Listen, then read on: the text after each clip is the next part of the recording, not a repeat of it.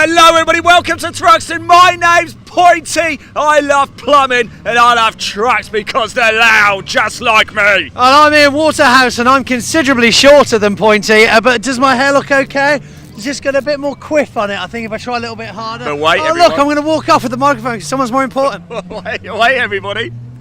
Oh. No way, can you believe it? Oh no, Take those. I'm actually Pointy. Ha ha ha ha. Wow, magic. I can't believe the way that we did that. That is unbelievable. I think we fooled everybody, didn't we? Pointy's great to see you, by the way. Thruxton, wow, what a track, what a day we've got, and what a weekend. What a weekend indeed. Full race package as always. We won't talk too much about the thing in the sky because it's here at the moment, but then again, Thruxton can be one or the other, can't it? We've got a convoy on the plains, we've got show trucks, we've got off-track entertainment, we've got stuff for the kids, we've got stuff for the grown-ups. Yeah, live music later on. Very good party over in the field, and yeah, I'm looking forward to the second lot of heavy truck racing, and of course the pickup trucks as well. Getting to know those guys a little bit more over the weekend and trying to remember some of their names. So much coming up. We've also got a Coupe Cup. The Audi Cup gets underway here this weekend. The Civics are in town. The Bernie V8s, Minis as well. We've got so much, all live on the BTRC YouTube channel and the British Truck Racing Championship YouTube channel. I think we fooled everybody with that. I don't. BAFTAs. I think they're still confused. I think they are. Yeah. No, I am. I'm Ian. That's Pointy. You can have this back. I don't want this anymore. Thanks. You know, it's, there we go. Yeah, this is making me look There you fat go. anyway. You know. Yes. Only one thing left to do. That's go racing. Best intro we've ever done. Wow. Safest intro we've ever done. Safest.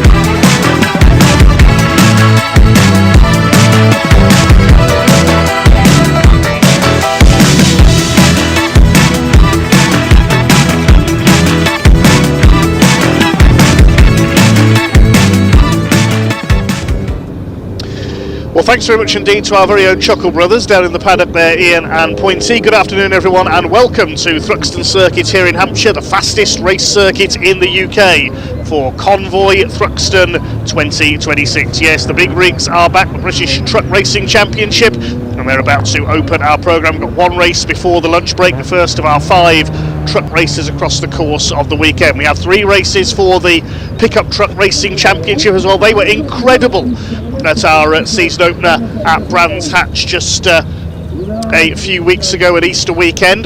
Their first race is due off at 2:30, followed by the Civic Cup. Busy weekend for them following up their season opener at Brands Hatch. They've got 3 races this weekend. The Coupe Cup have their third meeting of the season for the identical Hyundai Coupes aimed at the newcomer to racing. And speaking of new, first ever race coming up this afternoon for the Audi Cup for identical Audi TTs.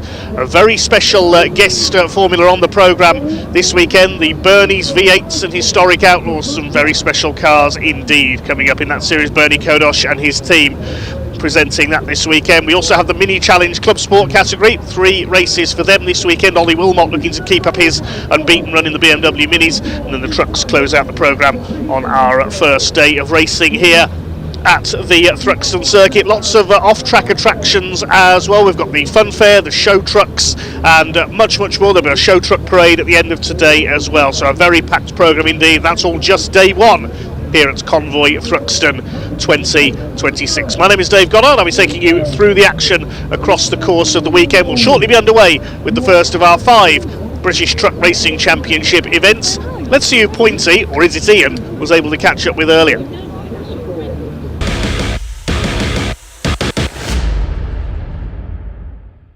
Right then, here we are with 10 times? There's such a big number. I'm struggling to get there now. We're in double digits. British champion Ryan Smith, who effectively needs no introduction, but it's too late because I've just done it. Ryan, looking forward now to qualifying Thruxton. How do we feel? We've had a shakedown this morning already, free practice. Obviously, you've got a completely new livery going on here. It looks very, very fast. She's fast. No, we're scratching his heads a little bit because at Brands Hatch we got the front axle configuration wrong, and we've put completely back to how it was last year. And we've just been out in the free practice, and we can't get any turning, and we can't suss it out. But do you know what? That's part and parcel. Look, everybody else will have them problems, and we've got to work our way around it. So, yeah, we'll go out qualifying, do the best we can. Unfortunately, we're carrying a penalty from qualifying, so we get a 5-place grid penalty from wherever we qualify. So, wait, was this what? This rolled over from Brands, did it? Yeah, rolled over from Brands Hatch. And yeah, look, what can we do about it? But things aren't great at the minute. We do get rid of the restrictor, but we'll see what we can do here this weekend. But we've got to fix the problem. Ryan Smith without a restrictor will be certainly an homage to years gone by. But then again, remembering the past with your truck specifically, it's not the first year you've had issues and trouble through the year, but yet still we're looking at those consecutive championship wins. So, I'm not sure it's going to hold you back for too long, hopefully. At the minute, we've just got to hold on. Everybody's up the game. You look at Stuart, Michael, Dave, and everyone else, John Bowler even.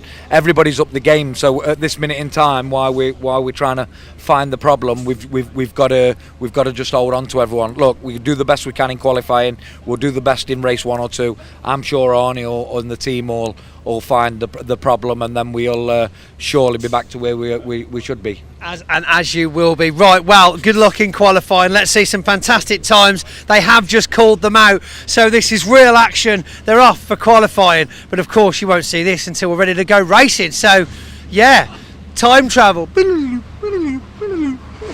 So, good morning, how the devil are we? You join me here with Ricky Collet, fresh from his fantastic victory at Brands Hatch. Now, some were surprised, some were happy. You, of course, possibly were both, right? Yeah. I was over the moon, and yeah.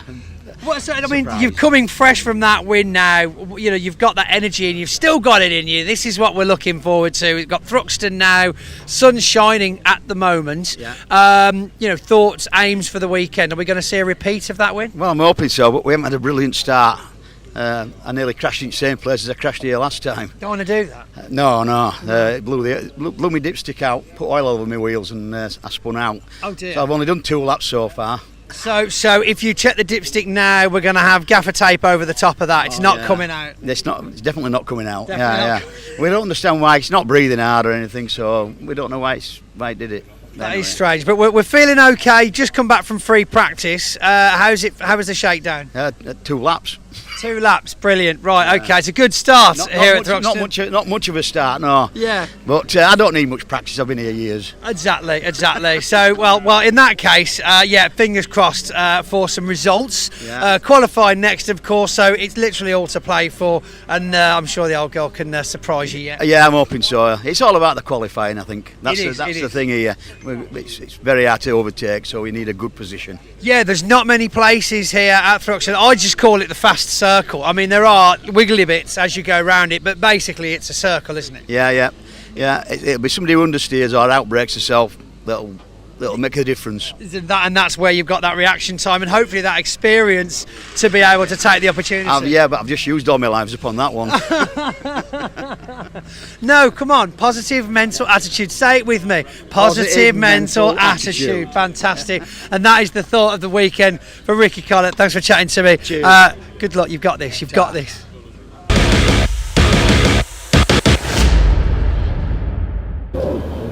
Well, unfortunately, Ricky Collet may not be feeling quite as positive now. This happened in qualifying this morning. Huge clouds of smoke out of the back of the number 95 MAN. We believe it was a turbo blown during the qualifying session. But Ricky, I'm sure, will still be smiling, staying positive as ever. Mentioning positive mental attitudes, the theme of this weekend. It is Mental Health Awareness Week in the UK, so we are focusing on positivity this weekend. Though in my book, every week should be Mental Health Awareness Week. If you are struggling with mental health problems, remember help is available. Do not be afraid to speak up and ask for help if you need it.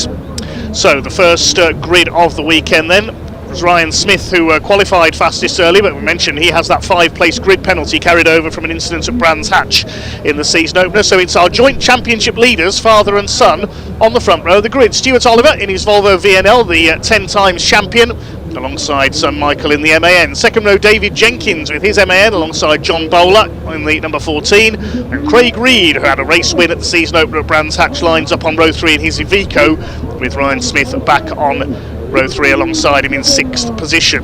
Incidentally, Craig Reed's brother Simon not racing this weekend in the 2 Ivecos, just Craig out this weekend. Simon busy with the family haulage business back in Stoke-on-Trent. Row 4 is Nathan Smith, no relation to Ryan, with his MAN alongside Stephen Powell. Had a very quiet season opener at Brands Hatch, Steve, looking to improve. And we've got the first of the Division 2 trucks, slightly less powerful, less modified machines. Callum Eason, runner-up in the championship last year with his MAN, starts on row 5. Ricky Collet will wait to see if he is on the grid, whether he's fixed that turbo problem on row 5 with his MAN. Then we move back to row 6, the next of the Division 2 runners. 96 Bradley Harvey in his DAF will start alongside number 10 Jake Evans, the reigning Division 2 champion, with his MAN. Then on row 7 will be number 33 Neil Yates with his MAN alongside Sami Ojanen from Finland, not in a Mercedes Ateco, he's in a Sisu, the Finnish-built truck. And on row 8 we'll have John Powell. He missed qualifying with some problems with his Division 2 DAF, but will be permitted to start the race from the back. Warren Harvey with his DAF, father of Bradley Harvey in 96, starts from the back as he is a novice, only his second ever truck race meeting. We are missing a couple more drivers. Tom O'Rourke has withdrawn, unfortunately. Problems for him in practice earlier on this morning with the International Navistar. We won't see the Scotsman out, unfortunately. And also not racing this weekend, Simon Cole and son Archie Handy. Their truck's not ready for this weekend with a few issues for them, so they have withdrawn from the event. So slightly reduced grid to the 20 that we normally see. We'll see 16 trucks hopefully out on track for this first race of the weekend. Let's just wait to see if Ricky Collet is there as the trucks make their way out onto the grid. There's Callum Eason. Ricky Collet should be starting alongside him. Yes, he's there. That's good to see. So keeping things positive, which is the theme of this weekend, as Pointy has already told us. These trucks powered by 12 and 13 litre turbocharged engines, all running on sustainable fuel, HVO fuel. That was pioneered by Adam Pitt in the championship a couple of years ago. Sadly, Adam not competing this year. Didn't have the budget, I don't think, to race in the championship this year. There's John Powell, incidentally, heading out the black and green DAF number 6, so he has made it out after his problems in qualifying, but as we say, Tom O'Rourke unfortunately has had to withdraw. Big crowd in attendance here at the Thruxton circuit, just off the A303 near Andover in Hampshire. A very impressive layout this is indeed. The 2.35 mile circuit. The truck's heading around towards the grid. It will be a rolling start for this 15-minute race. If you didn't see the season opener, it was at Brands Hatch on Easter weekend down in Kent. Stuart Oliver took 2 wins there. Ryan Smith, the 10 times consecutive champion, only 1 win for him. Craig Reed won the season opener, and Ricky Collet took a popular win in the final race of the weekend as well. But it's father and son, Stuart and Michael Oliver, who jointly lead the championship, and they're on the front row for this one, coming into our first race of the weekend. They're both on 78 points. David Jenkins, third on the grid in his MAN, number 69, 2 points behind them, and Ryan Smith a further point behind that. Mentioning the air restrictors fitted to the turbos of these trucks, fitted to the top 3 in the championship. That's the Olivers and David Jenkins, so Ryan Smith will try and catch them up. Craig Reed, 5th in the championship, he's on 56 points, 2 points ahead of John Bowler, who could have scored a win in that final race of the weekend at Brands Hatch last time out, was stymied by turbo problems. In Division 2, meanwhile, Brands Hatch saw 4 wins for Jake Evans in his MAN, the reigning champion. John Powell taking the other win, and Jake Evans already has a 30-point advantage, 100 to 70 over Powell, with Bradley Harvey in 3rd place in the points. The MAN pace truck leads them round. This is Church Corner, fastest corner in the country. The fastest racers in the UK, the likes of the British Touring Car Championship, can reach 140 miles an hour through this section of the circuit. Then they turn back onto Woodham Hill and up towards the famous Club Chicane. Sami Ojanen with the Sisu there, the black and white bonneted truck already with the headlights on. He's got Neil Yates, the recovery company boss from Kent, alongside him. It is Stuart Oliver in the Volvo who will lead them away for this first British truck race of the weekend. First of 5 races here at Convoy Thruxton, and the convoy heads 2 by 2 up towards the chicane.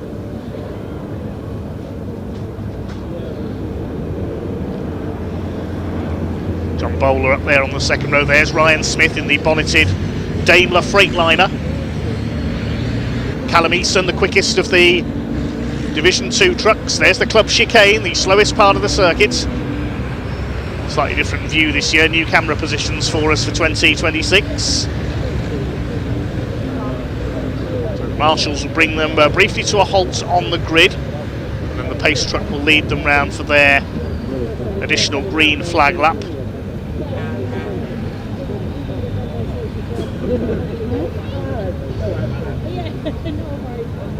Big thanks to all the partner sponsors of the championship. One of the main ones is GT Tyres, adorning the 2 trucks on the front row. MB Energy, Sylvie Fleet Management, Freyhouse Trailers, MV Commercial, that's Tom O'Rourke's business, Total Care Workshop Equipments, BWOC Fuel Solutions, suppliers of the environmentally friendly fuel for the championship, Neil Yates Recovery and Alco, Commercial Motor Magazine, Ride-Am Universal, they supply wheels for the championship, Milwaukee Tools, Fleet Safe and LTS Global Solutions.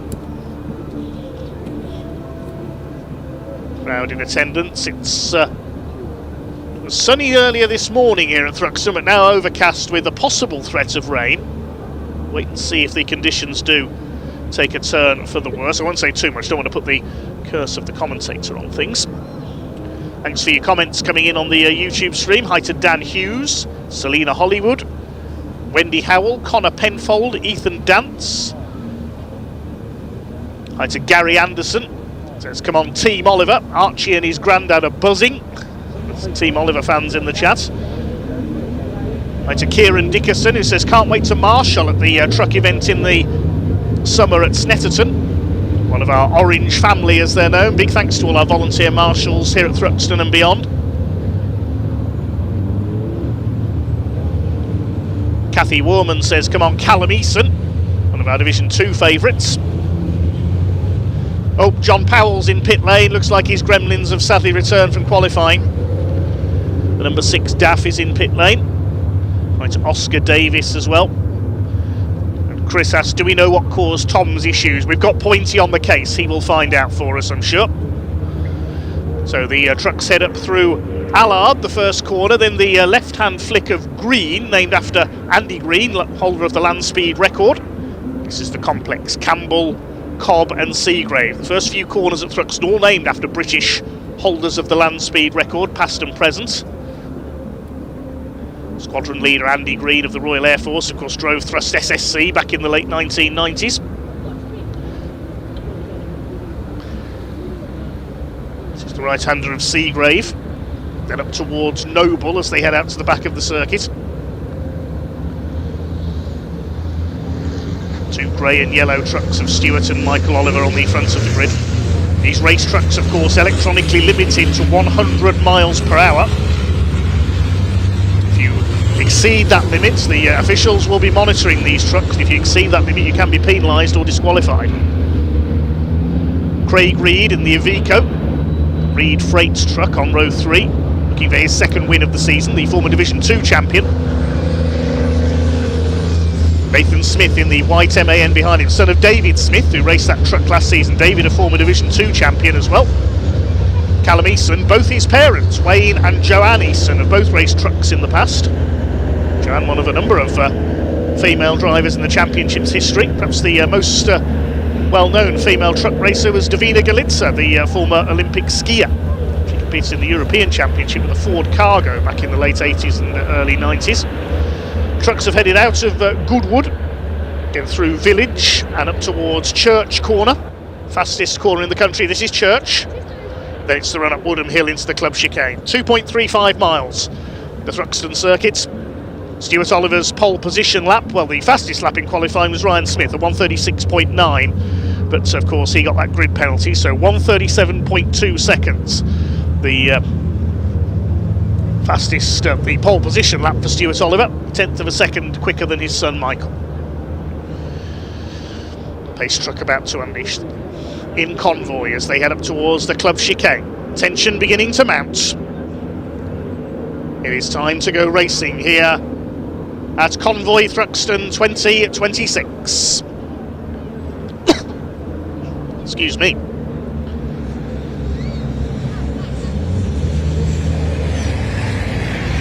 Here they come then, the revs are up. Pace truck will pull into pit lane. Who's going to get the run down towards the complex for the first time? First of a huge programme of 21 races across the programme this weekend. The red lights are on. When they go out, they'll be underway. The pack is unleashed, and here we go with race one for the British Truck Racing Championship. Ryan Smith raced no time, gets to the outside line, but he can't quite find a way ahead of John Bowler, who gets it sideways through Allard for the first time. It's Stuart Oliver who's got the lead. They're all away cleanly up towards the complex for the first time. Charging up on the outside is John Bowler. Smoke coming from David Jenkins' truck there. He could be in trouble already. But it's Stuart Oliver who leads in the bonneted Volvo. Michael Oliver in second. John Bowler's made his way through into third position. Ryan Smith still back in sixth. He didn't get the start he wanted there as they head out towards the back of the circuit for the first time. Stuart Oliver in the clear. Michael Oliver second. Bowler third. Then Jenkins side by side between Craig Reed and Ryan Smith. Ryan Smith gets two wheels on the grass, trying to hold off Stephen Powell as well in the number 3. Had a rather subdued season opener at his local circuit of Brands Hatch. He's looking to improve and make up the lost points here. Through Goodwood Corner they go, this long right-hander leading into Village.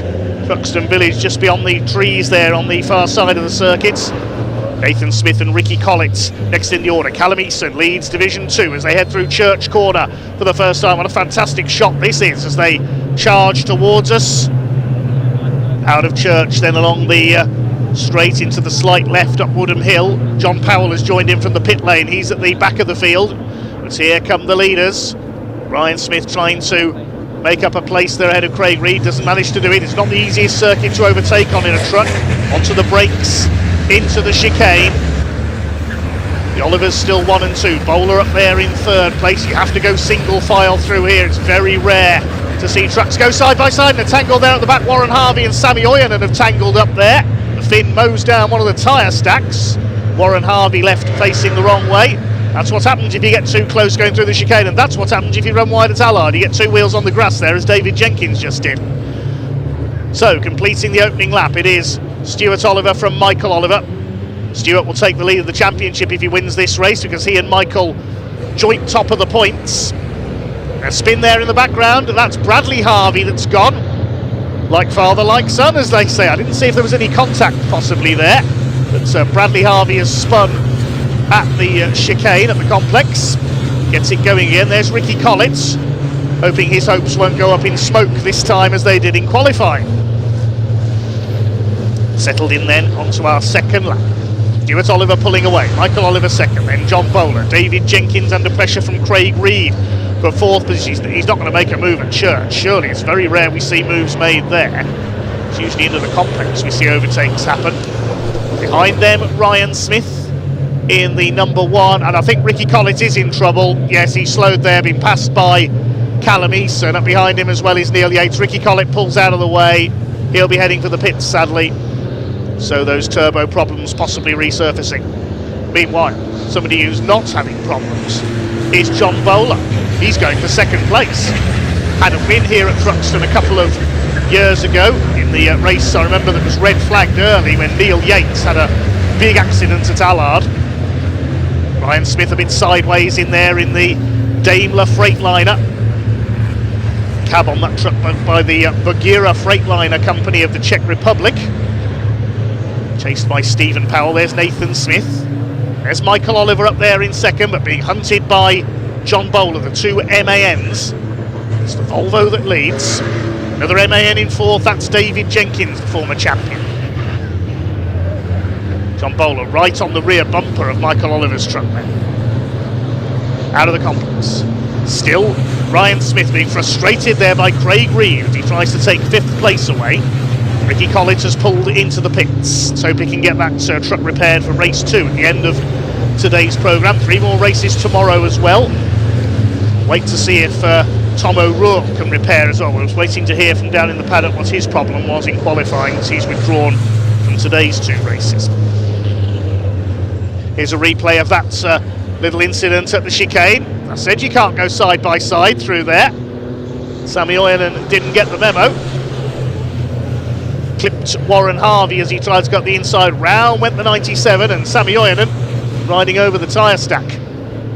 Through the complex came the leaders meanwhile, and I think it was just a failed attack there on Jake Evans by Bradley Harvey that sent him spinning. I don't think there was any major contact there. There's the legacy of the contact with the tyre stack for Sammy Oyenan, the front bodywork missing from his truck, but he's continuing on at the back of the field. Single file go Division 1 through the chicane. The lead gap is 1.78 seconds for Stuart Oliver over his son Michael. Stuart Oliver and Ryan Smith, 20 titles between them. But of course, Stuart didn't win his 10 titles consecutively, as he went on to win the European Championship in between times. There is Callum Easton looking for his first win in Division 2. Runner up to Jake Evans in the points last season. Jake Evans currently running second in Division 2. They're split by Neil Yates' Division 1 truck and nearly falling over each other there. Nathan Smith and Stephen Powell. Powell up the inside. Excuse me, says to Nathan Smith. No, you don't, says Nathan. Driving just like his dad, Dave Smith, used to. Very defensive driver. A bit of rubbing there as they came out of the complex. Still Ryan Smith not able to get past Craig Reed's Iveco. Stephen Powell does make the place as they come through Noble and into Goodwood. 15 trucks still running, 9 minutes of this race to go. Race 1 of 5 this weekend for the British Truck Racing Championship.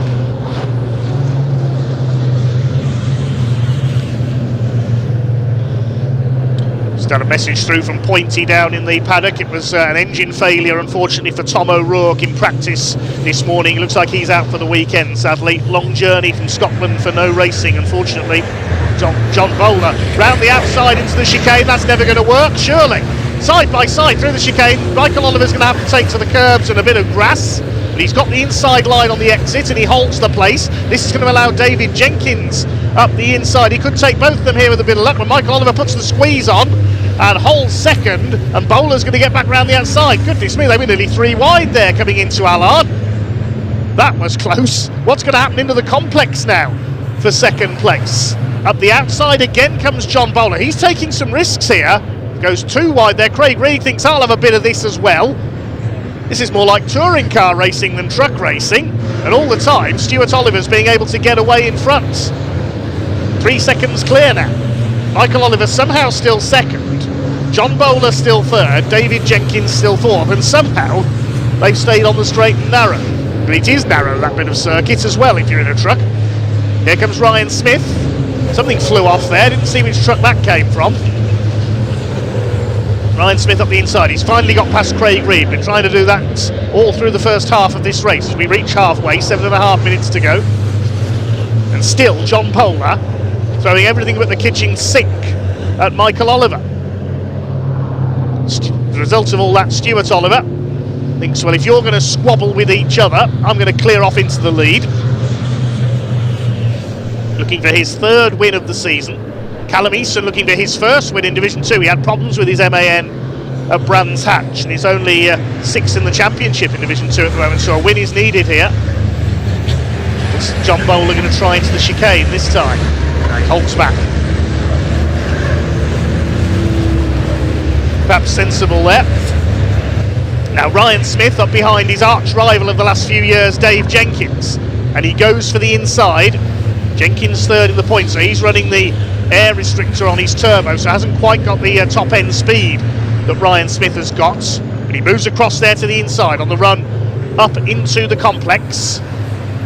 Smith on the inside, doesn't manage to get through. Here comes Nathan Smith into this battle, and Stephen Powell. They're backing up into the battles further back. You must remember as well that this race sets the grid for race 3, which is our first race tomorrow, but with the top 8 reversed. So 8th place gets pole position. Let's have a look who's in 8th place at the moment. Craig Reed is 6th. It's Nathan Smith in 8th at the moment. So if he stays where he is, he'll get pole for race 3 tomorrow. Race 2 later on today is set by the second fastest time for each driver from the qualifying session. Ryan Smith to the inside as they come through Village. Side by side with David Jenkins. 2 Midlands based racers, Ryan Smith from Derbyshire, Dave Jenkins from Stafford, and Smith has got it done as they come into Church. Good move there by Flying Ryan. Here's our Division 2 pace setter, still Eason clear of Jake Evans in second. David Jenkins is not finished yet in the LKQ and Digraph Transport Morris Lubricants MAN. Ryan Smith covers the line off into the chicane. Still John Bowler unable to get up alongside Michael Oliver.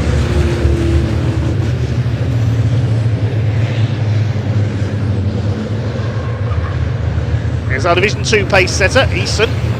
Jake Evans in the blue MAN in second place. It's Neil Yates Division 1 truck in between the two of them, the 33, coming up to the point on the circuit where he had a big smash a few years ago when his throttle jammed.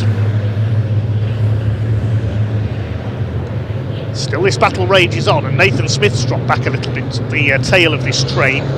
Third in Division 2, I can tell you, is Bradley Harvey. He's recovered from his spin. He's ahead of John Powell and Warren Harvey. Sammy Oyen in 6th. So all the Division 2 trucks, despite those earlier incidents, are still going. The only retirement so far, Ricky Collet. We know that sadly Tom O'Rourke out for the weekend, engine failure in practice.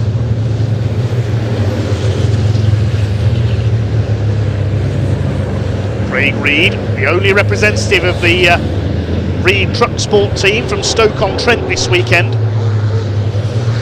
with Simon absent with business commitments.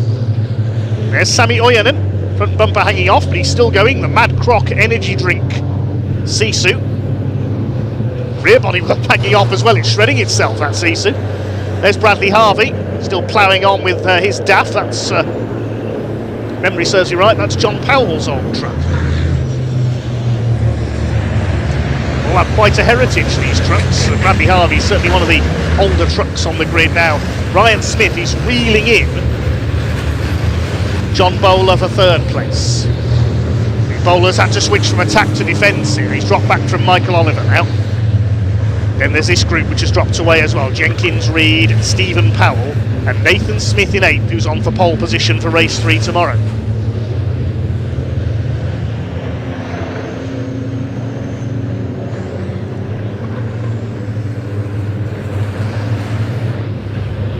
Three minutes of this race to go. Fastest lap of the race has been recorded by Ryan Smith, 137.312, so that's up there with the Oliver's times from qualifying. 87.4 miles an hour average around this Thruxton circuit. It is fearsomely quick, this circuit. Very abrasive surface as well. Racing around the Thruxton airfield site. See the runways there in the middle. Tough on tyres, this circuit, particularly for saloon car racing. A little bit of a wiggle there from Craig Reed. He's under fire from Stephen Powell for 6th position. There's John Powell, joined in from the pits after a problem on the green flag lap, but he's still battling on ahead of Warren Harvey. They're fighting for 4th in Division 2 and 13th overall. This lot fighting for 2nd overall, and here comes Ryan Smith. He's up alongside John Bowler, eases ahead, just got the move done there as they came into the chicane. He's up to 3rd, now to get past Michael Oliver. I wonder if the Olivers are playing a bit of a team game here, with Stuart clearing off in front and Michael trying to protect his father's lead and protect the family 1-2. The gap is 4.2 seconds now. There's 2 laps to go, I think. It's all done on time, of course, but I think we'll get this and one more lap in. Have they run out of time? If Ryan Smith is able to get through the second, he may have run out of time to catch Stuart Oliver. the inside. Maybe a bit of rubbing there, but Michael Oliver moves to cover, or does he? Here comes Ryan Smith. He's got the better drive off the turn. He'll lean on Michael Oliver here. Takes him wide. John Bowler thinks, I'll try and make this 3 wide. Ryan says, no, you won't, so moves back across on him. And Michael Oliver goes down to 4th. Can John Bowler move up into P2 now? Ryan Smith is through the 2nd, the 10 times consecutive champion. But he's got a 4.2 second gap. Let's have a look at that move again. He got the better drive out of the complex into Seagrave corner, bounced off the curb, leans on Michael Oliver. Oliver goes wide, gets a wheel on the grass, that loses him traction. He goes down to 4th behind John Bowler. Now the battle is at Church. Coming up to start what will be their last lap this time. Stuart Oliver's away and gone in front. Barring any mechanical problem, he's going to take the win. Looks like Callum Eason is going to take the win in Division 2, which will be a fillip to him after his problems in the first weekend at Brands Hatch. Ryan Smith on the inside. Look at John Bowler into the chicane. Oh, he's going to overshoot. No, he isn't. Ryan Smith has to go through the barriers there on the inside. I think he's kept 2nd place. And there's contact. Michael Oliver bashes into the side of John Bowler. That's punctured Bowler's tyre. That's punctured John Bowler's front tyre. He's going to have to slow up. What a shame for John Bowler. He's going to be out of the race. He can't steer. He's going to hit the barriers. Wallop straight out of the race, surely, for John Bowler. Oh, that is so frustrating. He and Ryan Smith, we said earlier, you can't go side by side into the chicane. There's been contact further back as well. Look at the back of Craig Reed's truck. He's been hit by Nathan Smith, I think. Well, it's all come to a head on this final lap. And now Craig Reed and Nathan Smith get together out of Seagrave. Smith on the grass. This is not rallycross, Nathan. This is truck racing. So Nathan back to 8th, but again, if that will give him pole for race 3 tomorrow. He won't be thinking about that at the moment, though.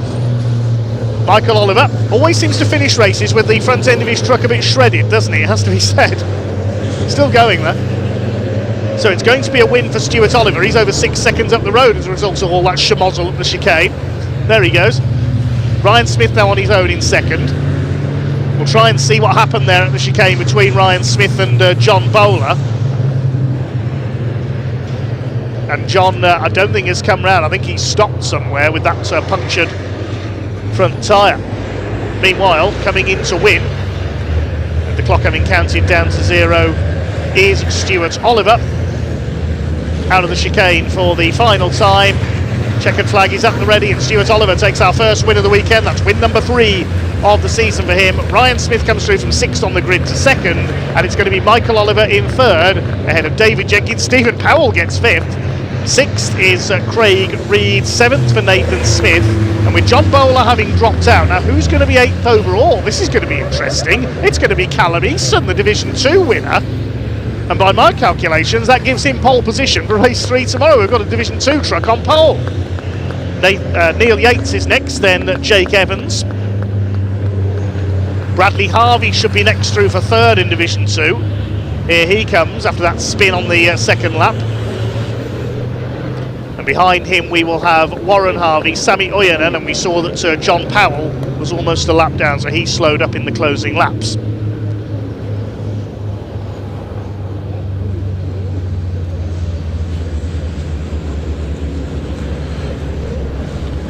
Well, here's these two are still at it. Warren Harvey's been caught by Sammy Oyanen. Now these two have already tangled once. Let's hope they get through the chicane okay. Warren Harvey, our newcomer this season, joining his son in the sports. And he's going to beat Sammy Oyanen home in some rather battered trucks there, the DAF and the Sisu.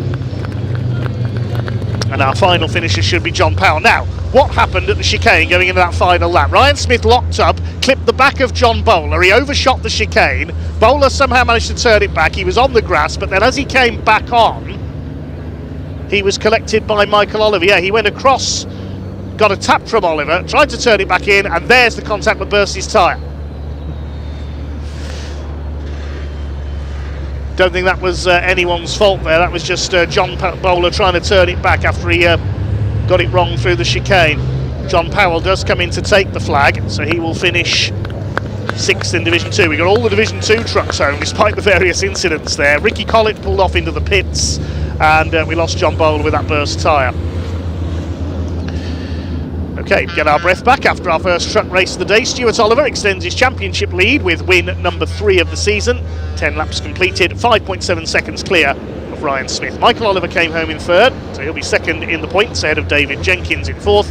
Then Stephen Powell coming through for 5th, his best finish of the year so far. Craig Reed in 6th, then Nathan Smith. Callum Easton, the Division 2 winner, a fine 8th overall, provisionally giving him pole position for race 3 coming up tomorrow.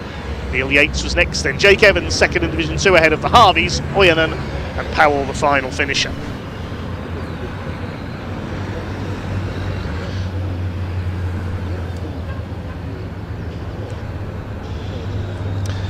We're going into our lunch break shortly. We'll take about 45 minutes for lunch and be back underway at around 2:30, our first race for the Pickup Championship.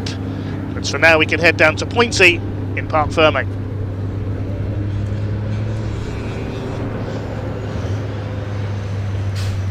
Well, I think you'll all agree, quite an exciting start. Those last couple of laps really were getting very close, too close to call, of course, for John Bowl. It looks like we've sent the drivers straight out again, so it's going to be driver or mechanic, a repeat from Brands Hatch, where we try and interview people, you know, which is why we're here, and no one lets us, so that'll be great. Let's try and find someone that they stop, because why not? Ryan looks like he's getting out. We can have a quick chat to Ryan Smith once he's out. Ryan, certainly not the position you were hoping, but better than we spoke to you earlier on. Yeah, it's salvage. When you get a 5-grid penalty and it puts you to 6, it's just about salvage. But I'm just going to have a word with them. The speeding up the back. I'm getting overtook in a straight line. Right. You know, we're told to decrease the speed. We're under speed, and then it goes up. But listen, by the way, we've got the fastest lap. We got up to 2nd. Listen, something to build on for the weekend. Delighted, fierce, good racing. Really enjoyed it. Good start. Look at that way to turn it around. Positive mental attitude. That's the motto. And just for those of you watching at home, if you're watching TSL timing as well as the YouTube stream, the little pink numbers that come up, that's what signifies fastest lap. We've got someone here doing. Michael's clear now. So we won't have spoken to you yet. So hi, how you doing? Long time no see. Yeah, it's been ages. Yeah, I wasn't really worth talking to at Brands. No, I was just there making the numbers up at Brands. Yeah, of course. Yeah, it was a bit of a terrible Brands, but got the pace by the end of the weekend, but it was too late then. Yeah, pleased with that. Started 8th, finished 5th, I think. It was a good race. I mean, I can't see your truck. Have you walked the rest of the way? No, I'm so thirsty. No, it's just behind there. No, it was a good. Do you know what? It was a really, really good race, and for me, we're pushing around with a pack, which was great.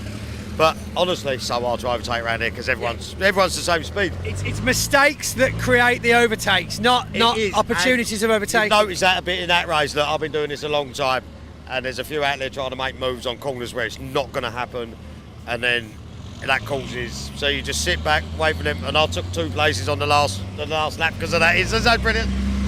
Tortoise in the hair. Tortoise in the hair, that's it. Slow and steady will get you further up in the race. Well, sometimes you have to get there again. Thank you. Michael, what a last couple of laps for you. That was extremely close. A bit of a tussle with John Bowler. I think you'll still be friends afterwards. You always are. Well, I don't know what. It just said there was a tussle. I was like, no, the tussle was between John and Ryan, and I was on the outside and I just drove past. So I see. Oh, well, we'll see what happens. That's fine. We'll see. Yeah, I mean, it was fine. I mean, it didn't look anything, too horrible. And of course, Ryan overtaking you as well. That was a bit of a battle. You held out for quite some time, but then, of course, eventually, it was all she wrote. I can't remember it. I just kind of. A lot happened. A lot happened. It's so emotional. It's okay. It's okay. No, it was good fun. It was good fun. Yeah, we'll come home. Come home. You made it. Got points. Still driving. Still driving. Yeah. Fresh tyres, new fuel. Bottle of water. Yeah. Oh. My knickers are still clean. We're all right. Oh, yeah. No, I won't have muffy yet then. Right. Okay. Moving swiftly on. Thank you very much, Michael Oliver. Callum Easton, great result. First race, first podium here at Thruxton. We might get a chance to speak to him if they don't stop him too quickly. Never know what's going on anymore in Parc Fermés. They used to queue them all up, we'd have a nice chat, everyone would hang out, you know, we'd do trophies. But yes, they're scurrying through nowadays. We get told off for interviewing people. So we can. Is he about? Oh yeah, Dave, that'll do. Yes, good, okay. Dave, are you busy? Can we chat? Yeah. How are we? Very well, thank you. Saw you earlier on in the paddock. I thought I'd come and chat, but you looked very busy earlier on, preparing for the weekend. I'm not sure we've had this race suit on camera yet. New race suit. I think it's great. Leave us a note in the comments.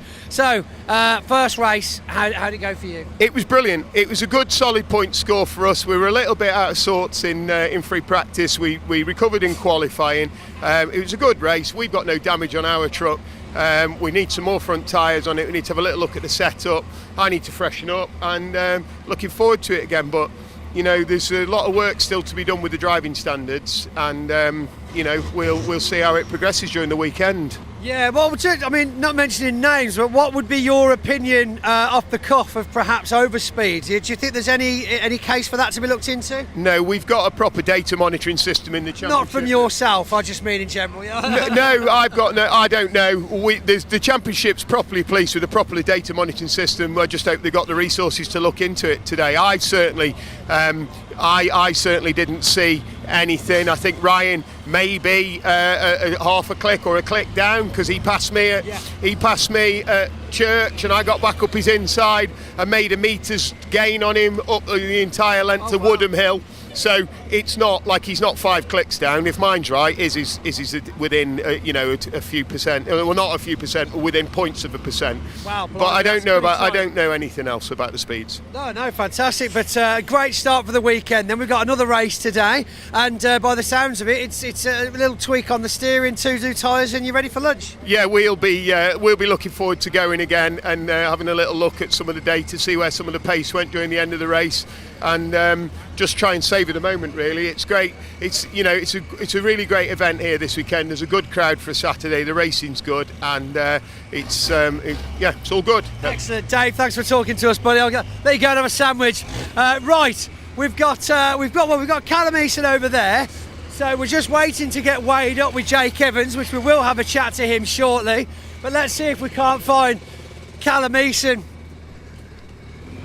Straight out, everybody looking very dapper in their race suits this year, I must say. Callum, that was pretty much. Oh, I got it. Don't let it drop. These helmets are not cheap, ladies and gentlemen. I tell you what, fantastic first race. What a result! Yeah, well, it's safe to say that we're back. Absolutely. After the nightmare that was Brands, we still had a few teething issues when we got here.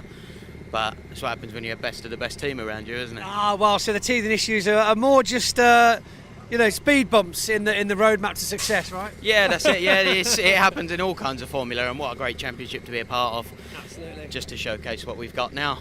So you're feeling pretty good now. Obviously, you've improved on practice from earlier on. Obviously, qualifying went well for you, but to get that top podium under your belt, first race of the weekend, what have we got to look at for race 2? Many more to come. We've got a big ladder to climb now. All we got to do is keep our heads switched on, pick up the points now and again, stay out of trouble.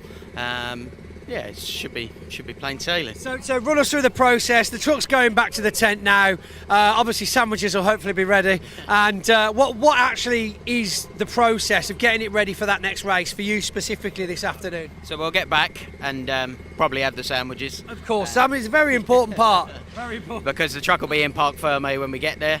So we'll all have to wait anyway, and then after that the team will get on it, fill it with diesel, fill it with water, spanner check it, make sure it's good, give her a bath. Oh, got a nice cleaning. It says good for aerodynamics, you know. Yeah, clean truck, happy truck. Yep. And if it's a happy truck, it's a fast truck. So. Yes, because the aerodynamics are very important when you've got a 90-degree wall on the front of your vehicle. Yeah, that's it, mate. Yeah. Right, well, Callum, well done, sir. Very good job. Obviously, don't forget, in between sandwiches, we've got podiums to hand out as well. So we'll look forward to doing that as well. Callum will speak to you later on. Thank you very much. Look over on the distance over there outside the media centre. We've got some of the bigwigs, circuit commentator Dave, Steve Thomas. We've also got Ben from Bark, along with Dave Whedon as well. And of course our wonderful photographer to the left in the high-vis there, Graham Holborn, who's been following the trucks and the pickup trucks for that matter for many, many years. Knows all the names. He's also going to be helping nurse me through the transition into a new championship. Right, we've still got people getting weighed up. I have got some silverware to hand out, so I think I'm going to throw back to the commentary. But of course, we've got loads more racing action. Let's have a look, though, if we can get that organised. Some of the drivers I had a chance to chat with earlier on in the day. Enjoy your lunch break, and we'll be back with the pickup trucks after the lunch break in roughly 45 minutes.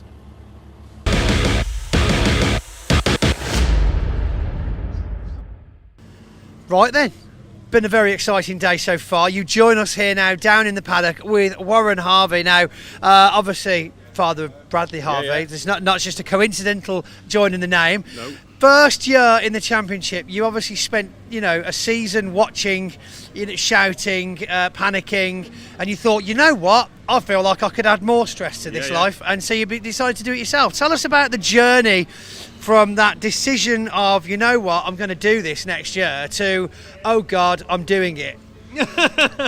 As you know, we spoke at Donington. We've had this quick comment. We spoke at Donington, got the bug, we said, right, we're doing this. So that all started back in January. You do all the yards, everything else, etc.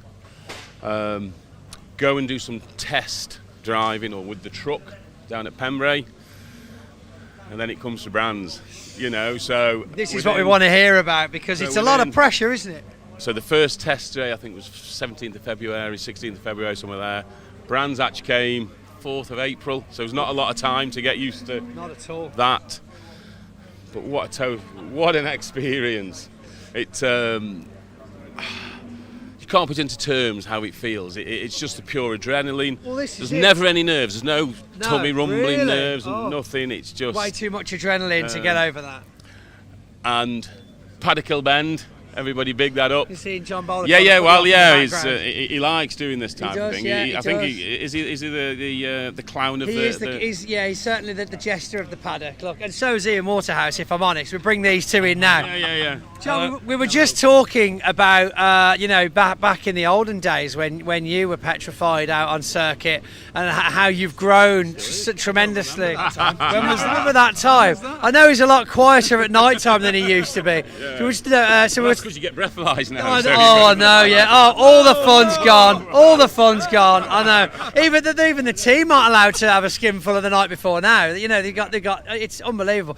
So first weekend out, and actually first weekend of racing competitively ever, and you then go and get trophies first weekend as well. I mean, did that happen to you? It did. He's like a man after my own heart. Oh, sweetheart. We're on it. You're on it. We're on it. But what was like I did his hair? I've even had to start growing my hair to be like him. Yes, I can see. We're getting the curls done next time. Mine's grey. Yeah, that's fine. We can do the dye after the curls. We're receding bit at the front, but it's okay. We'll work forward. We'll work on that. But on a serious note, first weekend, first trophy. I mean, that's a hell of a weekend at Brands. Just truly amazing. And Dave's been learning me, so this man we didn't think was quite good enough. So we had Dave Jenko. Yeah. You have to scrape the barrel. Yeah. Go a bit further from the postcode. You come out, you do your point to points religiously. I don't think it always works in a race situation if there's somebody at the side of you, but point to point, and the times just came. And then to do a 1:01:21 in the end, from starting at 1:09s, 1:10s, just nuts.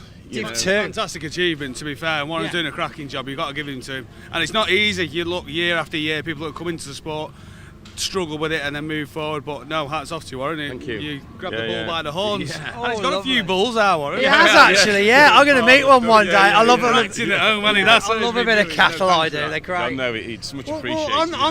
On the journey kind of subject, I mean, John, it's been an interesting few years for you as well, battling through the different divisions, starting with obviously a considerably older truck than what you're racing with now. I mean, even, 10-time champion himself, Ryan Smith, has got a lot of good good things to say about your, rise through Division 1 and those consistent results that you're starting to get now. I mean, that's the same kind of story as you. You're just a few years ahead of Warren. Yeah, I mean, the whole truck racing journey since we've started, this is our 10th year in racing, an absolute phenomenal 10 years. The way what we've achieved, what we've done to winning in Nürburgring all them years ago. I miss Nürburgring. Podiums in Le Mans, honestly, it's fantastic, and Warren's got all that to come, and he will get it. If he sticks at it, he'll get it, but he's tough. Some weekends you come in and nothing is going right, and you're in the trenches, you're going, oh God, and then you're in breakdown, you have damages, you hit the wall, you have all these problems. You've got all this to come as well. Thank you. Yeah, that's it, yeah. And that is actually my old truck there, actually, funnily enough, talking about it, but yeah. It's in very good nick, actually, isn't it? I know, yeah. Oh, it's terrible underneath. It's a very good wrap. It's a very good wrap. Oh, yeah. We welded two together back in the workshop. Don't know what you're talking about. We're not going to go. You did a good job as well, Warren, in front of the camera, because we were doing everything we can to try and put you off, but you held firm. I was trying to stay focused, just like I do with the drive. Yeah, he was good. I tell you, I was impressed. I was very impressed. I thought I'd call them out. That's what you do as an interview. You're just like, you know what? Yeah, what interviews? Yeah, maybe. We're kind of stuck as well. You can't see behind us, but we're locked in here. Yeah, it's like a weave. You can't fit your hand between them. You're very lucky, to be fair, because the team were just about to come over with a speaker with a full Monty on, and we were going to go all out. Hey, we could do that. You can leave your hat. No, let's not. No. You're the only person with a Careful. hat. You'll be putting ideas in his head for the show opener tomorrow. For things like that before. Absolutely, we're not going there. And Ian, your rise to fame as well. Whilst we're on the subject of journeys, what's it been like following in the footsteps of absolute class? Yeah, I don't think I can follow in your footsteps, to be honest. Bigger shoes. Massive shoes to fill. It's nothing but an honour, is that the right word to say? It is a family show, isn't it? It's not after 9 o'clock yet, so we'll leave the other bits for later. Can't we? We can, we'll do. Follow us, the BTS, behind the scenes, British truck racing, what we really think of each other off camera. It's at 1 minute past 9 tonight. Oh, guys, well, look, Warren, thank you very much for talking to us. Fantastic start to the season. John, continue that climb and that achievement. And Ian, I'm sure you've got something exciting to do as well. Right, thanks for joining us. Let's go and see who else we can find whilst we've got some time this lunch break.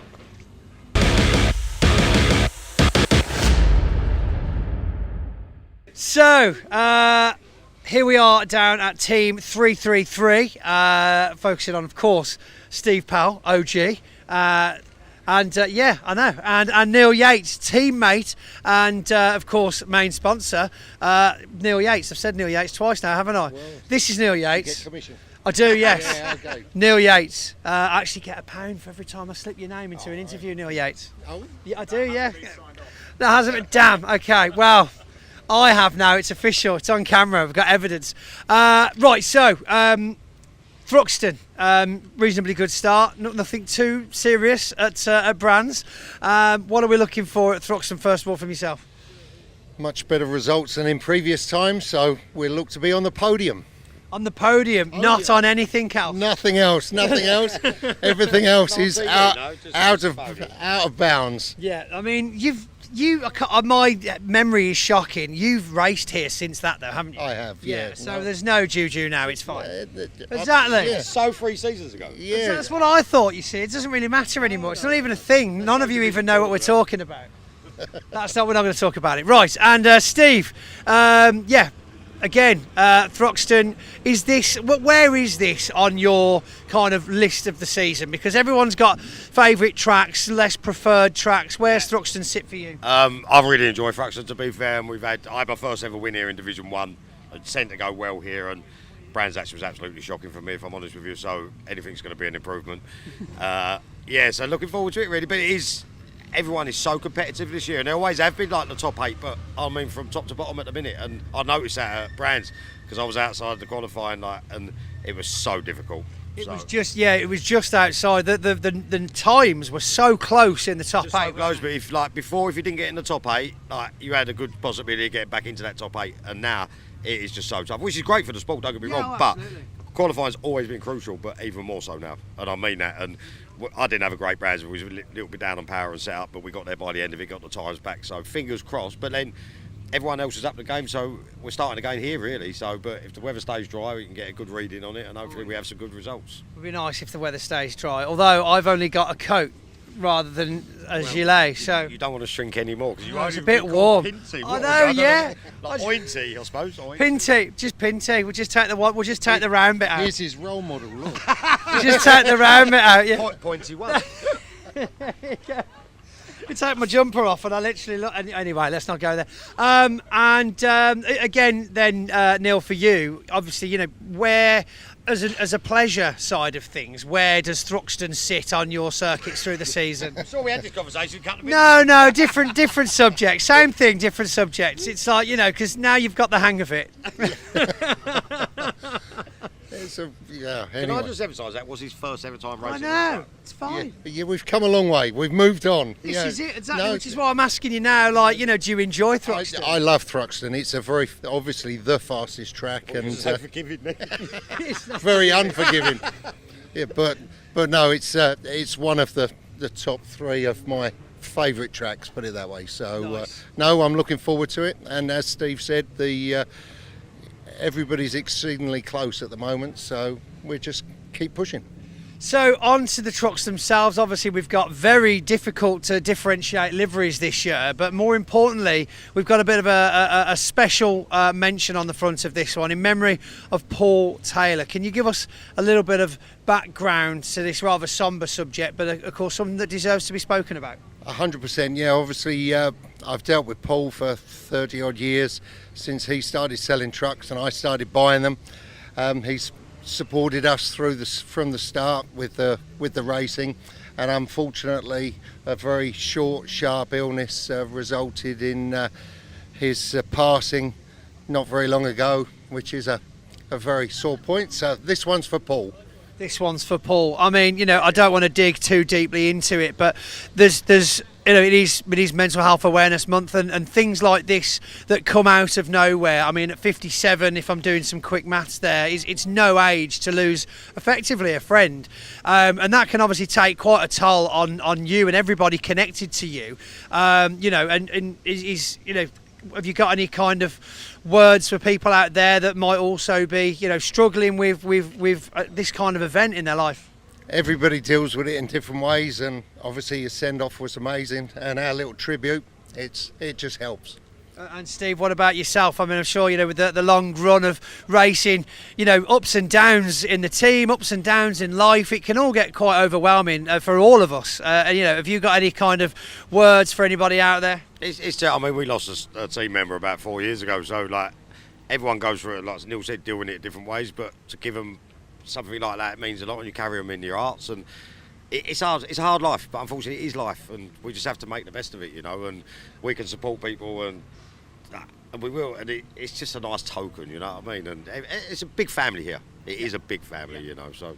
And everybody will listen. As much as they might battle on the track, when it comes down to it, you will see direct competitors having heart-to-hearts, chatting away, arms around each other, walking. I've seen it, walking up and down the paddock when they think no one's looking. And even these big brawly men, these truckers all around us. Yeah, big brawler, you're both men. But look, it's even more important that just because you're surrounded with what you would think is a very unforgiving environment, it is okay not to be okay. And of course, it's good to talk to anybody about anything. So just reach out, but keeping things in the memory of Paul Taylor. We've got a race, and let's get a result so that we can have a positive from this negative, yes? 100%. Fantastic. Thank you very much for joining us. And remember, it's okay not to be okay. Thank you, Prince.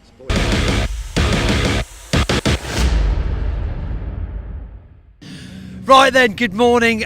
You join us this time at Thruxton Race Circuit, and we're doing another partner focus. Of course, this weekend we're looking at our long-standing tyre partner, GT Tyres. Absolutely fantastic company, been with us for a very long time. Pete Baker joins me as their representative exclusive, which sounds very posh. Pete, thanks for joining us today, buddy. No problem.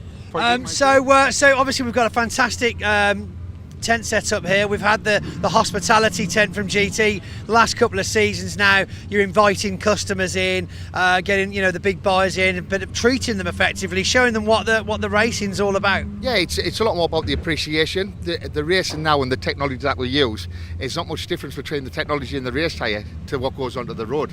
And as the brand's now really expanding rapidly and people seeing the value of the tyre in the UK, we're just on a roll, Pointy. And I say the association I have with Team Oliver, with their being my client as well, the racing sort of goes hand in hand. Yeah. So I think we've been with the British Truck Racing now about 8 years. I think that was main Wow, sponsor. that's incredible. And of course, one of your very own test drivers, Martin Gibson, works in the company, as well as raced in the championship a few times now. I mean, what a job for Martin there. Yeah, I know, you get paid for absolutely that. Great guy, but yeah, he can roll in the truck anytime he likes and take it out. Yeah, so but a good guy, does a lot of work for GT. Particularly around the testing side of stuff. So if he's got confidence in the tyre, why wouldn't anybody else have confidence in the tyre? That's a very good point. I've heard some of the things that Martin does in the test vehicles at the site, and it's literally like, right, get up to 100 and turn right. Not steer right, turn right. I've been in with them, so I know what you're talking about, yeah. Well, on the subject of tyres, because that's what GT is all about, follow me around the corner and we'll have a look at how they get fitted on the race trucks.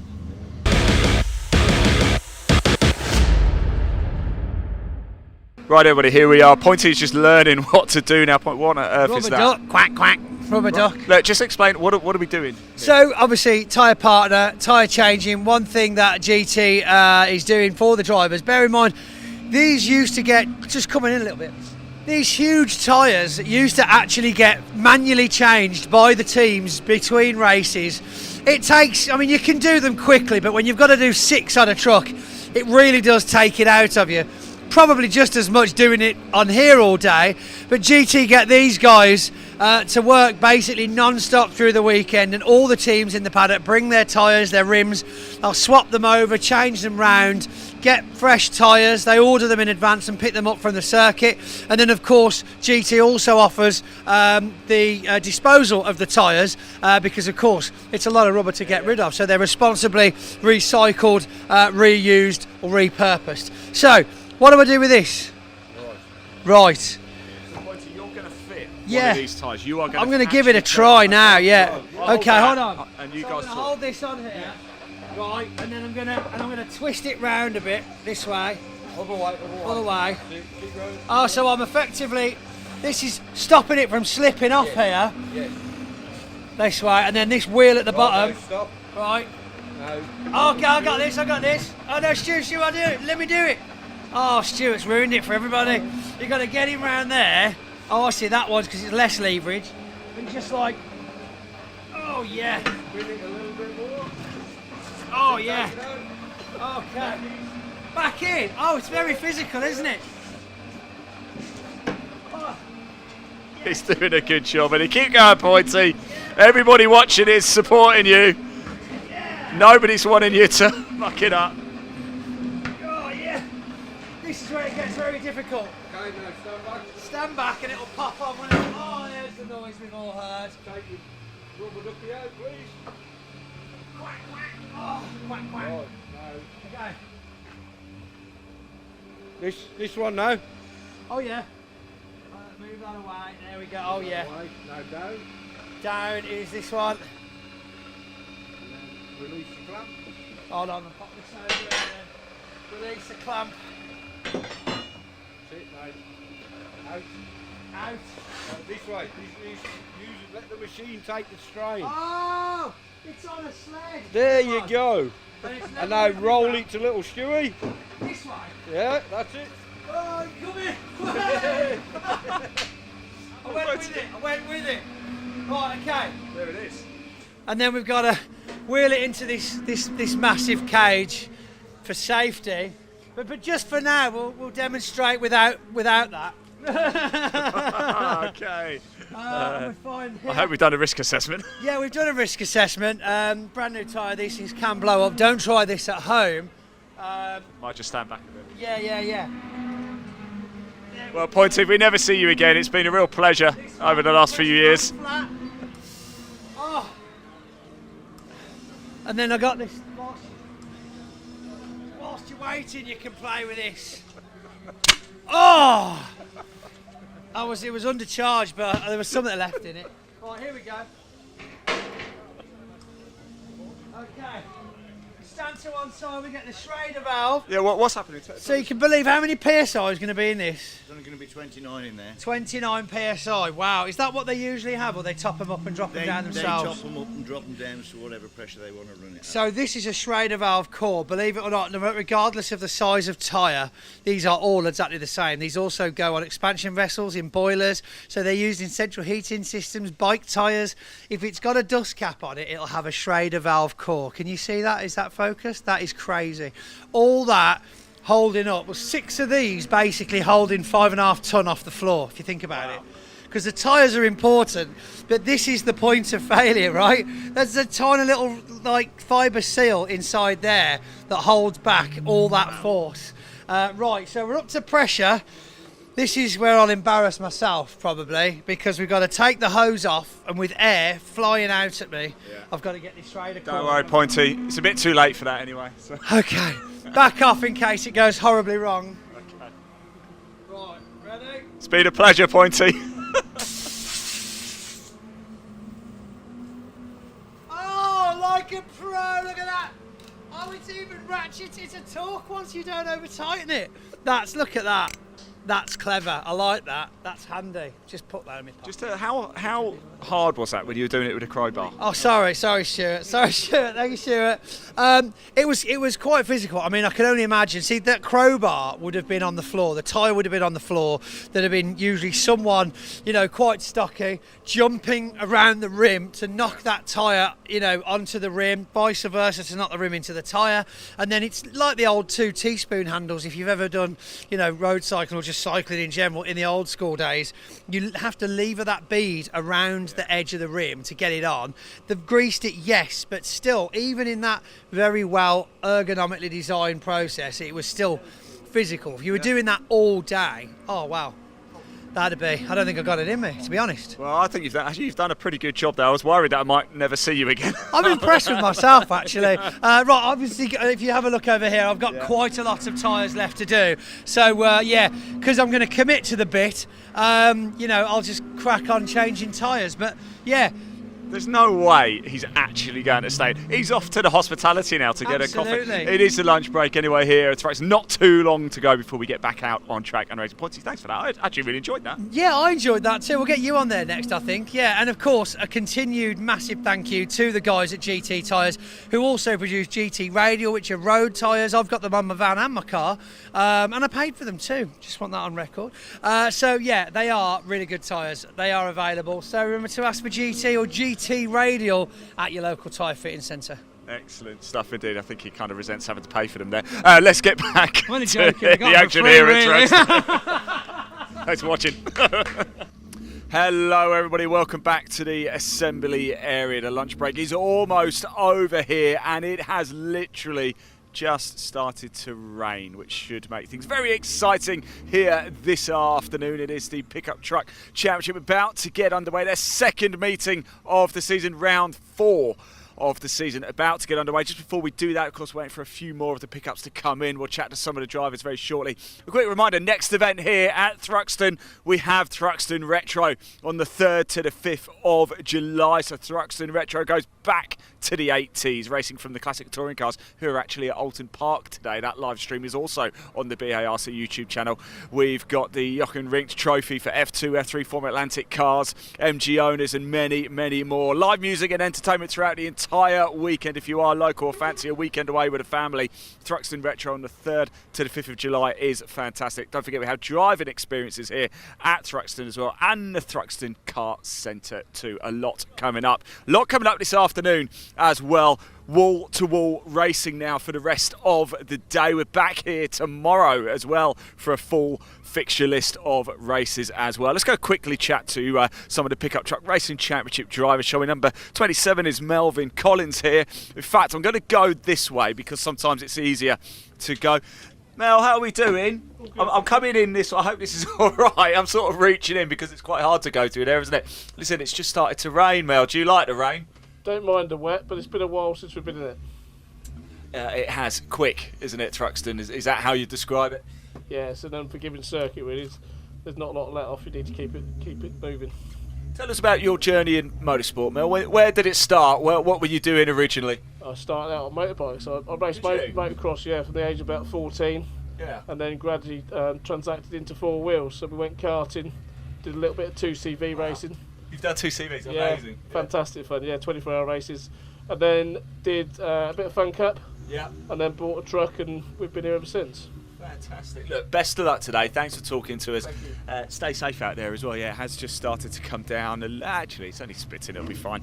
Let's keep moving along, shall we? Up here, Michael Smith. Let's go have a quick... I don't think he's got a mesh, actually, here's Michael Smith. So let's jump around. Michael, how are we doing? You all right, my friend? It's good to see you again. Yeah, good, thanks. You feeling confident here at Thruxton? Yeah. We've got a bit better pace this morning, so hopefully we can build on that. What does a race week look like to you? Are you one of these drivers who just rocks up on a Saturday morning, or do you sort of plan it meticulously all week? Yeah, we have to plan it quite a bit because we live so far away from everywhere. So where do you live? We're in Hartlepool in the northeast. So. Hartlepool, yeah, you are. I suppose even Croft is quite a way, isn't it? Yeah, Croft's 45 minutes, so we'll very rarely race there. So yeah, everywhere else is a bit of a journey, so we have to plan it properly. What's your expectation in this race? Could be a little bit unpredictable, couldn't it? With a little bit, mind you, it's not heavy enough, I don't think, to make a difference yet, is it? Yeah, not yet, I don't think. Hopefully it'll just blow past, really, but it probably will make a difference if it gets heavier, but we'll just have to wait and see now. Oh, good on, man. Look, if I don't see you again this week, and have a safe journey home, won't you? But hopefully not too soon. Alan Cooper here, race 2 winner, of course, at Brands Hatch. I wonder, maybe we'll try and go this. I turn the engine off as well. Alan, that's very good of you. Thank you for doing that. Of course, race winner at Brands Hatch, and we're going to add to the tally here at Thruxton this weekend. Yeah, it'd be very nice to have another little win, but just keep it on the podiums, keep the points going.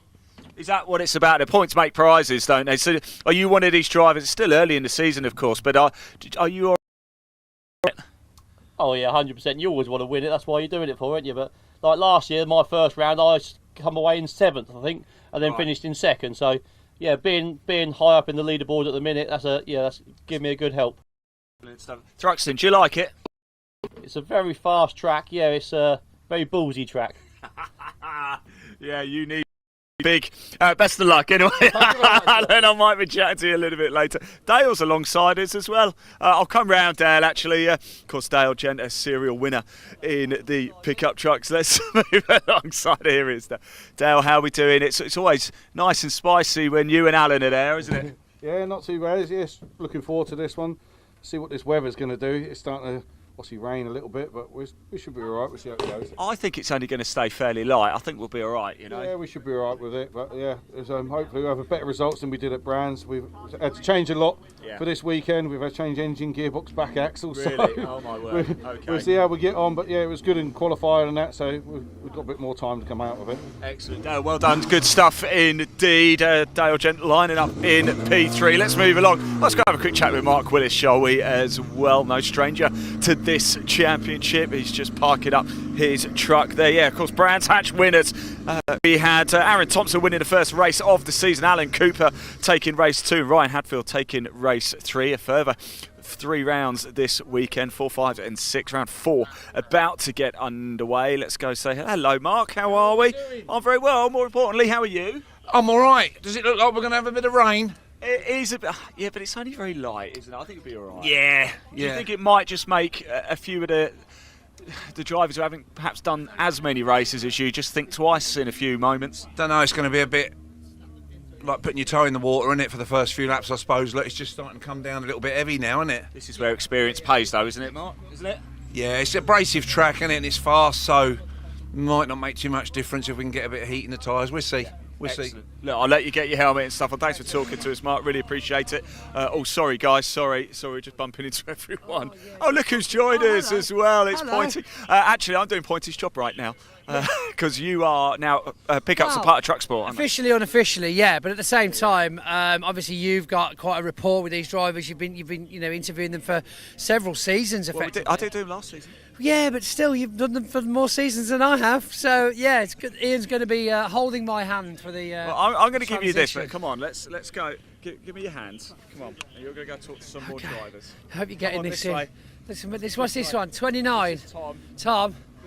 Oh, he's in. Why have they put him? Is Tom dangerous? Why have they put him in a cage? His first days at school, he's feeling a little bit nervous. So you're right to have a chat with Hi, him. Tom Hutchins.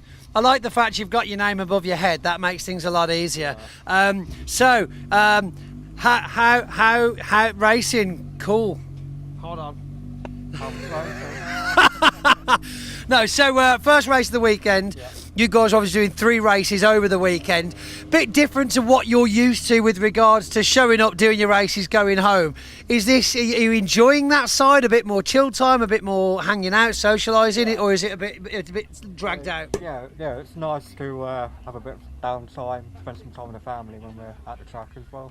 So it's kind of turning out to be more of an event. It's more something to do for the weekend with the family. Out of, obviously, we know that pickup trucks should be your favourite at least. What would be the next kind of championship that you like looking at whilst you're here? The next series that's on your hit list? To be honest, I'm happy here. I'm not really looking anywhere else at the moment. Oh! Never say never, but at the moment we're fully committed to their pickups. So, but I mean, just to watch, in all the downtime. Yeah, what do you go to the fence for? Probably the Bernies. V8, okay, yeah, I mean yeah. they are some serious pieces of kit, aren't they? They're so nice. Yeah. And you're obviously parked in the prime position along this kind of runway here that they there. all have to drive past, Yeah. warming their tyres up earlier on as well. Yeah. Oh my god! Right, well, Tom, it's been a pleasure to meet you. Yeah, you too. Good talking to you, Yeah. and hopefully we'll do this again after the race. Is it a date? Yeah, hopefully. Fantastic. Right, hold on. It's like Krypton Factor that was, having to get the microphone through the holes without banging it. Thanks. How did I do it? No, come on. Is that okay? Okay. Next one. Meet somebody you've met before. Oh, okay. Familiar face. Oh, good. Pole. Yeah. He looks very, very quick. Double pole as well. He looks very quick. So I know you've met him before. Double pole isolator. Double pole. Aaron, I know you've met him before. This is Pointy. It's like his first day at school with a pickup, so he wants to have a quick chat. No, it's okay. I feel in a comfortable place now because Aaron and I got to have a chat and a get to know each other before the season even started. We were actually chatting about takeaways earlier on, but the race starts soon. We haven't got time for that because that is a big order. But Aaron, fantastic opportunity, this first race of the weekend. You're in very good place to make something stick. What's the secret? What have you found this weekend? It was the takeaway order we spoke about earlier, for being honest, which at this point, before the start of a race, when the rain's starting to flirt with me, the idea of that chicken chow mein right now is making me feel sick. Oh, God, yeah, you wouldn't want to have a chow mein before this. It is pickup truck racing. Until the checkered flag comes out, you're never in a good position. Right. So the slipstream is so big that, yes, me and Eric seem to have not only the pace in the field, but the longevity in the session to be able to maintain that pace. Yeah. The slipstream's going to keep everyone in play, and it's much tighter racing than I think the rest of us truckers are used to, that's for sure. The gaps are so much slimmer, and yeah, we see those overtake opportunities coming up because of the slipstream, whereas with a truck, yeah, there might be a little bit of clean air, but it's effectively a brick wall doing 100 miles an hour, where these things can create a bit of a weight, can't they? Yeah, absolutely. And I mean, I want to take this opportunity before you move on. I know you're busy people. No, of course. It's my daughter's 4th birthday today, so happy birthday, Martha. Oh, happy We birthday, love you Martha. so much. And I can't wait to get this over and done with, and hopefully share a fruit shoot out of the Winners' Cup at the end of it. Oh yes, absolutely. A fruit shoot out of the Winners' Cup. I mean, there's barely any alcohol in the bubbly as well, so you might be able to get away with a tipple. Right, well, Aaron, good luck. Fantastic Enjoy, talking to you. guys. Good to see you Thank you again. very much. Brilliant. Again, with a very interesting cage situation. Is this something we should know about with the pickup trucks? I guess it's just protection. They've just got to do a radio check, actually. What's a radio check? They were like, can Pointy get a move on so we could do a radio check? Do they know who I am? Listen, these are great, aren't they? They're great, They're racing every single time. The cars are firing up. Actually, it sounds like we're going to have to get going. Round 4 of the Pickup Truck Racing Championship. Somebody wrote to me, they said, are they cars or are they trucks? They're definitely trucks. They're definitely trucks. I mean, just look at them. Listen to the noise they make. They're definitely trucks. I think it's time to go racing. Let's go racing. Yeah, go. Let's watch them. But not that one. Go. Yes. And yes, here we go, Pointy. It is time for round 4 of the 2026 Pickup Truck Racing Championship. Let's hand over to commentator Dave Goddard to take you through the action. Go, Dave. It's your birthday. Go, Dave. Thanks very much, Ian and Pointy. Yes, it is time to go pickup truck racing. Now, if you've not seen these trucks before, you have really got a huge treat coming up. These are certainly nothing like the pickups you see your local tradespeople using around your local area. These trucks are space frame chassis with 230 brake horsepower, 2-litre twin cam engines, and they are going to put in an absolute cracker of a race here around the Thruxton circuit. Pole position is the man we just spoke to, number 41, Aaron Thompson in the Lightning McQueen lookalike. He starts alongside Eric Bolton in the 68s. Row 2, Dale Gent in the Kyle Larson lookalike, number 83, the NASCAR liveried machine, alongside championship leader after the first weekend at Brands Hatch, number 72, Alan Cooper. Row 3, the reigning champion, number 1, Ryan Hadfield, starts alongside 93, Michael Smith. Fourth row, Mark Willis in the 65, the most experienced man on the grid, alongside number 5, Daniel Fisher. Tom Hutchins, 29, and 27, Mel Collins round out the top 10 of the grid. Then on row 6 we've got 52, James Goldstraw, who you may have spotted in the assembly area. Is in the Cole Trickle lookalike truck, the yellow and green livery from Days of Thunder. He starts alongside 42, Jonathan Hadfield, who is the brother of Ryan. If he's made it out, I noticed that truck pulled up early in qualifying, so I'll wait to see if Jonathan is there. Row 7, 71, Simon Ward, alongside 85, Mark Chalmers, newcomer this year, and 77, Chris Land on his local, in inverted commas, circuit, completes the grid. He's all the way from Cornwall to race here this weekend, ex-Autograss racer. So these trucks, 230 brake horsepower.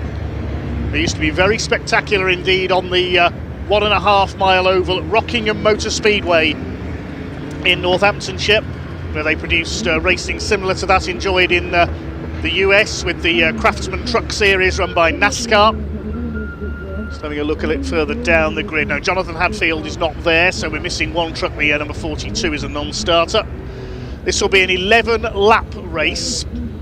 The safety car, driven by Evelyn Buanik, ex-BMW racer, is going to lead them round on the rolling starts. Round 1 at Brands Hatch, the first race weekend of the year, was an absolute cracker. The first race won by Aaron Thompson in the red, number 41, although surely as a Lightning McQueen lookalike he should be number 95. The second race went to Alan Cooper, number 72, second in the championship last year. He leads the points this year after the opening weekend. And the finale, race 3, was won by Ryan Hadfield, number 1 in the gold truck, the reigning champion. Began his career on the short ovals, as did many of these drivers. He started his career alongside Jonathan and their dad Rob at Buxton Raceway in the Peak District. Aaron Thompson, meanwhile, his father Steve raced in the predecessor to these pickups, really, the Eurocar series in the 90s. Remember those? The V6 engined space frame Ford Mondeo lookalikes. And they had the V8 class as well. Barry Lee and current Brit car star Kevin Clark were the big names in those. Well, Barry Lee's raced everything over the years, including trucks. Raced in the pickups in their early incarnation as well. Sonny Howard was the man who invented pickup truck racing in the UK. It was his dream to bring NASCAR-style competition to Great Britain. Speaking of NASCAR and Rockingham and similar things, wait till the Bernie's V8 series comes out later on. Won't spoil the surprise for now if you've not seen them before. So Thompson on pole alongside Eric Bolton. He's raced saloon cars previously, including a Honda Civic and a Ford Fiesta. Thanks for all your comments coming in. Hi to Grant Mule, he's watching in South Africa. Quick hello to Liv Bell as well, she's watching in Stoke-on-Trent. Let's wish all the very best to Liv for a full recovery. She was involved in a cycling accident, unfortunately, a few days ago and suffered some injuries, so get well soon, Liv. Hope you're enjoying the action today.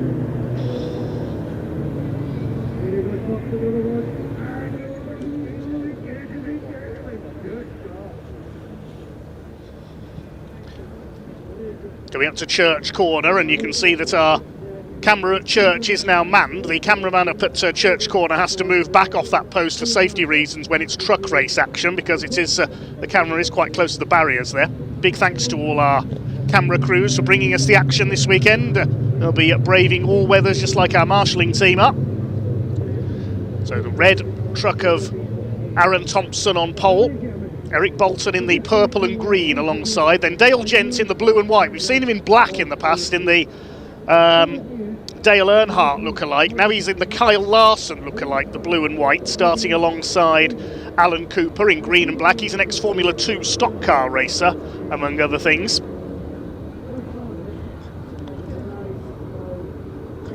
Form up 2 by 2, then just the one gap on the grid where Jonathan Hadfield should have been, had some problems in qualifying. Hopefully he'll be back out tomorrow.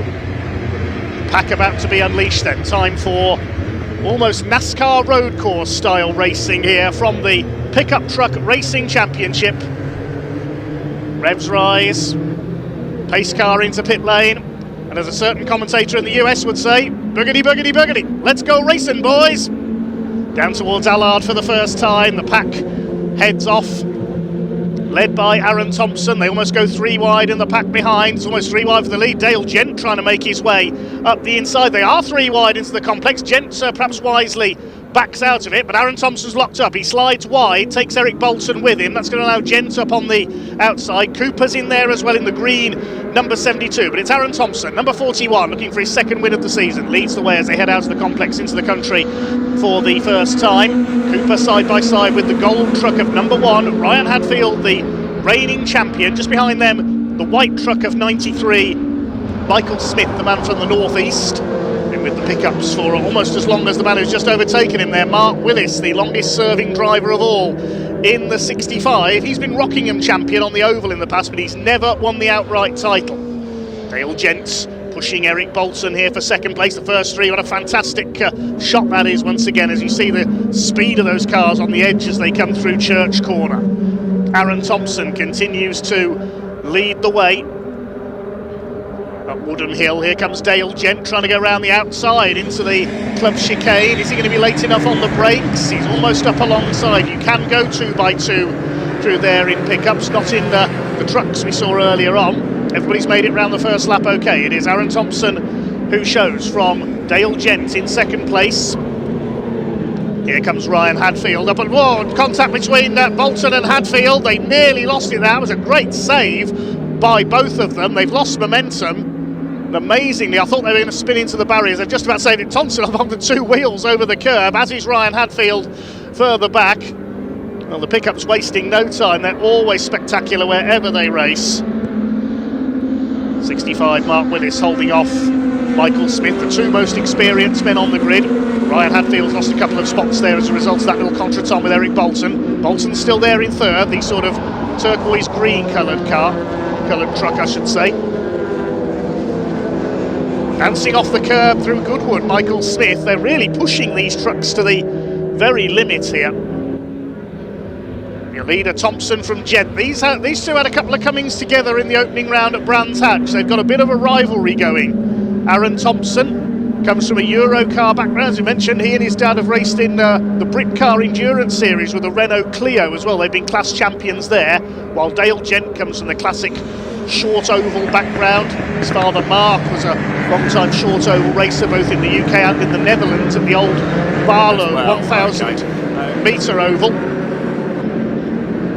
Over the line they go. The first 4 breaking away now. Mark Willis 5th, Ryan Hadfield drawing past Michael Smith into P6. And then next in the order, Tom Hutchins. Began his career at Brands Hatch in their saloon championship, as did the man behind him, Dan Fisher. Used to race Honda Civics, those 2.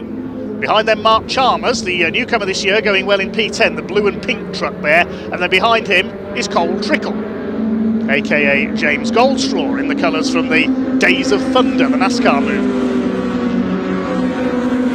Simon Ward next, began his motor racing career in a Vauxhall Astra with the Classic Touring Car Racing Club a few years ago. And Chris Land and Mel Collins round up the field. Collins, I think, has possibly had a problem somewhere because he's dropped back at the tail of the field, the number 27. It's about 10 seconds, just over 9 seconds down on Chris Land. Lead gap has increased for Aaron Thompson. They charge through Church Corner. And Alan Cooper, the championship leader in the 72, putting Eric Bolton under pressure. Cooper on 56 points coming into this weekend. Second is Bolton on 43, a point ahead of Ryan Hadfield in third. They close up on Dale Gent. He's 5th in the championship on 40 points. Mark Willis 4th on 41, so you can see how close it is behind Aaron Thompson. through the chicane, up on the curbs. Bit of smoke there, that's from Simon Ward, 71. I think that was just a lock-up there as they came into the chicane, as Ryan Hadfield up the inside takes Mark Willis.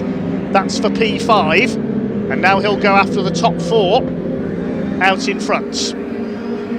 Thompson leads by just under a second. He's just on the fastest lap of the race, Aaron Thompson, at 1:23.425. Right on the ragged edge, these pickups. You can see them sliding about. Dan Fisher there at the back of this group with the slide there in the number 5. Out towards the back of the circuit once again.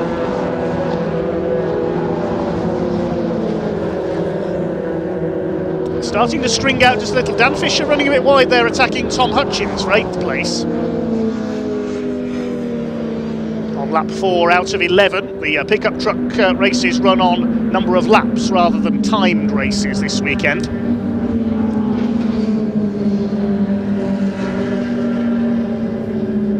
Heading up towards the conclusion of lap 4. Here comes Michael Smith trying to attack Mark Willis for 5th position. Doesn't quite get alongside. 2 veterans of this series chased by one of the relative newcomers, Tom Hutchins. Had a few problems with that truck at the first weekend of the season at Brands Hatch. New fastest lap of the race by Dale Gents in 2nd place, and he's halved the lead gap to Aaron Thompson. He's 0.4 of a second down, so Dale Gent is in attacking mode. Is that rain I see starting to come down? I can't see any wipers going on any of the trucks as yet. The sky is definitely darkening. I hope we're not going to be about to have a cloudburst here at Thruxton. Still Eric Bolton in 3rd. He survived that little collision with Ryan Hadfield earlier on. Eric Bolton, who actually raced that pickup against a mixed field of sports cars at Mallory Park's open event on Boxing Day last year at the Plum Pudding races. First time a pickup has raced in with other types of car, from certainly to my knowledge anyway. And it performed pretty well. 230 brake horsepower, fully race-tuned 2-litre multi-valve twin-cam engines. This battle for 6 still raging on. Mark Willis gets a wheel onto the curbs there. Michael Smith, you won't note the name John O'Regan on the back of his truck, father of David O'Regan, the Irishman who raced in this series for 7 years. Not seen David out for a while. The international hot rod racer, as is Mark Willis in the 65. Dan Fisher again kicking the tail out on the 5. He's got ahead of Tom Hutchins on that lap up into P8. Over the line they go. 5 laps completed by Aaron Thompson. He's still 0.4 of a second ahead, and Dan Fisher is power sliding his way around here. That number 5, I don't know whether he's having grip issues here or whether he's just showboating a little. Still Aaron Thompson from Dale Gents, Lightning McQueen from Kyle Larson. Gents with the fastest lap, 102 miles an hour average around Thruxton. Eric Bolton and Alan Cooper just hanging on behind them. Cooper trying to protect his points lead. Ryan Hadfield took the title last year. There's spots of rain on our camera lens up at Goodwood now. You can see them sliding around, so conditions I think are just beginning to worsen here at Thruxton.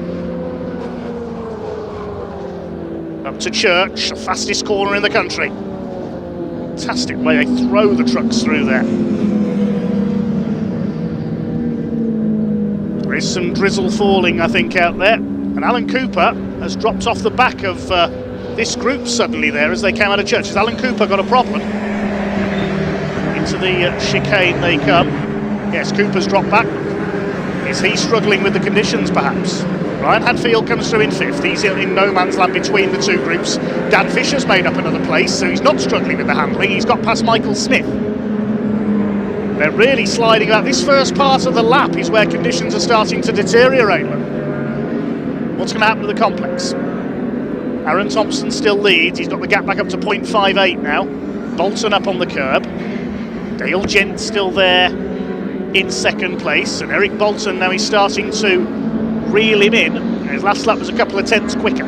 Cooper 4th, and he's being reeled in by Ryan Hadfield, the defending champion. Then Willis, Fisher, Smith and Hutchins. Further back, Mark Chalmers rounds out the top 10. He's about 5 seconds up the road in 10th place. James Goldstraw in the Cold Trickle lookalike is 11th. We need to complete the set. We need a teammate for James Goldstraw in the mellow yellow colours from Days of Thunder, don't we? I remember when Paul Tompkins raced in the pickup series a few years ago, his truck was in a very similar livery to that. The black and green and yellow. Mark Willis again sideways out of Church. Dan Fisher up the inside. And through he goes. Dan Fisher is really improving as the conditions start to deteriorate slightly. Cooper's not, he's dropped back a bit. Dan Fisher's up to 6 now in the number 5. There's Chalmers in the background in 10th, ahead of Goldstraw, Simon Ward, Chris Land and Mel Collins still running at the tail of the field. All 14 starters still going. As we said, hopefully Jonathan Hadfield can rejoin the action tomorrow.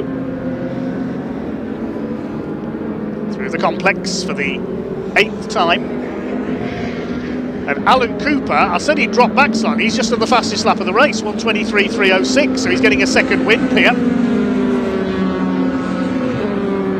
Out of the complex up to Noble, the left-hander, just round the banking. There's the left-hander, then it's on to Goodwood and Village Corner at the far end of the circuits. Two right-handers almost meld into one another. Then it's stay on the throttle into Church, just briefly lift off on your way in for confidence. There's Cooper trying to keep pace with the 3 leaders. Ryan Hadfield on his own in 5th, and then here's the battle for 6th. Fisher, Willis, Smith and Hutchins. It's not quite the frantic NASCAR style drafting we saw at Brands Hatch, but still on the edge racing through the chicane. Now Cooper was 1.4 seconds down on Eric Bolton last time through. Let's see if he's closed up as they complete lap 8. We'll see at the timing line. Gent's closed on Thompson slightly, and no, Bolton's pulled away again from Cooper. It's 1.8 the gap this time. The lead gap is just under 0.4 of a second, so Gent is as close as he's been to Aaron Thompson, who's only 7th in the points. He had a tangle in one of the races at Brands Hatch and then had to be flagged into the pits to remove some trailing bodywork from the back of his truck. You're able to see in his mirror, blue and white Kyle Larson look-alike is there. Be able to pace himself at the front. There's Cooper, Hadfield 4th and 5th, so things have settled down slightly in the closing stages. Not if you're Michael Smith though, he's got designs on a move on Mark Willis. That's for P7.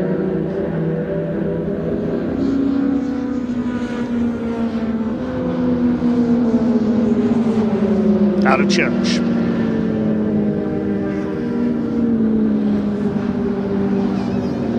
Marshall's looking on from the inside of the corner. Dan Fisher going very well indeed up there in 6th place. Strongest season so far already. He's 9th in the points. I'm sure that will change as the season goes on. Getting used to rear wheel drive racing over the last couple of years. Previously raced a front wheel drive Honda Civic. Further back in the order, there is Mark Chalmers ahead of Cole Trickle, aka James Goldstraw. First appearance of the season for him, he missed Brands Hatch. Over the line they come. This is the battle for 10th place.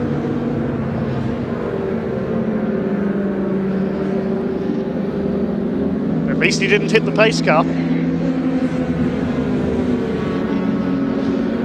Penultimate lap of this first pickup truck race of the weekend then. The first of 3 races this weekend. Slightly longer race 3. It's seen as 2 heats and a final, short oval style. These 3 have definitely pulled away now from Alan Cooper. Yes, he's about 2.7 seconds down on Eric Bolton. So I think he's lost his chance of a stab at the podium. There's Cooper. In fact, he's nearly back into the clutches of Ryan Hadfield now. So 1 lap to go this time, and is that going to be the signal for Dale Gent to launch an attack on Aaron Thompson for the lead? He's not might not wait till the last lap. He's right up with him as they come into the chicane. Over the curbs. Right over the curbs goes the 3rd place man. Not sure what just went up in smoke in the fairground there on the far side of the circuit. Tell you, it wasn't one of the trucks. Let's hope things aren't going to go up in smoke in this battle for the lead. Oh, the leader's gone a bit wide there, going out of Campbell. Dale Gents keeping him within attacking distance. He's pushing on now, Dale Gents. They're sliding about there. Eric Bolton's got a grandstand view of this, and he knows if they tangle, he can go through and snatch the win. Can Aaron Thompson hang on? Dale Gents is now ready to attack, trying to launch his finishing move here in the final few corners. He'll want to get into position to try and slipstream Aaron Thompson into the chicane, but all the time he'll be wary that Eric Bolton's trying to do the same to him. They pulled well clear of Alan Cooper. His last lap was a couple of seconds off his pace. Here they come towards Church. Gent tries a tighter line. He's got to get into the slipstream here. He's got to get his braking right for the chicane. Here they come up Woodham Hill for the last time. Checkered flag awaiting them. Is Gent, which side's he going to go? I don't think he's going to get the chance. Thompson covers off the inside. Into the chicane for the final time. Over the curbs. I think Aaron Thompson has just about done enough for a flag-to-flag victory. Here they come, up towards the flag, and Aaron Thompson takes the win just ahead of Dale Gents and Eric Bolton. 0.346 of a second covers the three of them, and Brian Hadfield's got past Alan Cooper for fourth. Fisher an excellent sixth there to Mark Willis. Michael Smith, Tom Hutchins in ninth, and who's going to be 10th? It's going to be Mark Chalmers. I think that's going to be his best finish so far, ahead of James Cole Trickle Goldstraw. Then a gap further back to Simon Ward, who should be next home in the number 71. He's followed by Christopher Land. And our final finisher will be Mel Collins, who was struggling a bit there in the number 27. Always used to show his best form on the oval at Rockingham, Mel Collins. But the main thing is we get all 14 starters home. Full credit to Dale Gents and Eric Bolton. They pushed their hardest in those closing laps, but they couldn't unseat Aaron Thompson, who takes a flag to flag victory. Second win of the season. He's the first two-time winner this season. As the drivers acknowledge the marshals and the fans on their slowdown lap, they'll head to Parc Fermé shortly. We move on with our next race, which is the Civic Cup. So Thompson the winner by less than a quarter of a second at the line ahead of Dale Gents, and Eric Bolton just 1/10 of a second further back in third. Ryan Hadfield pipping slowing Alan Cooper for fourth place on the line. Sixth for Dan Fisher, one of his best finishes so far, ahead of Mark Willis, Michael Smith, Tom Hutchins, Mark Chalmers in the top 10, it's good to see. And Goldstraw, Ward, Land and Collins completing the finishers. Alan Cooper did at least get the consolation of the fastest lap. 6 more races to come here this afternoon at Convoy Thruxton 2026. It'll be the Civic Cup next up, with a big entry of over 30 Honda Civics here.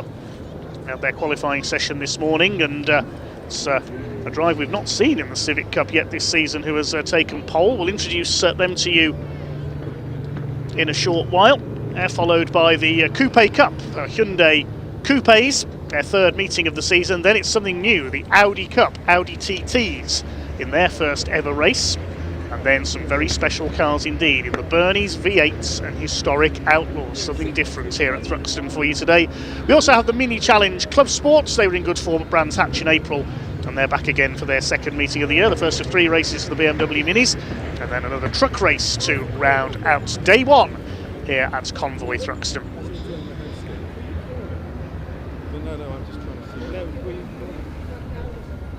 Okay, let's head down to Pointy and Ian in Parc Fermé to talk to our race winner Aaron Thompson.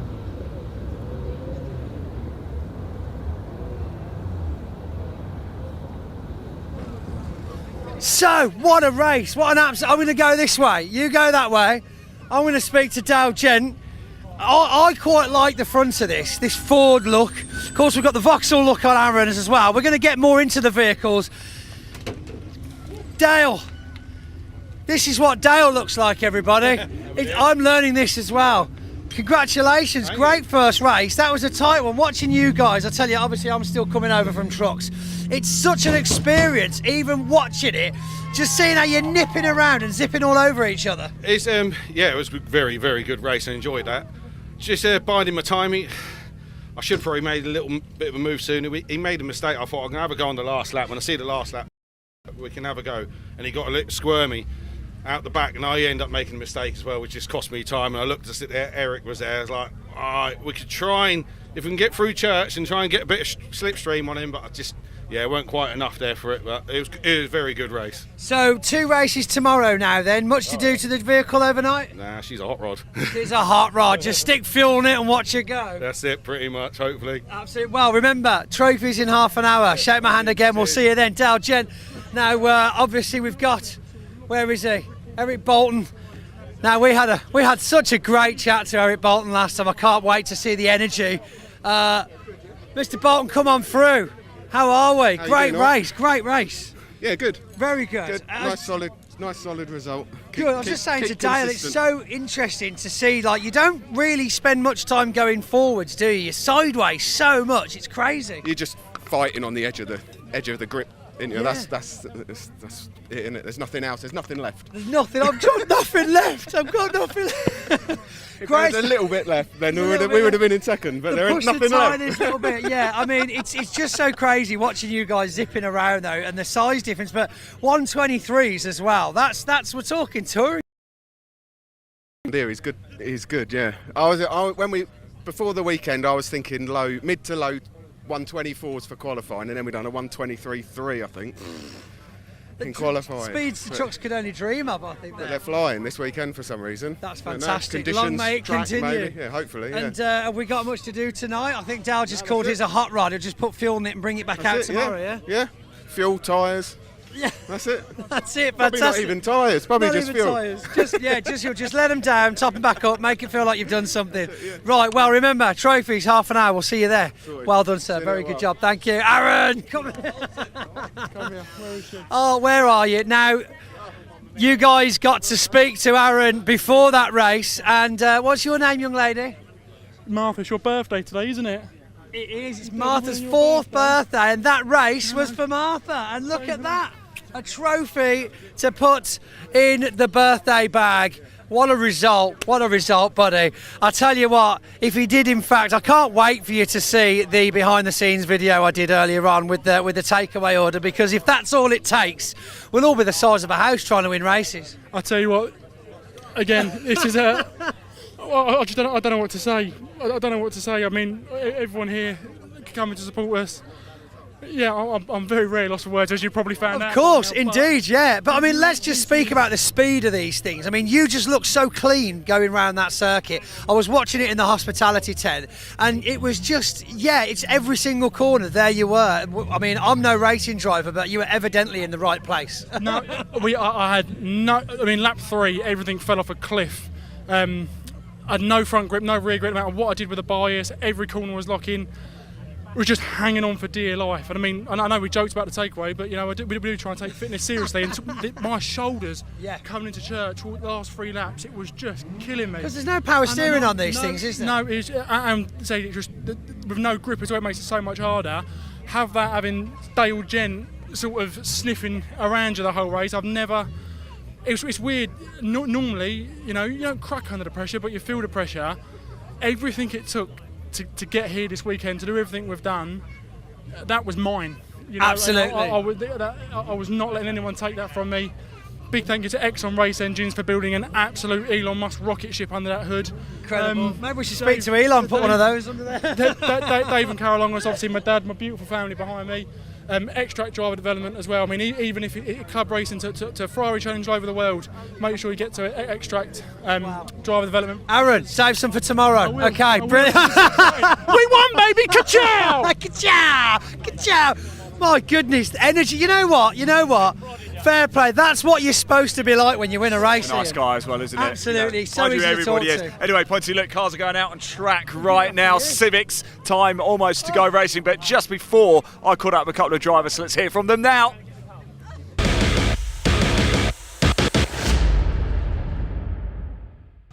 Right, everybody, here we are back in assembly area, time for round 4 of the 2026 Civic Cup. I've come down to have a quick chat with Don de Graaf here because, Don, I understand you and me live very close to each other. You're from Windlesham, which is down the road from me. I live in Bracknell, the Warfield side. So we're actually pretty close. So maybe I could pop in and you give me a lift home. Yeah, no worries. I'll give you a lift home. Yeah, just down the road from me. Civic Cup, it's something special, is it? Always big grids, close racing. Why did you want to compete in it? I guess like you said, it's all one class, so there's not different cars, and it's all one group, very close racing, closely matched cars. They check a lot of stuff technically on the cars as well. Yeah. So that was the big reason for coming to the series. I imagine there's a lot of traffic out there, a lot of dicing. Is that something that appeals to you? Yeah, I mean, I guess in ways it's stressful at times, but it's quite a hectic championship. But it is good fun, and the races I've done so far I've enjoyed. I messed up qualifying today. I got 5 track laps disallowed for track limits, so that's you were pushing then. You were really it's not going to help. So you think this is a bit of a false position, then you should be going forward in this race? Yeah, I hope so. I hope the pace of the car is a lot better than where I am. What sort of top speed you get up to?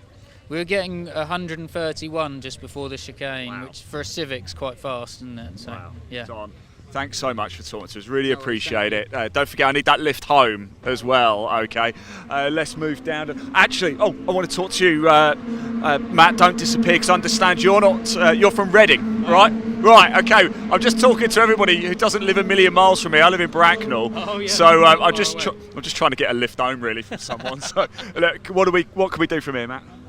We had some issues in quali with power steering, and then it blew a fuse in the fuel pump, so it wasn't ideal. Kind of did alright to end up 16th, to be honest, but I was hoping to be within the sort of top 5-10 cars, but see what we can do. It might be. It rains, it might help. Well, I was going to say, with that, is that something you'd look for? It is a bit of a leveller, yeah. It is a bit of a leveller. Depends how brave you are, I guess. You're brave? Are you brave? In the wet, normally, yeah. Stupid or brave, I don't know which one. We'll call it brave. It might be stupid, but we'll call it brave. We'll see after. We will. Actually, if you don't finish your race, it's nothing to do with me. Thanks so much, really appreciate it. Just watch you back there, we've got Daniel Peters just coming in as well. Let's just turn and bring the camera around. All of the cars, what a wonderful grid it is. 30 qualified for this race for round 4 of the 2026 Civic Cup. I think it's time to get out on track. Let's go racing. Dave Goddard, over to you.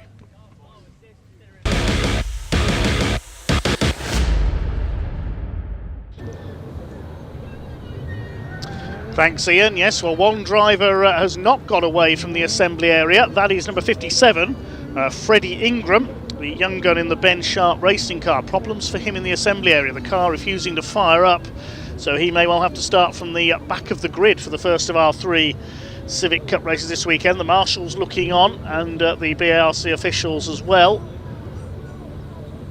looking to join the other 30 cars we have out there for this first of 3 Honda Civic Cup races on track this weekend. Freddie Ingram should have been starting from row 11 of the grid. I'll give you the full grid for this one. A couple of returnees from the 2024 season in the field this weekend. One of them's taken pole. 99 Josh Files was second in the championship in 2024. He's on pole alongside young gun Wilf Butler. He was a winner on his debut at Brands Hatch at Easter. Second row 14 Aidan Mitchell and 33 Max Edmondson, the 2024 champion, making a return this weekend, now regular in the mini challenge. Row 3 Spencer Stevenson in number 12 and 17 Jake Hewlett, also a winner on opening weekend at Brands. Row 4 Louis Austin, 26 and 66 of Dave Marshall, completing the top 10. Irishman Sean McGovern in number 67 starts alongside 37 of Josh Bromley. Row 6 92 Wesley Swain, who inherited the win in the opening weekend of the season. Looks like we've got underway a little early there, rather catching me out there. The race heads into the complex for the first time. Now we'll see who's got the lead. I thought there was another green flag lap coming up there, but the race gets underway as they head out of the complex for the first time. Looks like it is Wilf Butler who has gone to the front in the number 70 car as they head up towards the back of the circuit for the first time in this 15-minute race. Second place is the number 99 of Josh Files, the pole sitter in this race. Out into the country they have for the first time, and the first 2 from the front row have gone clear at the front of the field. Third place is the number 17 of Jake Hewlett. Now he won the opening race of the season at Brands Hatch, but unfortunately was disqualified after his car failed post-race scrutineering. Wesley Swain, number 92, inherited the win on that occasion. Jake Hewlett made amends by winning race 3 of the weekend. Wilf Butler won race 2 in between, but he's under pressure here from Josh Files up the inside, and the Area Motorsport car takes the lead under braking for the chicane for the first time. Hewlett in 3rd place, Spencer Stevenson is 4th in the number 12. We're bumping and boring further back in the order through the chicane. There's one of the Petters family, the yellow and blue Dayglow liveried cars there. Charlie Constable, the number 6, goes for the outside on 84. That's Matt Wilkins. We heard from him, leading the points coming into this round through consistency on the opening weekend of the season, but only 16th on the grid after those issues in qualifying. So the order at the end of lap number 1 was Files from Butler and Hewitt, then it's Spencer Stevenson, Aidan Mitchell, Max Edmondson, the former champion, in 6th position. Wilkins has made up 4 places. He's in 12th place behind Charlie Constable, just ahead of Dan Petters there in the number 86 car. Dan Petters, an ex-pickup truck racer, among other things. Done some GT racing in a Porsche as well. Number 92 up behind him is Wesley Swain, a winner on opening weekend, but he's back in 14th at the moment, showing just how evenly matched these Honda Civics are. Mostly the EP3 shape of Civic, the bread van shape as some call it, some FN2 Civics, the later shape as well, but all running in one class. There's no separate classes for different models of Civic in this series. Towards the chicane, side by side there between the 33 and the number 12. Spencer Stevenson under fire from Max Edmondson, the former champion, goes through and up into what is 5th position. Looks like a change for 3rd possibly as well as they come across the line. Files out of Butler. No, still Jake Hewlett in 3rd, then Edmondson 4th, Stevenson is down to 5th, and Aidan Mitchell down into 6th position. Josh Files out in front then, the former Renault Clio Euro Cup champion. He's won titles in TCR touring cars as well. He and Max Edmondson are guest entries this weekend, so will not score points. So the leading scorer at the moment is Wilf Butler. There's Don de Graaf, number 15. We heard from him in the assembly area, behind Revy electric motorcycles. We've seen a few of them in action on the UK speedway tracks in the hands of junior riders. There's Will Butt, number 25, the Welshman. A little further back in the order. Battles everywhere you look for these very evenly matched machines. 66 Dave Marshall there, always an entertainer, the man from the northeast. He's got Josh Bromley, number 37 in the blue car, on his tail, heading this group through Church Corner. Charlie Constable behind them. Matt Wilkins, the erstwhile points leader, he's on 84 points, the number 84. Alistair Camp, 2nd in the order on his tail, number 77. I don't think Alistair is here this weekend. A couple of cars that... No, he is here. He's just quite a long way down the order. He's down in 17th, Alistair Camp. There he is, the black and pink car. Apologies there. Just a long way out of position. There's quite a few cars out of position this weekend so far, but it'll all even up as the weekend goes on. Race 2 tomorrow will feature the grid based on the results of this race, with the top 10 reversed, just to make things a little bit more interesting. Who's in 10th at the moment? It is Josh Bromley, number 37. Files leads Butler. Files, of course, a non-scoring entry. Butler doing a bit of rally crossing there. Jake Hewlett 3rd, then Max Edmondson, then Spencer Stevenson, Louis Austin, and in 7th place, number 67, Sean McGovern, who had a bit of a fright at the end of race 3, I remember, at Brands Hatch, when one of his front tyres burst just as he crossed the finish line. Somebody dragging a bit of bodywork there further down the order. I think that's the number 44. Yes, it is. That's Charlie Budd, the ex-mini racer, among other things. Charlie Budd's got some damage to the front end of his car. Max Edmondson in 4th place, the silver car there, has done the fastest lap of the race, 1:24.484. Very impressive indeed from the former champion, now plying his trade in the Mini Challenge, supporting the British Touring Car Championship. It's Dave Marshall, number 66, in the grey FN2 Civic. Wesley Swain thinking about a look there as they came through the chicane on the back of Don de Graaf in the number 15, another ex-Renault Clio racer. There's 86 Dan Petters, still battling it out with Josh Bromley. Petters has moved up into 10th there, so that would give him pole position for race 2 if he stays 10th. Max Max Edmondson has got ahead of Jay Hewlett. 3 wide into the complex, that rarely works. Charlie Constable ran wide there in the number 6, the ex-junior saloon car racer, one of a number of ex-junior saloon car racers in this field. Also seen Charlie make a few appearances in... Oh, we've got somebody slowing there. Josh Bromley was slowing up there, and we saw Charlie Budd with that damage earlier on. He's limping round, but I saw Josh Bromley drop back in the blue number 37 car out of the top 10 battle, so he's got a problem as well. There's Alistair Camp, a subdued race for the former champion here, number 45. Began his career on the short ovals in Bangor racing, particularly at Trent Raceway, the dirt track near Burton-on-Trent in Staffordshire. Now here comes Dan Petters trying to make a move on Dave Marshall. This is for, I think, 9th position. Still your leader is Josh Files, just under 8 minutes of the race to go. The inside goes Matt Wilkins, he's got past Dave Marshall as well. So closely matched, these cars, making for wonderful one model racing. There's Jamie Petters further back in the order, 24th place, the number 322. Now, Josh Bromley has, as I suspected, not come through on this lap. We lost a couple of cars early on. Newcomer Callum Ainston, number 147, pulled into the pits on the 3rd lap. Charlie Budd's pulled into the pits now as well. The other 2 cars we didn't see come round on lap 1 were Adam Parker, number 192, and Jack Riddell, number 19. We didn't see what's happened to them, unfortunately. Jack Riddell I saw in the assembly area, so I think he did make the start. Is Harry Ingram out there? Yes, he is. He did get going to the assembly area. He's at the back of the field. 7 minutes to go then. We're on lap 6 for this first race of the weekend for the Civic Cup.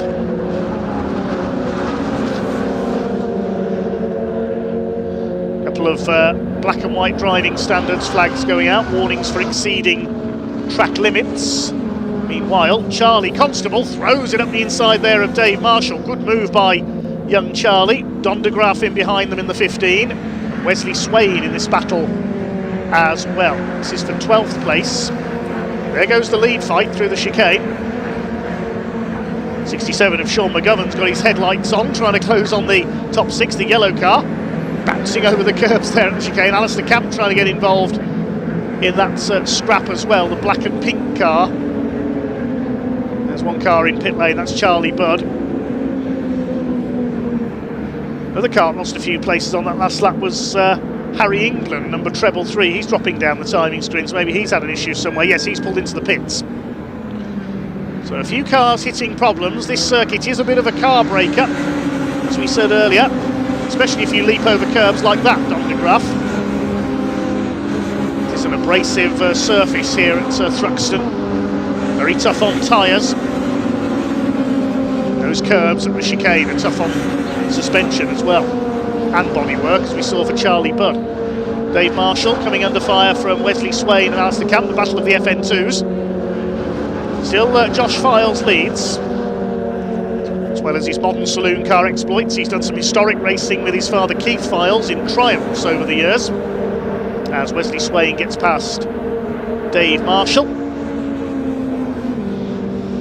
Wilf Butler is still second, and Max Edmondson now third ahead of Jake Hewlett.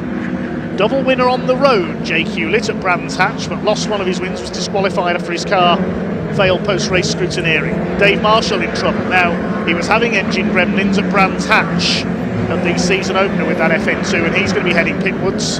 Gets out of the way of the chicane. Ben Bateman, another ex-short oval racer there, ex-Formula 2 stock car man, goes through. Here's the lead battle. Josh Files still under pressure from the black and white car of Wilf Butler, number 70. Josh Files run by Area Motorsports. Wilf Butler in the Berkshire Turbo car. Max Edmondson, who's got the wipers going, still there in 3rd place. 4th is Hewlett. This is Louis Austin, number 26, in 5th position, the Ram Air sponsored car. He's under fire from Spencer Stevens and Sean McGovern with them. Then a gap to Aidan Mitchell, number 14. Just over 4 minutes of this race to go for the Civic Cup. First of 3 races here this weekend. They'll be back tomorrow morning with the partially reversed grid race. It's Dan Petters who's currently on to take pole position in that one with the top 10 reversed. Drifting their way through. There's Dan Petters, the yellow and blue car. through Church Corner. Charlie Constable under fire from Don de Graaf. And it's just a two-way battle now with Dave Marshall having dropped out between Swain and Camp, and then the next group headed up by Francisco Howitt in number 50. Disco Howitt, as he's known to his friends. David Walsh on his tail, number 21, and then Will Butsy, the Welshman, swings across to the inside in the red, white and blue and green car in the colours of the Welsh flag. Oh, where's the 21 of Dave Walsh going? Over the curbs there. Bit of a shortcut up the chicane. And that's allowed Will Butt to come through in the 25. There's a slower car behind them there. Who was that dropping back? Behind Ben Bateman now. I think that was Dave Walsh, recovering after his excursion at the chicane.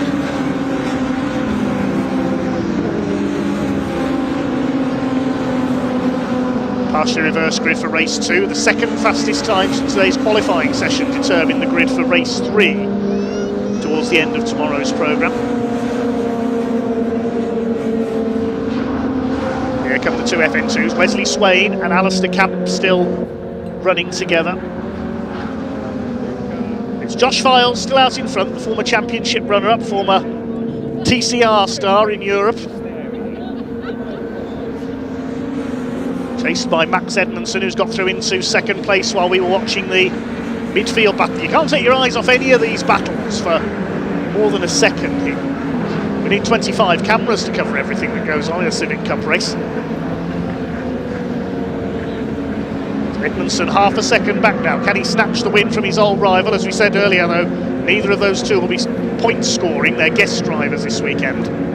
Sean McGovern closes up now on Spencer Stevenson. You can see he's got his headlights on, try and intimidate him. Still the wipers going for Edmondson. Butler starting to drop into the clutches of Jake Hewlett now in the number 17, the black and green car. Stevenson, the Alu Plus car, under fire from another area motorsport driver, that is McGovern.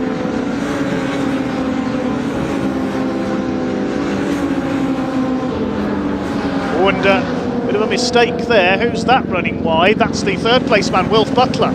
Yes, there's definitely some rain coming down. You can see it on the camera lens on the back of the circuit. And Wilf Butler has hit problems, I think, as a result of that. Has he got a puncture? I can see bits flying off there. He's got a puncture, I think. Yeah, one of his tyres is shredded. Oh, bitter luck for Butler. He's out of it with just over a minute of the race to go. Try and pick him up as he comes through there if we can, but see if he'll make it round back to the pits. That'll put him to the back of the grid for race 2, of course. So the rain starting to come down here at Thruxton as we go into our last lap of race 1 of the weekend, round 4 of the Civic Cup. There could be a change there for third. Who's that coming through? I think that's possibly, is that Louis Austin that's come through into third place? We'll see as they cross the line. It is Louis Austin. The 26 is up into third ahead of Jake Hewlett as the pace slows with rain coming down. Matt Wilkins, the points leader, has made it up to 7th place. Full credit to him, from 16th on the grid, making it up to P7. So Louis Austin, in fact, is now the top scoring car, because Files and Edmondson, the two guest drivers, out in front. So Louis Austin is on to become the highest scorer from this race in terms of championship points. He's not even in the top 10 of the championship at the moment. Jake Hewlett behind him. McGovern is next. He's up into P5 overall.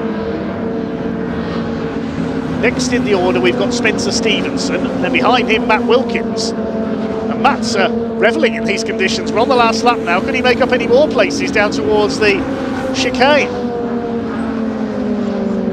Behind him is Aidan Mitchell, number 14. Through Church they come for the last time. Two leaders are well out in front of them. They're about 4.5 seconds ahead. It looks like it is going to be Josh Files that takes the win, or is it? Because Max Edmondson's still on his tail. Into the chicane they come for the last time.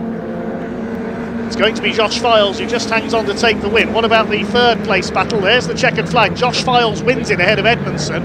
What about the points registered cars though for third? It's going to be Louis Austin who comes across the line for third place ahead of Hewlett, McGovern, then Stevenson, Mitchell, Wilkins, Petters, and in 10th place is going to be Charlie Constable. So provisionally he gets pole position for race 2 tomorrow ahead of Dan Petters.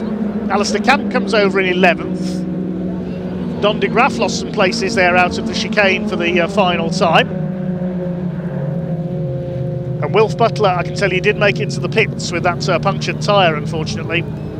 Bitter luck for him when he was on for a podium, but it is a comeback win in the Area Motorsports number 99 car for Josh Files. Last couple of cars just make it to the line. There's Jay Dalgarno in the very brightly coloured number 39 car. Mark Hughes towards the back of the field. He's lost some ground on that last lap as well.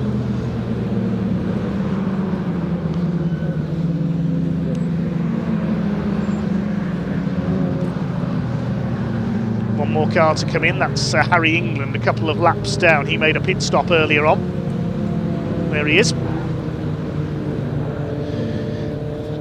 So I'll give you the provisional results of Civic Cup race 1 of the weekend. Josh Files taking the win ahead of Max Edmondson by 0.4 of a second. And just over 6 seconds further back, Louis Austin, the first point-scoring car home in third, ahead of Jake Hewlett. Sean McGovern, an excellent fifth, ahead of Spencer Stevenson. Aidan Mitchell dropping the 7th. Matt Wilkins started 16th, finished 8th. Dan Pettis and Charlie Constable round at the top 10, and provisionally they'll be the front row for the first race tomorrow. Alistair Camp made it through into 11th place, ahead of Wesley Swain. Then Will Butts and Jake Renshaw 13th and 14th. Ben Bateman was 15th, ahead of Don de Graaf, who slipped back through the chicane for the final time. Behind them, David Walsh, Francisco Howitz, Freddie Ingram after those problems at the starts. Behind him, the number 74 of Anthony Gannon. And we had 495 of Mark Hughes, Jay Dalgarno and Harry England were the final 2 finishers. We lost quite a few cars in that first race of the weekend. The drizzle not helping. Hard luck story of the race has to be Wilf Butler on for a podium until one of his tyres sadly let go on the back of the circuit.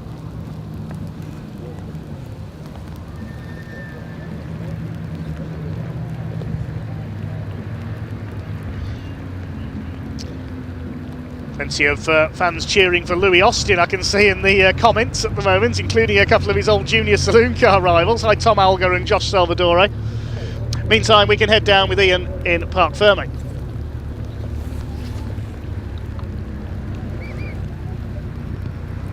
Oh, it's like 2024 all over again. Josh Files returns to Civic Cup and takes the win. Max Edmondson in second place this time. Of course, Edmondson took the title in 2024 when Files was runner-up in the series. We'll just get his cap there. He's going to have a quick handshake with Max Edmondson, no doubt, and we'll have a quick chat as well. Wilf Butler just off to our left, unfortunately pulling in on the final lap. But Louis Austin coming home in third place. He looks absolutely delighted. We'll just I'm going to move around and go over to Josh whilst he does get his helmet. You might want to keep it on. Actually, it's chucking it down now. The rain has come down.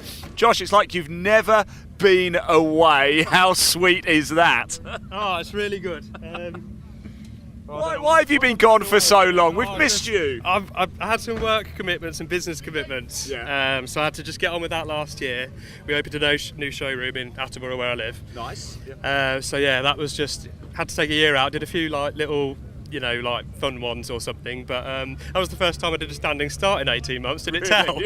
And then obviously you got my old nemesis chasing me down, and it started to rain, and you're the one that hits every time first. Yeah.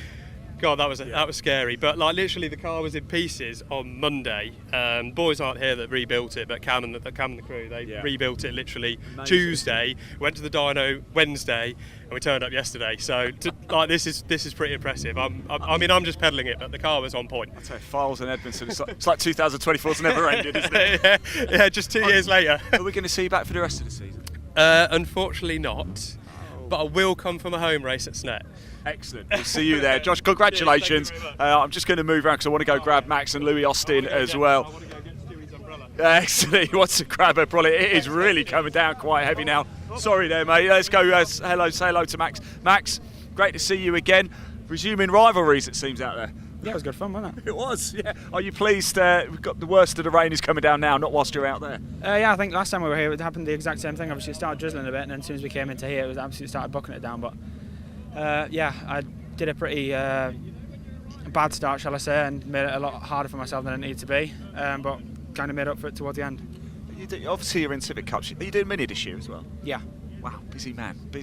No, I'll let you crack on. Max, thank you so much. Congratulations, P2. Let's go find Louis Austin over here. Louis, come on, my man. Well done. Really happy for you, bud. Yeah. Great race, wasn't it? Bet you're glad it's over now before this rain come down. Yeah, definitely. It was getting quite skaty in the last section, but yeah, we managed to bring it home. You're really getting to grips with the car now, aren't you? Yeah, it suits my driving quite well. Do you have? Is Gary in your camp? Is he? Yeah, he's not bad to have in your camp, is he? Old Gary Prebble over there. He knows a thing or two, doesn't he? Yeah, he's been around here for a while, so knows what he's doing. Excellent, Louis. Congratulations indeed. I thought, Gary, quick word if we can. You must be proud of Louis. Yeah, very proud. He drove really well in that race. Really kept him honest. He was pulling all the way up the grid, really held his own. I told him to get his elbows out at the beginning, and he did just that. Yeah, super pleased. I'm surprised you're here. I thought you'd be at Alton. Yeah, supposed to be, but I committed to Louis at the beginning of the season, so I'm a man of my word. So yeah, make sure. Look, he's a happy boy. I'm very pleased for him. It's paid dividends. Gary, great to see you as well. Right, everybody, I'll just move over here because look, we've got the Coupe Cup. They are about to head out on track in these very wet conditions. It is going to be 2 green flag laps, so 2 warm-up laps for the Coupe Cup. And just before they head out, I did catch up with a few of them, so let's hear from them now.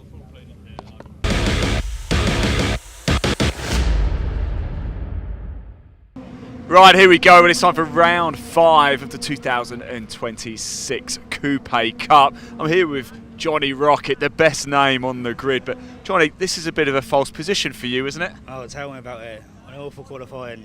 What happened? I just couldn't get the grips of the car. We've done a few setups, and then hopefully we got there through the race. I've spoken to a few drivers, and they're thinking you're going to cut through this field. Can you do it? Hopefully, that's what I'm hoping. We'll see though. We will see. Look, Johnny, best of luck out there. We're going to catch up with a few more drivers. Stay with us a sec because look who's back, everybody. Yes, Wayne Rocket is back.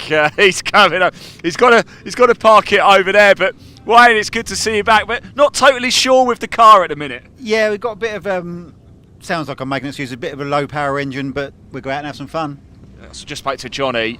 We think that's a false position for him. Do you agree? I think he can get up to the challenge for the podiums, hopefully, yeah. What about you? What can you do from here? Is this more of a, look, first race out in this, let's give it a bit of a test and see where it is? Yeah, let's go and see what we can do with it, see if the engine frees up a little bit, but essentially have some fun and be appreciative we've got a car and we're racing. Excellent, Wayne. It's great to see you back, by the way. I think a lot of people very happy indeed. Let's just move around a little bit further, shall we, and go have a quick chat. Oh, it's Terry!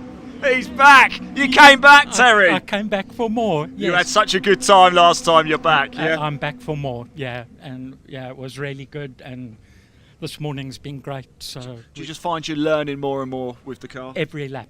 Yeah. Every single lap, learn a bit more, get another corner a bit better. And I'll tell you what, the way you're progressing, by the end of the season, you'll be up in Parc Fermé with me by that #1 board, won't you? I can't wait. Excellent. That's the plan. Me too, Terry. It's great to see you, my friend. Really, really glad you're back as well. Yeah, there we go. How you doing, mate? You all right? You good? Jolly good? Great grid of cars as well, isn't it? We had 23 in total qualify for this race. Time to go then for round 5 of the Coupe Cup with Toyo tyres. It is going to be an absolute cracker. Let's hand over to commentator Dave Goddard to take you through the action. Enjoy.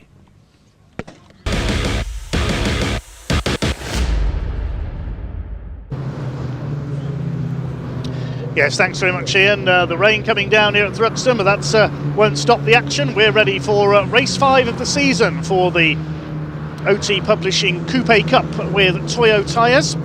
Let's take a look at the grid. It's a new name on pole, a first ever pole position for Lincolnshire's Stephen Slawson in car number 52, alongside Nathan Boyle, number 77, who's had 3 wins so far this year. Second row, Matthew Watson, who's become a bit of a Mr. Second Place this year. He wants to go one better here, starting alongside Harvey Kersley in the number 88 machine. Row 3, 87 Neil Hurren and 33 Michael Evans. Row 4, Hazim Zaki, the Egyptian-born driver, a convert from Sim Racing, starts alongside number 10 Ben Wilkinson. To see him back after a bit of a mishap took him out of the lead at Donington at the season opener. He missed the second round at Alton Park. He's back on row 4. Row 5 is Sean Jones, number 43, alongside Dan Fletcher, another welcome returnee in the 75 car. Then on row 6 we've got number 117, which is Johnny Rocket. That has got to be the best name for a racing driver I've ever heard. Starting alongside 26 Roger Owens. Back on row 7, race winner at Alton Park, Mark Eales in treble 6. He's got some work to do. Starting alongside another welcome returnee, Dave Hemingway, the former MR2 racer. Does a bit of classic rallying in an Escort as well, Dave Hemingway. Row 8, Mark Worsley, number 46 and 51 of Paul Lorry. Nitro 17, Wayne Rockets, father of Johnny. Yes, he's back, the man with more comebacks than Tiger Woods in this category of racing. Wayne Rockets starts alongside Tim Prince in the 44. On the 10th row, number 9, Eddie O'Kane, the man behind YourIrishShop.com, alongside Spencer Hirons, number 65. Penultimate row, 37, Jason Jesse on row 11, alongside 73, Terry Gallagher, we just heard from, the ex-short oval racer, his first season on the circuit. 69, Darren Swift at the back of the grid. He missed qualifying, but is allowed to start from the back of the grid. Great grid of 23 cars, all generations of Hyundai Coupes out on track. New car for number 12 there, Matthew Watson. He's out in a Generation 3 Coupe, replacing the older Gen 2 that he's been using. That's the car that has the googly eyes on the headlamps. It's in a newer car this time, the Willow Sports machine, team named after his daughter Willow.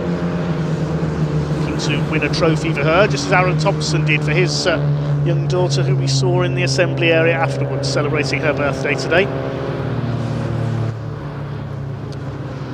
The grey and white car of Stephen Slawson, pole position for the first time in his career. He's yet to finish on the podium in this category of racing, so that will be his main aim here. He starts alongside Nathan Boyle, making the move up from karting and sim racing in the black and white Kersley Motorsports run car. Looks like the race effectively has already started. The clock is running, so with the extra green flag lap, the race effectively is going to start on the green flag lap. The officials do reserve the right to do that if the programme is running slightly behind schedule. Marshall's bringing them up to the grid, so we're going to have a slightly reduced race distance. Nathan Boyle in the black and white car, Steve Slawson in grey and white. Second row, Matthew Watson in the pink car alongside the red, white and blue of Harvey Kersley, son of Alex Kersley, who runs Kersley Motorsport. Harvey came close to his first win at Alton Park, was fighting for the lead on the last lap of race 1 with Mark Eels, but ran wide onto the grass. On row 3 we've got Neil Hurren, number 87, in the white, orange and black car. Used to race with the founder of this series, John Winter, in the old MR2 series. The yellow and purple car is Michael Evans. And on row 4 we've got Hazim Zaki in the navy blue car alongside the white number 10 of Ben Wilkinson. Watch for him here, scored his first ever win in the pit stop race, the 45-minute mini enduro at Donington last year. Had a great fight with Hazim Zaki in that race. Sean Jones, number 43 in the grey and blue car. His son Adam raced that car last season. Alongside him is Dan Fletcher, number 75 in the white and red car. Watch out for the Rockets, not in their familiar blue and white colours this time. Wayne Rockets in the orange, white and green, the Your Irish Shop liveried car. And alongside, and further forward from him on the grid, I should say, is his son Johnny in the black and green number 117. Last couple of cars pulling into line. We haven't got the Lightning McQueen lookalike out for this one, no Darren Ford this weekend. So it'll be an 11-minute race, a little bit reduced because of the 2 green flag laps. So the green flag has been waved at the back of the grid, the marshals are happy, the clerk of the course is happy, the red lights are on. The OT Publishing Coupe Cup get underway. Not the best of starts for Nathan Boyle. Good start by Stephen Slawson. Boyle tries to pull across into the first turn. Harvey Kersley making his way down the outside. Darren Swift a bit slow away from the back. It wasn't a swift start for the number 69 car, but he's got away now in that almost camo liveried green machine. Here they come into the first corner. Stephen Slawson sideways round the first. They're all going to go sideways here. It's wetter than they thought it was, I think. That was rally style for Stephen Slawson, and somehow he's held his lead. Bit of a slow start for Michael Evans as well. He's dropped back in the 33. Now who's in second place? It's Boyle second, Kersley is third, and Dan Fletcher's got a flyer off the line. He started on about row 5. He's up to 4th place. Brilliant starts by Dan Fletcher. There's Tim Prince, the Gulf liveried number 44 car, just ahead of Eddie O'Kane, the Middlesex-based Irishman.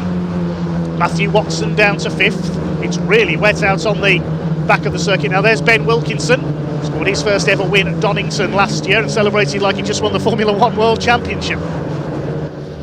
Paul Lorry coming under fire in the red car, number 51, but Stephen Slawson has survived that big slide and is away at the front. Side by side for second. Kersley trying to go around the outside of Nathan Boyle at Church Corner. That's brave, even in the dry, never mind in conditions like this.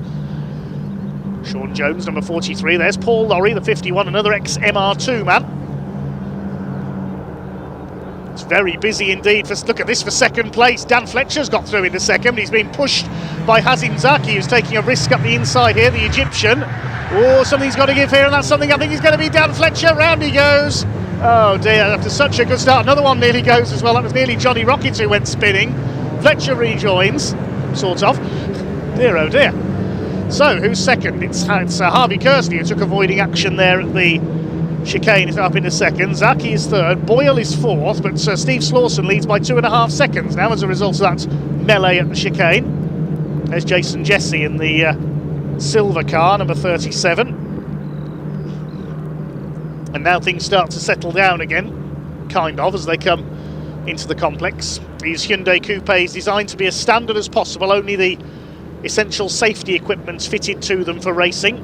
Johnny Rocket dives up the inside there, gets past Matthew Watson. Johnny is revelling in these conditions on his local circuits here at Thruxton, the man from Denmead in Hampshire. Ben Wilkinson going well too, he's got ahead of Neil Hurren. This series aimed at the newcomer to motor racing. Arrive and drive packages are available from some of the teams. Let's have a look again at that incident at the chicane. Hazim Zaki up the inside. I think he just tagged Dan Fletcher. He went into a spin. Harvey Kersley took avoiding action over the curbs. And Dan Fletcher able to rejoin further down the order. He came across the line in 17th place. Great shame after he'd gone from 10th to 2nd on the first lap. There's Roger Owens, number 26. He's running well, trying to reel in 43 of Sean Jones. Nathan Boyle's got some bodywork hanging off, I've noticed there, just the corner of the rear bumper. He's dropped back a bit on that lap. Ben Wilkinson going around the outside of him. That might be more than just cosmetic damage to the 77 car, because it's not like Nathan to drop back, whether he's got a problem. Hazim Zaki's all over the place as well. I'm worried if he might be heading pitwards.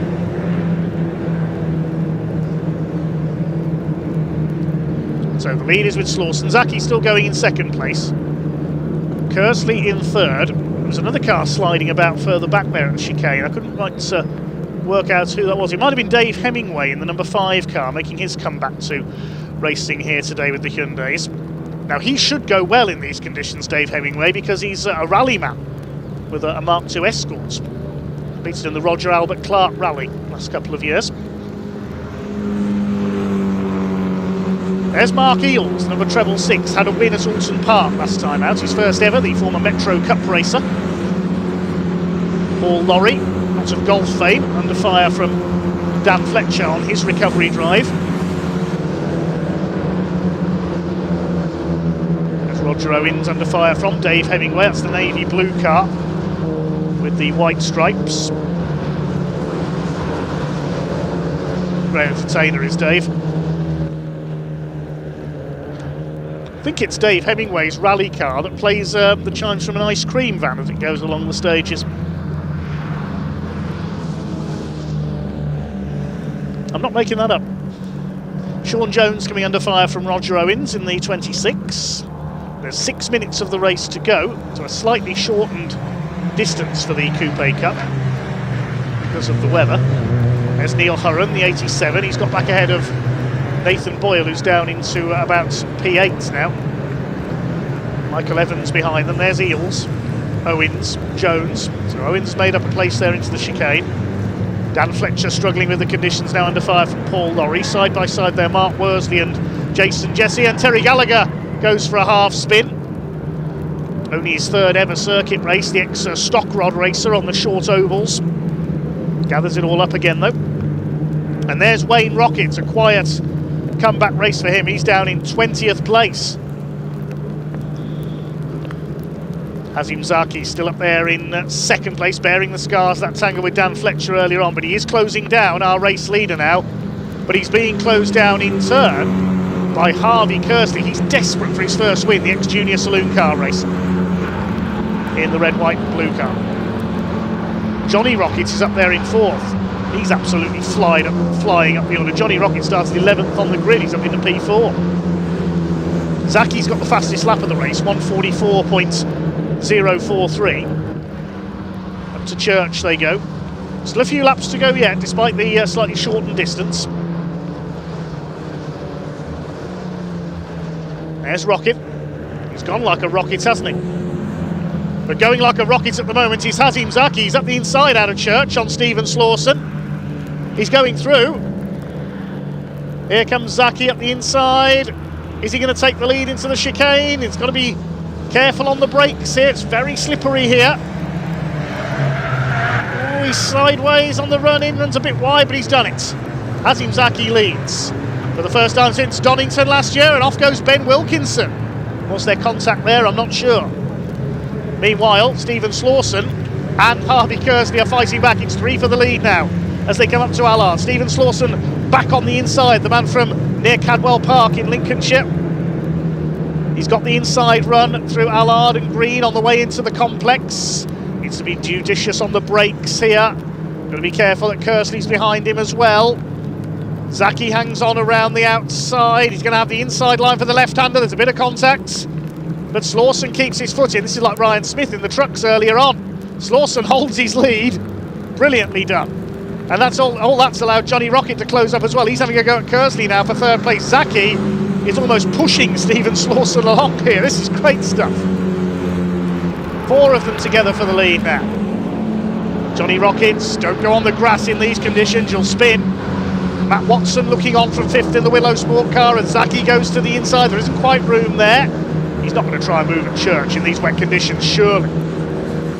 Kersley's going to the outside. They come out of Village up towards Church Corner, the fastest part of the course. Up towards the right-hander, the wipers flailing away, except on Zaki's car. You notice his wipers have stopped working, so hope he can see where he's going. Here comes Kersley, up on the outside. More like a horse race between these 4 at the front at the moment. It's all about horsepower in these wet conditions. Look at Watson closing up as well in 5th. It's going to be 5 for the lead with a couple of laps to go. Oh, the leader's sideways. Stephen Slawson nearly loses it. Has he got it back again? Has he kept his lead? I don't think so. He has as well. Goodness gracious, how did he stay in front there? I think everybody else saw that car sideways and automatically lifted off to avoid him. Here comes Rocket up the inside. He's tagged the back of Hazim Zaki, goes sideways. Oh my goodness gracious me. So that's okay, what's the order as they come into the complex then? Slawson, I don't know how, he's still leading. He goes wide again. Zaki goes sideways. This is more like ice racing. Where's Ivan Muller when you need him? And somehow they're still in the same order. Slawson from Zaki, Kersley, then Rockets, and the next group have come in now. Watson ahead of Hurren. This is cracker.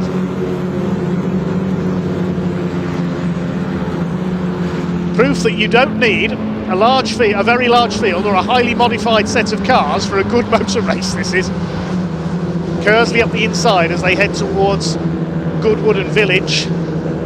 And somehow Slawson's got away in front again. He's got to be careful through the chicane. He cannot afford to keep going sideways. It looks spectacular, but it won't help his position. Rocket's gone around the outside of Kersley coming into Church Corner. I've never seen that before. Matt Watson drifting in 5th place. This is amazing. Next is Hurren, then Evans, then Nathan Boyle, who's got the back of his car hanging off into the chicane. What's going to happen this time? I can hardly watch. Onto the brakes. It looks like they're all going to get through okay this time. Yes, they've survived it. Last lap. Stephen Slawson looking for his first ever win. Zaki looking for his first win. Johnny Rocket looking for a comeback win, is up the inside and has taken 3rd place. Michael Evans making a move on Neil Hurren. There's Boyle behind them, the rear bumper hanging off. Surprised he hasn't got the black and orange flag for that to signal him in to remove it. Again, Stephen Slawson power slides the complex. He'd make a fair rallycross driver, Stephen Slawson would, with form like that going sideways. Zaki is somehow still second ahead of Kersley, who's got back ahead of Johnny Rocket there. This is further back at the chicane. This car's going always. I think that's Spencer Hirran, number 65, going for a spin. Saw him do that at Wilson Park a few times as well. So the leaders head onto the back of the circuit for the final time. The clock is down at 0. Has Stephen Slawson done enough for his first ever Coupe Cup win? Johnny Rocket's not finished yet. He's going for Kersley for third. This is absolutely sensational. Drivers making light of these conditions. Stephen Slawson, he's got to hold it together. He's got to keep his nerve through the chicane. Otherwise, Hazim Zaki will be on him. Here they come, up to the chicane for the last time. Leaders swing their way into it. Boyle having a go at the inside on Hurren. Zaki gets sideways this time. I think Slawson's done enough. Out of the chicane they come, and it's going to be a first ever Coupe Cup win for Stephen Slawson. Takes the flag, Zaki second, then Kersley, Johnny Rockets, Watson, Evans, Boyle, Hurren and Mark Eels. I'm exhausted just watching that. Ben Wilkinson recovers from his spin to take 10th place, then Dan Fletcher, what might have been for him had he not gone off at the end of the first lap. Dave Hemingway behind him, then Roger Owens, Paul Lorry, Tim Prince in the Golf car. Behind him, Mark Worsley, O'Kane, Jones, Jason Jesse, and the rest of them. Wayne Rocket has pulled into the pits, unfortunately, so no comeback victory for him, but it is a new face in the winner's circle. Congratulations to Stephen Slawson of Market Raisin in Lincolnshire in the NBE Builders sponsored car. First ever win for Stephen Slawson.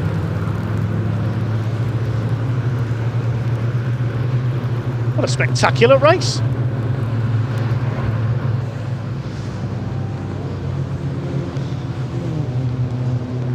Provisional result then, Stephen Slawson the winner by 1.3 seconds ahead of Hazim Zaki, with Harvey Kersley completing the podium. Johnny Rocket on his comeback coming through from the 6th row of the grid for 4th. Matthew Watson in 5th ahead of Michael Evans. Then Nathan Boyle, 3-time winner this year, has settled for 7th in his battered car. Mark Eels, the other race winner from earlier this year, only 9th behind Neil Hurren. Ben Wilkinson rounding up the top 10, then Fletcher, Hemingway, Owens and Lorry.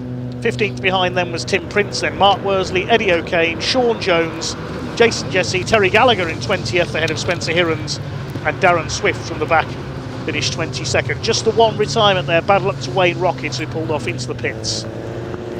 Hazim Zaki got the fastest lap, and full credits to everyone there for putting on a brilliant show of motor racing on what was effectively an ice rink. Well done to all of them. Special well done to sideways Stephen Slawson, who takes his first ever win. Car's just heading into the pit lane now.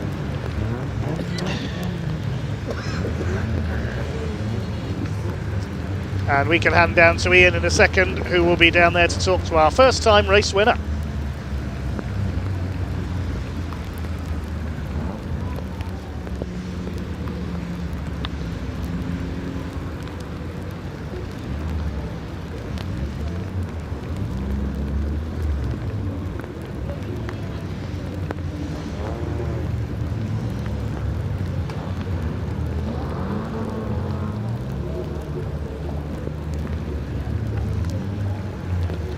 Incredible racing, but the man who started on pole, Stephen Slawson, takes the win. What a drive by Hazim Zaki though in P2, and Harvey Kersley in 3rd place. Let's go grab a word with, sorry Gary, I'm going to claim this one. I'm going to trump live stream over Circuit Cons for this one, because I really want to be the first person to speak to Stephen. He's getting his helmet off. There he is. He wins round 5 of the 2026 Hyundai Coupe Cup Championship. Stephen, wow, how on earth did you hold on to that? That was amazing driving.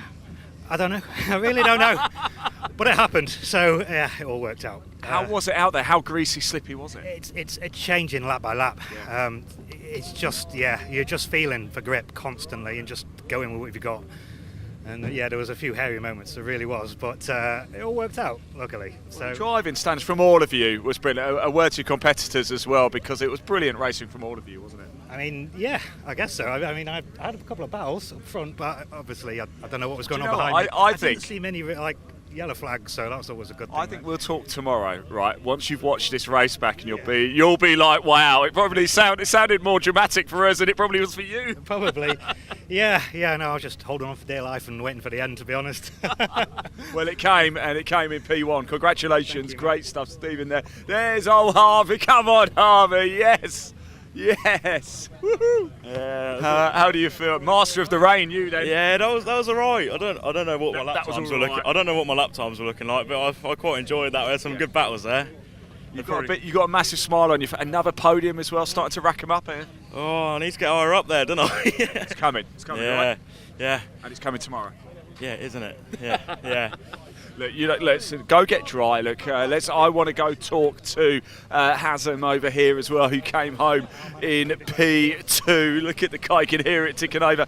Hazem. That's right. Yes, fine. I told you. Yes, we had a good chat earlier, didn't we? Yes, wow, what a great drive that was from you. Mate, first race in the world. Honestly. Your first ever race? Yeah. I knew I always like it because where I work, we drive a lot, and wet, snow, whatever it is, in GT3 cars. That's also I'm coaching people in it, and I do a lot of drifting as well. So I know I love a wet so race. Your drifting's paid dividends here. Yeah. I wish it was rear-wheel drive though. Was it quite? How bad was it out there?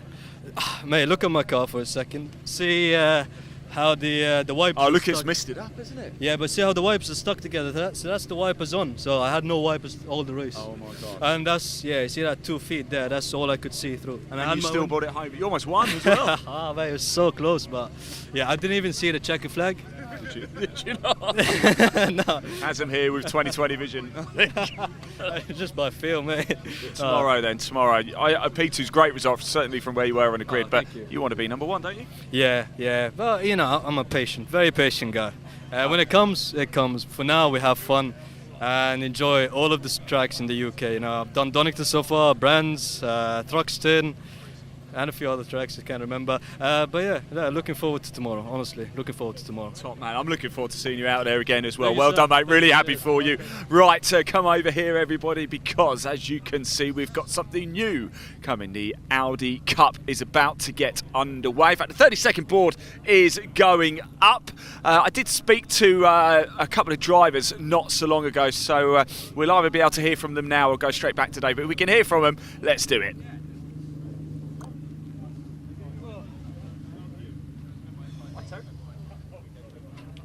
Are you sure? Yeah. That's all right, you must be bloody freezing. It is cold. It's wank weather, isn't it? Thank you. No, that's all right. What's Marcus? BARC, yeah. We'll hopefully hear from some of the drivers in a moment. The Audi Cup drivers are on their way out onto track for 2 green flag laps. 4 races to go here. It's a rather wet Thruxton. That's followed by the Bernies, V8s and historic Outlaws, British and American V8 engine cars, including some very special machinery. We'll introduce them to you when we get to it. The Mini Challenge Club Sport and more truck racing to round off the day. But the Audi TTs are on their way out on the track. It's the first ever race for the new Audi Cup, identical 2-litre Audi TT Coupes. There'll be 8 cars on the grid for this first race of the weekend. Let's hear from 1 or 2 of the drivers. They spoke to Ian earlier on.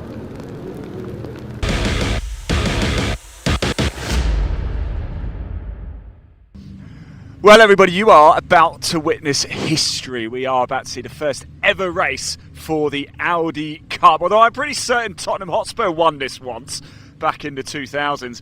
Anyway, we thought we'd come down and have a quick chat with probably the most smiley man in motorsport there could ever be. Ian Dowler is here. Ian, it's so good to see you again. And look, you're about to create history here. A momentous moment, right? I don't know about creating history, but definitely be creating something sat in here. Are you pleased about this rain? Because it gives you an opportunity, doesn't it? I have absolutely no idea. I've driven this once in the damp, and I've only ever driven Thruxton this morning. Can I just ask you, what work have you done? Because if I look in this is just like road standard, isn't it? Look, pop the camera in. It's normal sort of manufacturer's steering wheel. The dashboard's completely normal. Normally everything's been ripped apart and it's a specific steering wheel, but this is just the one out of the car showroom, isn't it? They've just brought it out the showroom. Let's have a look at the dashboard. And we've put suspension and brakes and a diff in it. We're using Dunlop Teresa's. And basically, yeah, a standard showroom car. It's pretty cool, actually, isn't it? And maybe we could go to the shops in it together, Ian. Yeah, maybe one day, yeah. But, look, Ian, best of luck. Thanks for talking to us. It's really good to see you again, by the way. I've known Ian for quite a few years. It is Andrew Rogerson, though, who has the honour of being on pole position for this race, although actually don't think he's here just yet. Let's go have a quick chat with Ross. He lines up in second place. Fantastic livery as well for Ross. Ross, I'm just going to, can I come in? I know you don't want to open the door because it's pretty grim out here right now, isn't it? But lining up P2, it's wet, it's Thruxton, it could be exciting, right? It usually always is. Yeah, this track's a lot more, it's scary in the dry, it's a lot more scary in the wet, so we've done it once before. It should be quite interesting. How much work have you put into this car over the winter to get it ready for this? To be truth, I've not done a lot. My dad's done a lot of work for it. There's been an upgraded diff in these cars, so now they're really, really competitive, good package. So looking forward to test it in these conditions as well. So, yep, car's ready to go. Are you ready to go? Always. Oh, Ross, best of luck, mate. Enjoy it, won't you? I'll let you shut the door because it is getting absolutely soaking wet here. Yes, here we go. Round 1 of the 2026 Audi Cup about to get underway. Dave Goddard, over to you.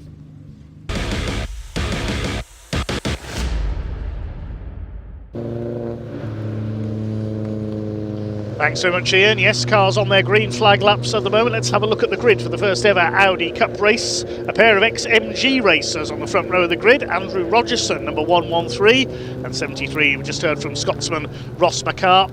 Second row, number 5, Sam Marr, alongside 33, Patrick Booth. On row 3, 21, Ruby Smith, the former short oval racer, alongside 39, James Blake. And on row 4, 55, Ian Dowler.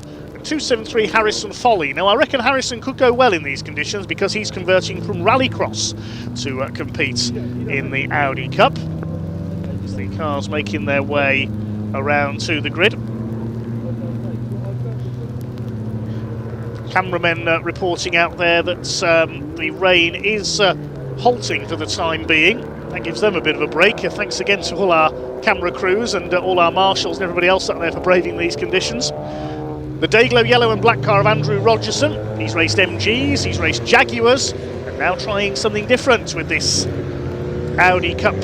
First ever race, he has the honour of the first ever pole position. Former MG trophy racer Ross McCarr will start alongside him in the white car with the Martini stripes. That's the 4G Racing car. His teammate Patrick Booth on the second row, number 33, the other white and Martini car, alongside the black, yellow and white at number 5, Sam Marr. Then on row 3 we'll have Ruby Smith, number 21. She's in the red and white car, alongside number 39 of James Blake. I don't think James is there, actually. I think we're down to 7 cars. Yeah, that's why Ruby nearly lined up in the wrong place there. It's directed by the marshals. So no James Blake. Ian Dowler's there, the red and black number 55, and the all black car at the back. That's one to watch, I reckon. Harrison Foley in the number 273. So this will be a race in similar length to the Hyundais. The clock is already running.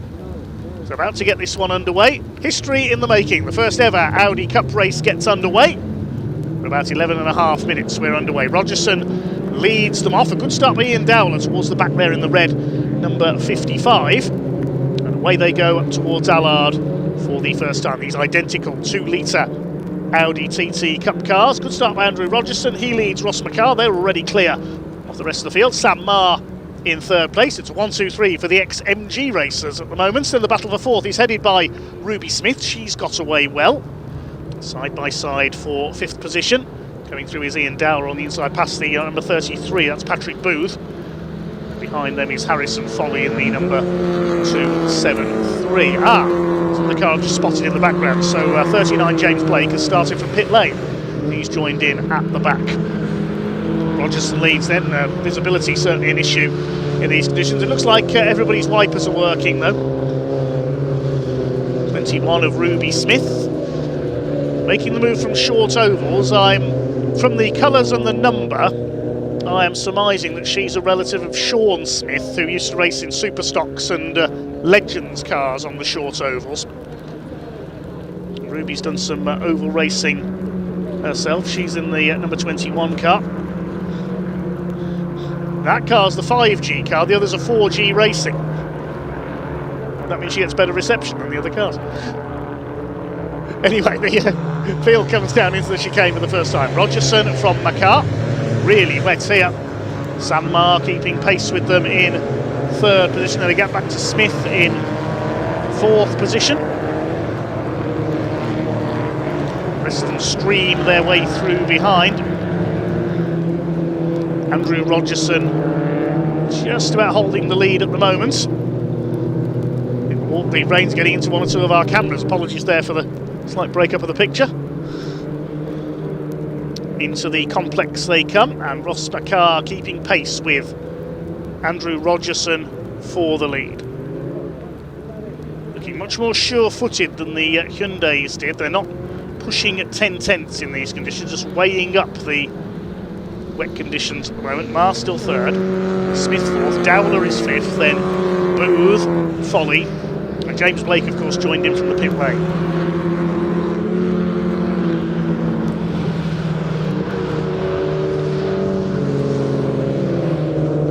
The Audi TT Cup racing in support of the Civic Cup this year as Dowler goes through into fourth place. Racing in support of the British Truck Racing Championship at a few more of its events as well. There'll be at Pembrey with them, Snetterton as well, and at Donington in August. It's Convoy in the park. It's Convoy Thruxton here this weekend. It's a convoy of Audi TTs out there at the moment, with Ruby Smith trying to win back fourth place from Ian Dowler. They come up towards the chicane. Ruby's got the inside line.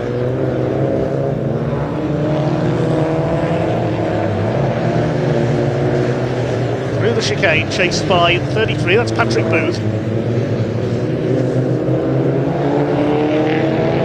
Hardy spectators watching from under their umbrellas. There's James Blake at the back of the field, just trying to play catch-up at the moment, but the lead gap is just under a second between Rogerson and Makar. They're now 1.8 seconds clear of Sam Marr in third, and this group is 7 seconds down on the third place man. The field starting to space itself out. We've got just over 7.5 minutes of the race to go. Dowler runs wide there coming into the complex. That could allow Ruby Smith to attack back for P4.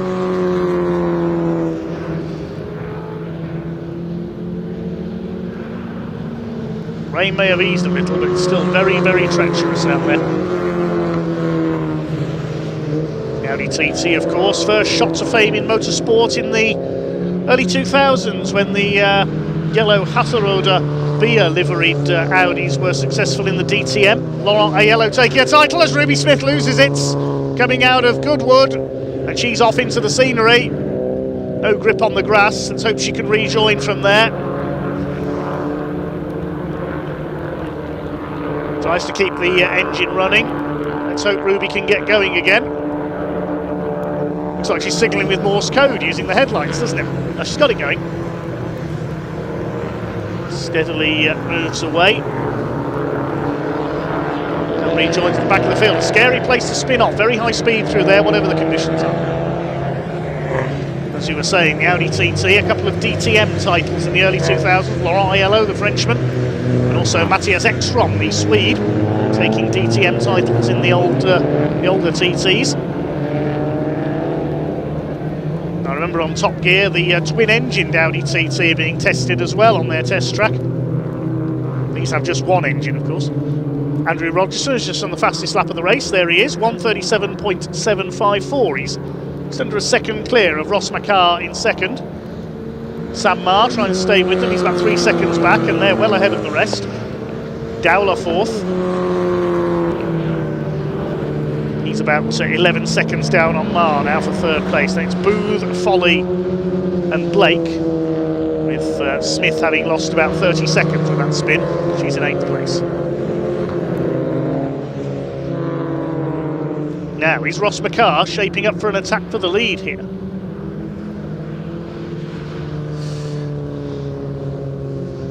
Proof that Martini livery looks fantastic on anything. One of the most famous and iconic liveries in motorsport, and Ross McCarr about to draw the Martini car alongside Andrew Rogerson. He's going for the lead here as they come up into the chicane for what is the 4th time, but Rogerson very late on the brakes. Is he going to overshoot?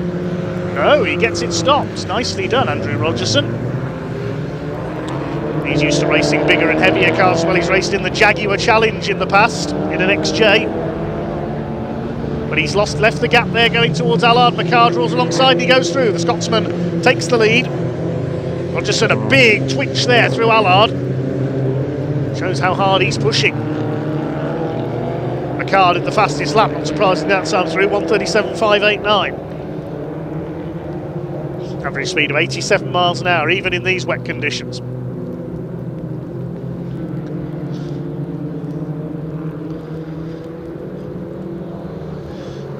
Hello to one of our commenters, one of Andrew Rogerson's old Jaguar rivals, Mike Seaborn, is watching on.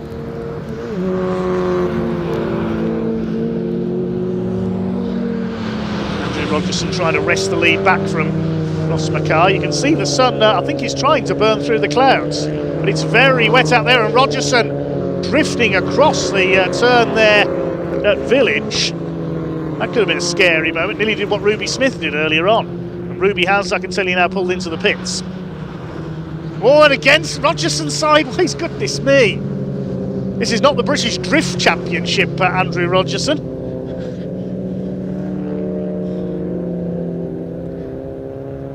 Not sure that was intentional there, or he might be pitting for a change of underwear this time through. Ross McCarr continues to lead. Who's going to be our first ever Audi Cup winner? 3.5 minutes to find out. There's Sam Marr, still in third in the number 5, man from Whitney in Oxfordshire.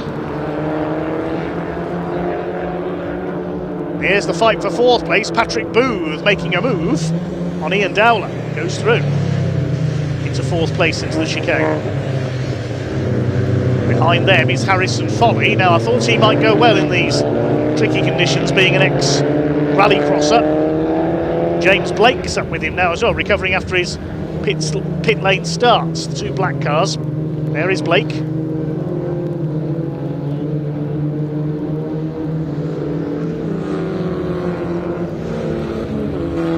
The race coming up, got 2 more races coming up tomorrow for the Audi Cup on this launch weekend.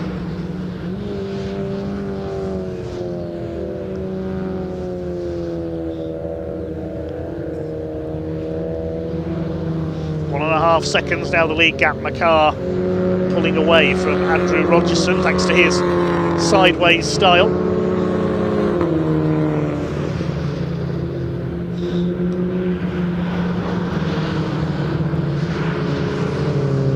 Fight for 4th, heads the fight for 6th. Foley still ahead of Blake.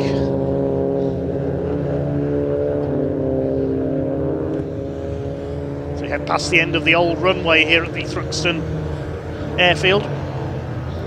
It is still an active airfield. The Hampshire and Isle of Wight Air Ambulance is based here at Thruxton. You sometimes see that head off to an emergency during meetings.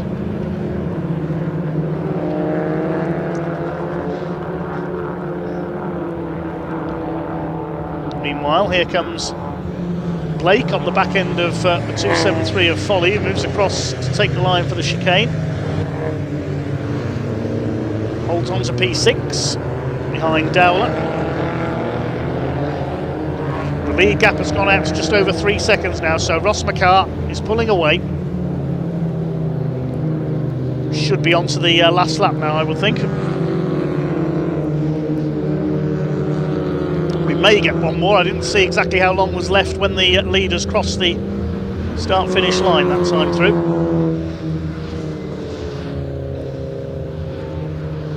Patrick Booth still fourth ahead of Ian Dowler.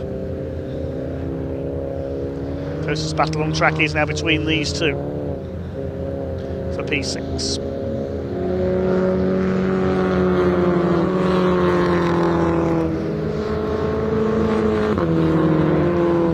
Nice sounding cars, the 2-litre TTs.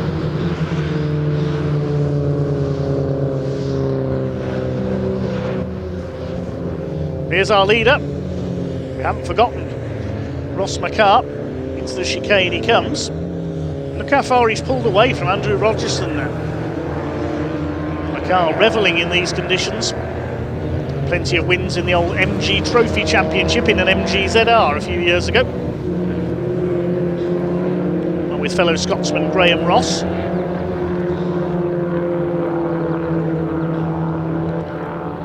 Definitely on the last lap now. The clock has counted down to 0. It's the complex they come for the final time. Ross McCart less than a lap away from becoming the first ever Audi Cup race winner.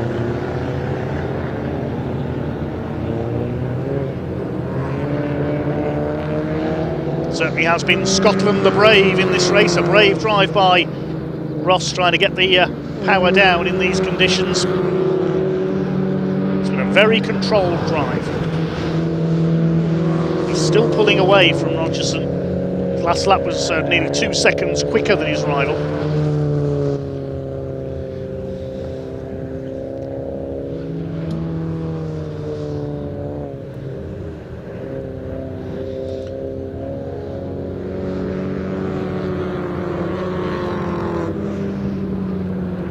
Out of church for the last time, up Woodham Hill.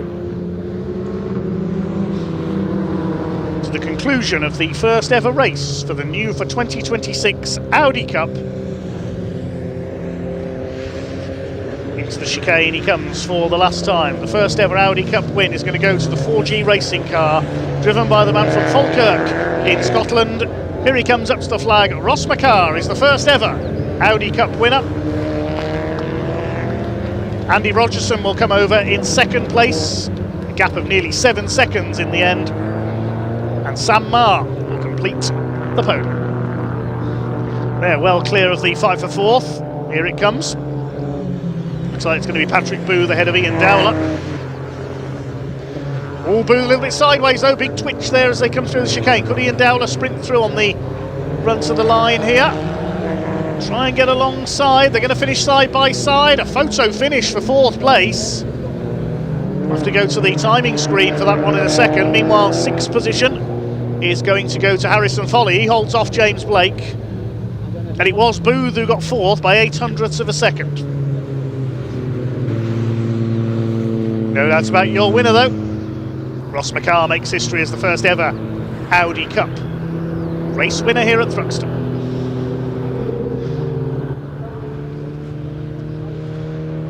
Provisional results of our Audi Cup inaugural race. Ross McCart the winner by 6.9 seconds over Andrew Rogerson, and they were in turn 6.3 seconds clear of Sam Marr in third. Then quite a gap back to Patrick Booth in fourth, who beat Ian Dowler to the line in the photo finish. Harrison Foley sixth ahead of James Blake, who started from the pits, while Ruby Smith pulled into the pits after her spin over at Village on the back of the circuit. Well, we'll see the Audis back out for their second race tomorrow afternoon. 2 more 15-minute races to come from there, hopefully in better conditions tomorrow. We'll await the cars to come into Parc Fermé so we can hear from Ross McCart, our first ever Audi Cup winner. Next on the agenda today here at Thruxton is something completely different, a big grid of 100% V8 engine machinery.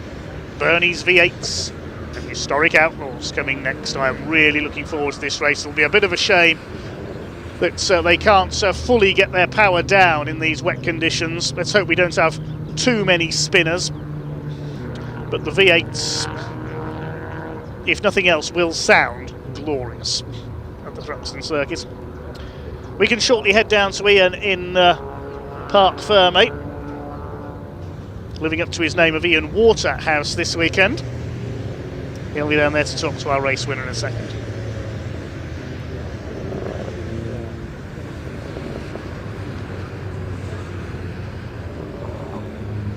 Well, we spoke to him in assembly area before the race. He was feeling confident, and from second he moves into first place and takes the first ever Audi Cup race win.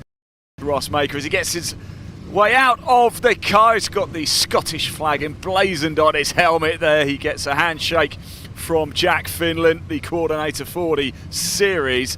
And let's go have a quick, he gets a nice little handshake there from Andrew Rogerson, who came home in second place. He's of course started on pole position. Ross, we spoke a little bit earlier, you said you're feeling confident. You certainly showed it out there. Well, to be honest, I gained confidence just from looking at Andrew's car. I'm glad my car's not as slippy as that, because my goodness, I think I've got brown trousers for him. Looking in the mirror, it was he's done a really good job there. He got away at the start and he was really pushing, and I was like, oh, he's going fast, but then he lost a little bit of confidence with the car because it was very sketchy, and thankfully I just had a little bit more grip in the rain. It seemed maybe the lines were a little bit better, but I was pleased to just get there. A couple more mistakes behind me, and yeah, it was a nice race. Not just that, as well, does it mean a little bit more because it's the first Audi Cup race as well? Because now this goes down in history, whether you like it or not. Yeah, no, I think honestly it's the first of many. I think the cars are great for the money, you know. They're probably one of the cheapest cars in the grid here today, and they're fast for the money, really exciting, and when we get a few more cars in, it's going to be fantastic. The trip down south has paid off so far, hasn't it? Well done, Ross, congratulations. Thank you so much. Good stuff indeed. Right, we want to go, I want to go chat to Sam. I think, Sam, can we have you a little chat if we can? Well, congratulations on the podium in the first ever Audi Cup race. Thank you very much. And you're the tallest person in the world as well. How was it out there? Yeah, it was good. I couldn't keep with Ross or Andrew, but it was quite nice just to sit on my own. I mean, it was a bit of a clean slate for everybody, a bit of an open book, wasn't it? And now you know sort of where you are roughly. What do you think you can do tomorrow? Well, there's only 2 more cars to pass, so I'll give it me all. A man of many words. Sam, congratulations, top man. Well done. Good stuff indeed. Let's go have a quick chat with Andrew. He's over here. Andrew, how you doing, my friend? Nice congratulations. Thank you. Got a lightning start, but what happened after that? The first 3 laps, we felt good. Car was really good, to be honest. We were pulling away, sort of thing. And I noticed that we didn't have what he had in certain places. Yeah. But you know, we were strong through both complexes. Yeah. But where it mattered was Goodwood and Church, and he was stronger through there. But ultimately, Ross drove better than me, so fair play to him. He drove really well. We kept it clean, and I hope we put on a bit of a show for everyone with the sideways action. It was great. Look, you can have another go tomorrow, right? Yeah, exactly. Hoping for a bit more wet weather. Andrew, well done, P2. Just before you go, I just want to say thank you to everyone at Maximum Motorsport for putting this together for us. I think everybody here appreciates what Stuart's done for us and Jack's done for us. Great place to come racing. I mean, look at it. It's mental, isn't it? It's lovely. It's proper, isn't it? Proper great racing. Crowds as well. Yeah, around, exactly. Yeah. That's what it makes it, fun for the family and friends and all the rest of it, isn't it? Andrew, well done, my friend. We'll see you tomorrow. Well done. Good stuff indeed. Right, let's move over here because you can hear the roar because we've got the Bernie's V8s and Historic Outlaws making their way out onto the track. Listen to that. Oh, yes. Now, not so long ago, I caught up with a couple of the drivers, so let's hear from them now. Wow.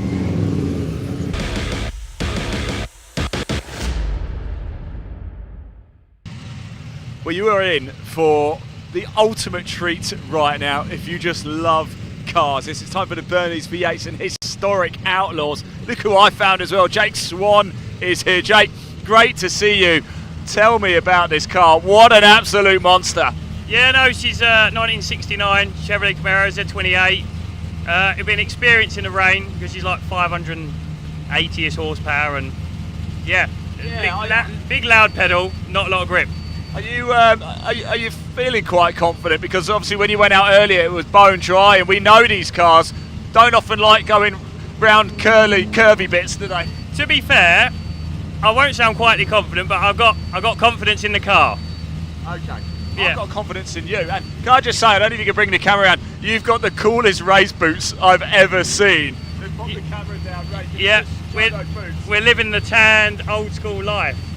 You are proper from the 1960s with those. Mate. Jake, best of luck, my friend. Really good to see you indeed. Let's just move around and look at some of these cars. Got TVRs over there. Oh my word, it really is a toy box collection of cars. I want to move over here though and go chat to somebody else very quickly. Ricky Nelson in the Ford Mustang. I was walking around the paddock a little bit earlier. Just look at this as well, Tim Brook. Look at that in the Corvette. Oh my word, look at the car. Absolutely incredible. Let's just go say hello to Ricky very quickly if I can. Sorry Ricky, I just want to have a quick word if I can. I was having a little walk around the paddock a little bit earlier and I spied this and I just had to come over and have a quick chat. Tell me about the car. Yeah, she's got a 289, something we did over the winter. Yeah. First season out. This is my second race ever. And it's wet. Huh? And it's wet out there. Yeah, it was wet at Silverstone. Yeah. Nothing like this though. Yeah. Silverstone was bad, but I mean, yeah. I got my dry tyres on this time, so hopefully, I got my wet tyres on this time, so yeah, she should be good. Ricky, thanks for bringing it out to play. Really appreciate it. Enjoy it, won't you? Have a great time out there. I can feel the exhaust popping on my leg down here. Thank you so much. Yeah, just look at all of these cars. Absolutely incredible. Only one thing left to do, really, and that's to see them out on track. So let's go racing as he roars it up, does Ricky, for the Bernie's V8s and Historic Outlaws round 1. Dave Goddard, over to you.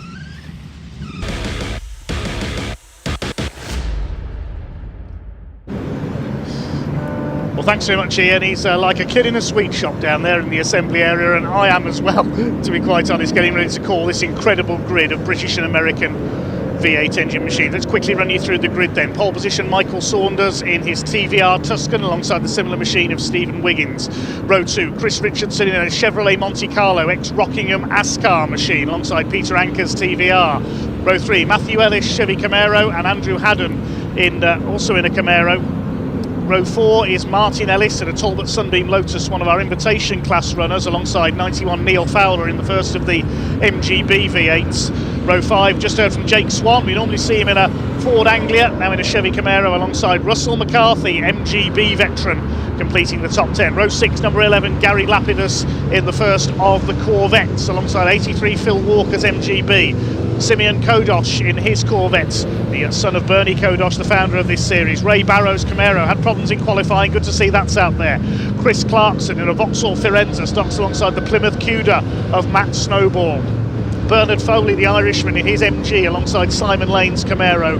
The top 20 completed by Adam Kodosh's Corvette and Peter Samuels in his MGB. Row 11, Chris Ridge in a TVR, Aaron Moyse alongside him, also in a TVR. So many of the old TVR Tuscan Challenge cars here. Alex Thistlethwaite, the owner of Thruxton Circuit, in his Camaro alongside Ian Jones's TVR Chimera. Steve Compton's TVR Cerbera alongside Ollie Wardle's MGB V8s. Keith Wyman's Mustang alongside the similar amounts of Simon Roos. Tim Brook in the blue Corvette we just saw in assembly alongside Jeff Lewis in the MGB GT Sebring. And then completing the grid, 35 Ricky Nelson, we heard from him in the Mustang alongside the similar amount of Clive Leatherby, the white car with the blue stripes, classic Shelby Mustang livery, and Oliver Jones Chapman. I hope he's there in the very rare AMC Javelin, extremely rare car in the UK, and Chevrolet stalwart Chaz Mallard in his Camaro rounds out the grid. Hopefully we've got all 32 cars out there, and well, what can you say? Oh, the AMC Javelin is there. I don't think Chaz Mallard's there with his Camaro at the back. The 20-minute countdown is already underway, ready for the rolling start.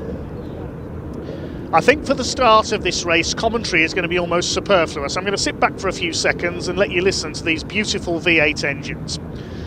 Michael Saunders, the ex-TVR Works test driver, on pole in his Tuscan Challenge car. Great to see so many of the cars from that iconic 1990s race series out there. We've even got an Ascar out there, the car that raced at Rockingham Motor Speedway on the oval, in the hands of Chris Richardson on the second row. Oh, this is just magnificent. Here they come then. Looks like they are going to be unleashed this time. Pace car is in pit lane. They come up towards the red lights, and I'm going to fall silent for a moment as we get underway. Just listen to this.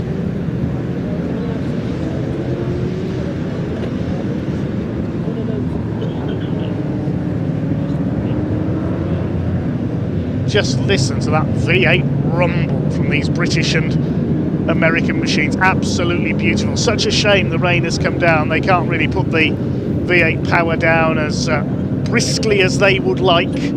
As the TVR Cerbera, the orange machine. It's Michael Saunders Tuscan that leads, with 744 of Peter Ankers in second. The one non-V8 we've got out there is number 4 Martin Ellis in the invitation class in his Talbot Sunbeam Lotus. We've even got some ex-NASCAR machines out there somewhere. There's number 11 Gary Lapidus in the first of the Corvettes, the ex-Caterham racer. This grid is just fantastic. There's 68 Alex Thistlethwaite, the landowner here at Thruxton, leases the circuit to the British Automobile Racing Club. He's had a couple of Chevy Camaros, including the ex-Martin Thomas Ovaltine sponsored car he raced a few years ago. I'm not sure whether that's the same car re-liveried. Number 14 running well in these early stages. That is Matthew and Martin Ellis, the father and son pairing. Hence why Martin gets to race his Talbot in this series. No points on these races, it's just to let these V8 machines stretch their legs. It's stretching its legs there. The TVR Chimera rocketing through, the number 42 of Ian Jones, he's flying along. Past a couple of the American beasts. There's the ASCAR of Chris Richardson in the Jeff Gordon lookalike livery. Oh, this is just a thing of beauty seeing these cars out there. There's the Camaro number 44 Andrew Paddock. We've got MGB V8s out there. Various classes in this series. We've got Class HM for highly modified, M for modified, Class GB for British cars, and Class T, which is for TVR Tuscan Challenge cars. They've had their opening races of the year on the Silverstone Grand Prix circuit earlier in the year, and the weather was, if anything, even worse than it is today. They don't have much luck this series, sadly. Series created by Bernie Kodush, the Chevrolet Corvette stalwart, and his family. A couple of the Kodoshes out there today, Adam and Simeon out in this race. There's the Richard Petty lookalike, number 44 of Andrew Haddon, chased by number 83, that's Phil Walker. This race MGZRs with the MG Owners Club, now in a BV8. And that yellow BV8 must be Russell McCarthy, yes, number 13. Raced along with his late father Roy and brother Spencer. They've been racing MGB since God was a boy, the McCarthy family. There's another MGB, the ex-Ian Pryor car driven by Neil Fowler, ahead of Martin Ellis in the battle for third place.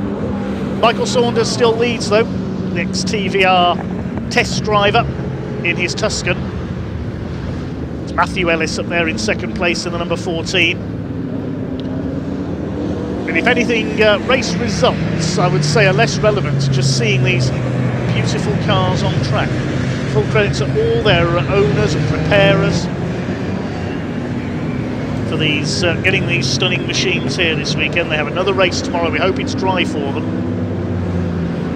Put the MGs together. Peter Samuels, I think that is in the 87 possibly. There's Saunders, the leader in the yellow TVR. He's raced a TVR Cerbera in the past as well, and a V8 engine Mark 1 Escort. He was out in the classic touring car all-comers at Brands Hatch a couple of years ago when the Trabants were in action. Neil Fowler now second in the first of the MGBs. He leads the GB class. Martin Ellis in the Talbot is an invitation class runner because that's not a V8 powered machine. Racing with his family here this weekend. Saunders is in the TVR class.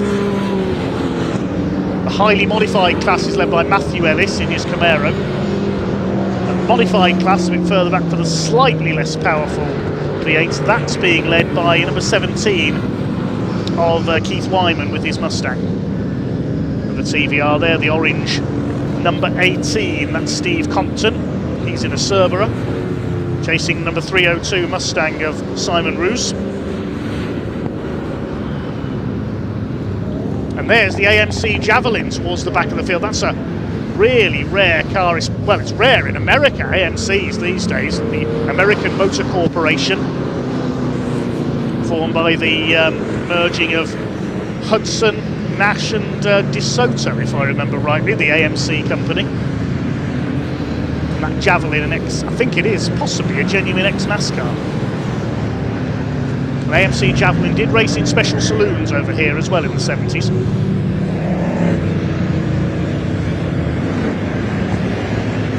There's Gary Lapidus, the ex-Caterham racer in his stunning Corvette, the late 60s Corvette. And those things are scary enough to drive in the dry, never mind in weather like this. Alex Thistlethwaite behind him with his Camaro. There's Ray Barrow, ex-drag racer, so he's used to things with big powerful V8 engines. Good to see him back out. He pulled up in qualifying, had to be towed back to the pits. The Vauxhall Firenze out there as well, the number 50 of the pairing of Chris Clarkson and David Smithies. They've raced Austin Healey's for many years. Chris Clarkson driving today. David Smithies will take over the Vauxhall for tomorrow's race. And there's number treble 6 on the right. That's Simeon Kodosh in his stunning Corvette Stingray. 77, even more beautiful if anything, and the 999 of Adam Kodosh. It's just beautiful British and American beasts wherever you look at the moment. This is wonderful.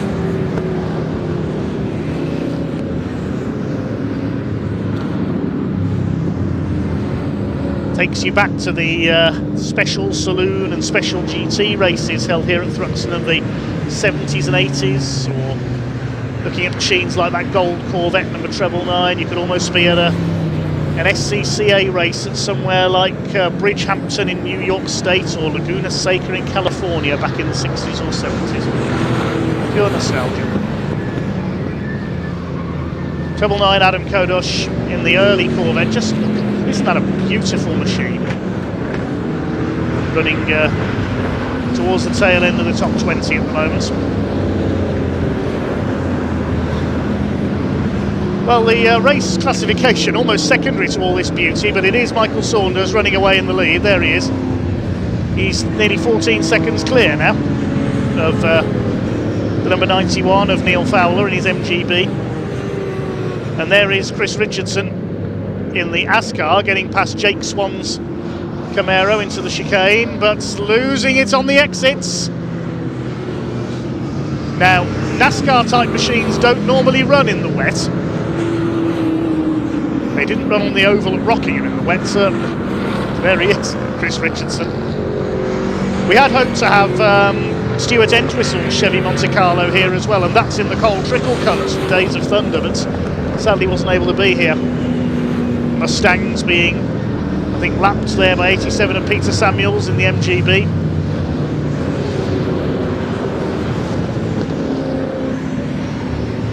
Mustang fastback for some, along with the Dodge Charger, the definitive muscle car. As away goes Michael Saunders. TVR Tuscan Challenge, certainly one of the most iconic one-make series in British history, I would say, from the 1990s. The likes of Ian Flux, Bobby Verden-Rowe, Colin Blower, Ian McKellar, the ex-Hot Rod World Champion, Chris Hodgins, ex-British Touring Car Champion, even the legendary Jerry Marshall appeared in that series. Steve Cole as well, the Liverpudlian. The fastest lap of the race recorded by the Talbot Sunbeam Lotus, 131.398 in third place. That car able to get its power down a bit better than the more brutish machines. Here's number 17. That is Keith Wyman's Mustang, leading the modified class, Class M. He's 20th overall. Another immaculate looking car. You really could eat your dinner off some of these cars. Fantastically prepared. Absolutely immaculate.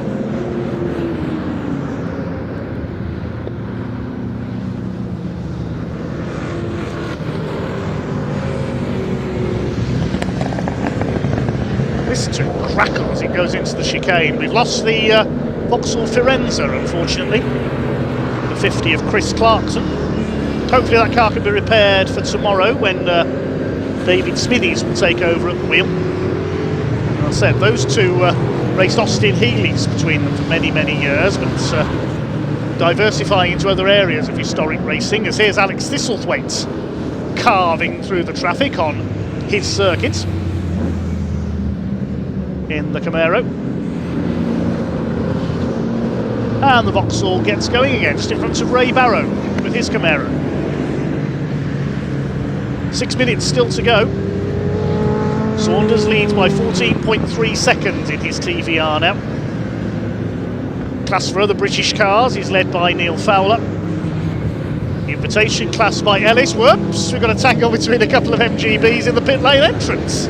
Number 15 there is Jeff Lewis. And Russell McCarthy had to come to a halt to avoid him and is now going to take an unofficial drive-through penalty. The McCarthy family, including Russell's parents Roy and Pam, ran the BCV8 Championship for MGBs and Cs for many years, sadly now defunct. And Russell, Roy and also Spencer McCarthy raced very, very successfully in those always yellow MGBs, icons of British club racing.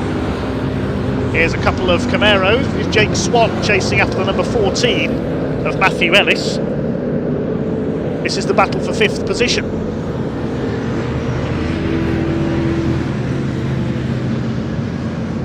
Wouldn't it be marvellous if only Rockingham was to be revived to have an oval race for these big Yank tanks? Camaros, particularly of the shape being driven by Matthew Ellis there, remind me of the old ICS historic saloons that used to support British touring cars in the 90s.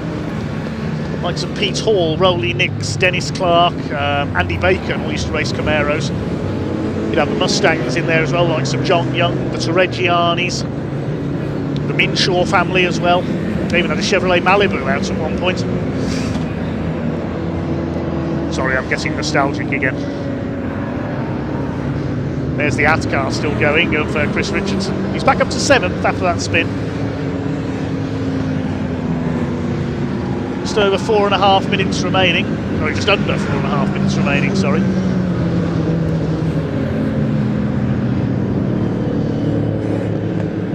Saunders has just only his fastest lap, 1:30.327 for the TVR.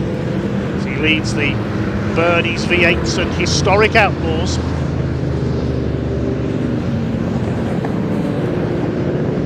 We are missing a few cars off the edge of this one car. I'm a little sad not to see out there is the incredible 5-litre Capri of Chad Donner. That really is a stunning beast. Maybe that will be here tomorrow, we'll wait and see.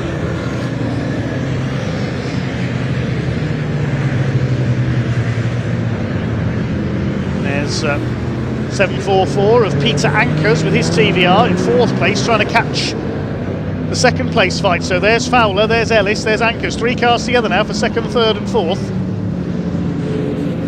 They're not going to catch Michael Saunders, but a good race among themselves for 2nd. Podium places not decided yet. The Ellis and Swan battle is further back in 5th and 6th.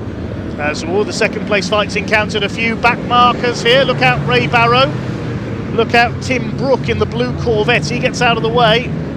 Mind you, it's not easy to get out of the way of the quicker cars when you're in the car as big as a Camaro. They managed to avoid each other there, and Neil Fowler still 2nd in what I think is the Ian Pryor MGB. Blue lights flashing, blue flags waving to warn the slower traffic that they're about to be lapped. Still very wet up here at the far end of the circuit. 42 of Ian Jones, the TVR is lapped. He made a rapid start to this race.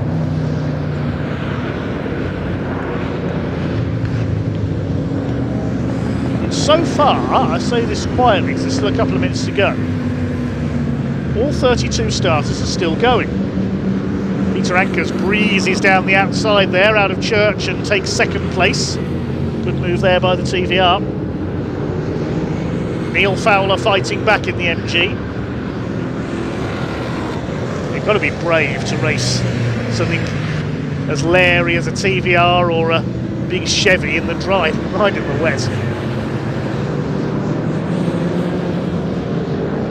Barrow closes up. I think we may have lost Russell McCarthy into the pits, unfortunately. I hope I haven't put the curse of the commentator on him. There's the AMC Javelin. Very rare cars for the UK out there. One of the Mustangs takes a shortcut. That was Ricky Nelson in the black Mustang. And there's the battle for 5th between Matthew Ellis and Jake Swan.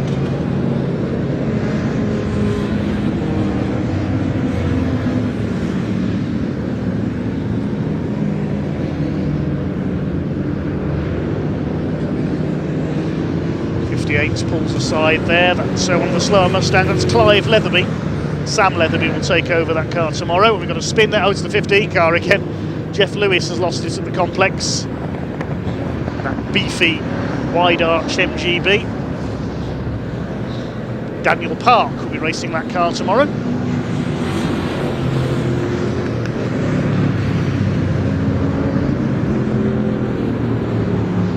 '17 car of Wyman is a lap down on the 2 cars ahead of him, but still racing hard. Leader has just gone into his last lap. Michael Saunders, the yellow TVR, is heading for victory. Really wet now at the back of the circuit. Look at the water coming off the tyres of the Mustang there.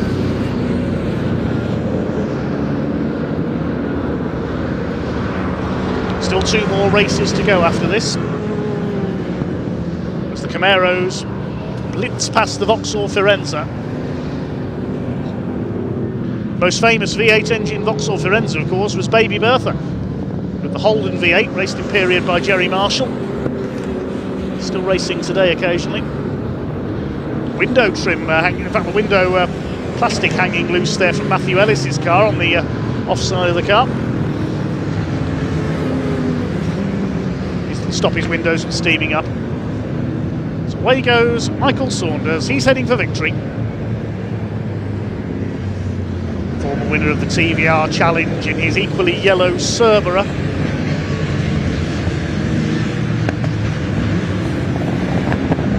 Raced his V8 engine Mark 1 Escort as well, now in a Tuscan Challenge car. And the ex-TVR test pilot power slides a little as he comes out of the chicane for the last time and takes the checkered flag. Michael Saunders punches the air as he comes in to take a flag-to-flag win. Second place. He awaits for Neil Fowler to come through in his MGB. Will it be Peter Ankers? It's either the TVR or the MG. I think it's Peter Ankers. Yes, he's got clear of the battle for third. So it'll be TVR Tuscans 1 and 2. Ankers comes over in second. 22.8 seconds down. There's the battle for third, and Fowler beats Martin Ellis home. I'll give you the class winners when we confirm the results. But a dominant display by Michael Saunders. Just the pack making their way home. There's Ray Barrow down in 18th place. Simeon Kodosh with that gorgeous Corvette Stingray. Number 18, the TVR Cerbera. Steve Compton behind him. Across the line they come. Battle for 5th. Will it be Matthew Ellis in his Camaro or the slightly earlier machine of Jake Swan? It's going to be Matthew Ellis. Here they come over the line. Chris Richardson in the Ascar Chevrolet Monte Carlo should be next in. There he is. And we've got Peter Samuels. There's the blue MG just on the back of the Vauxhall. And Alex Thistlethwaite in the top 10 in his Camaro. Not sure whether that is a relivering example of the machine raced in period by Martin Thomas. I think it might be. Featured in that famous film from Crystal Palace in the 70s with Murray Walker on commentary. Looks like they're just about all in now. Last couple of Mustangs across the line. And only one retirement. Bad luck, Russell McCarthy, who pulled into the pits. So Michael Saunders wins by almost 23 seconds over Peter Ankers, first and second in the TVR Tuscan class. Neil Fowler wins class GB for British cars in his MG in third place. Martin Ellis wins the invitation class in fourth, and at top of the highly modified class in fifth place was Matthew Ellis ahead of Jake Swan. Chris Richardson next, and Peter Samuels, Alex Thistlethwaite, Stephen Wiggins TVR, which started on the front row and dropped back. And Andrew Haddon's Corvette Camaro he was in. Bernard Foley, the Irishman, Phil Walker and Aaron Moyse. And Class M for modified cars won by Keith Wyman in his Mustang. Let's head down to Ian, who's surrounded by all this beautiful machinery in Parc Fermé. Well, we saw what a mix of cars out there. It is a TVR Tuscan 1-2. Most of them are heading straight through, but we have managed to get Michael Saunders here as well, who took that race win. We'll just let him get his helmet off before having a quick chat. These are absolute monsters of machines. What a mix. TVR Tuscans, we've got Chevrolet Monte Carlo out there, we've got Camaros, Talbots, Sunbeam Lotus, MGBs of course. Great to see Neil Fowler in that race also. Mike, I'm very well, Mike. More importantly, how are you? Do you enjoy that? Do you know what? Actually, that was really fun. I've never driven here before. It's the only track in the UK, and doing it in the wet, interesting. Coming through the last corner church in 5th gear, just on the slide. Oh, do you know what? That's driving. That's cool. It's a big one to tick off the list, isn't it? And with the power of these cars, tell me about the car. Actually, how did you come to be behind the wheel of it? So this is Lee Caroline's championship winning car. Won the championship, I believe, 3 times in the early 2000s. Unfortunately, it was written off in a rather large smash, and I bought it off a guy. And me and my dad rebuilt it over a few years. Yeah. Obviously, we raced the TVR Cerebra. This took a back seat, and after 10 years, we built it. So, what is it about TVRs, eh?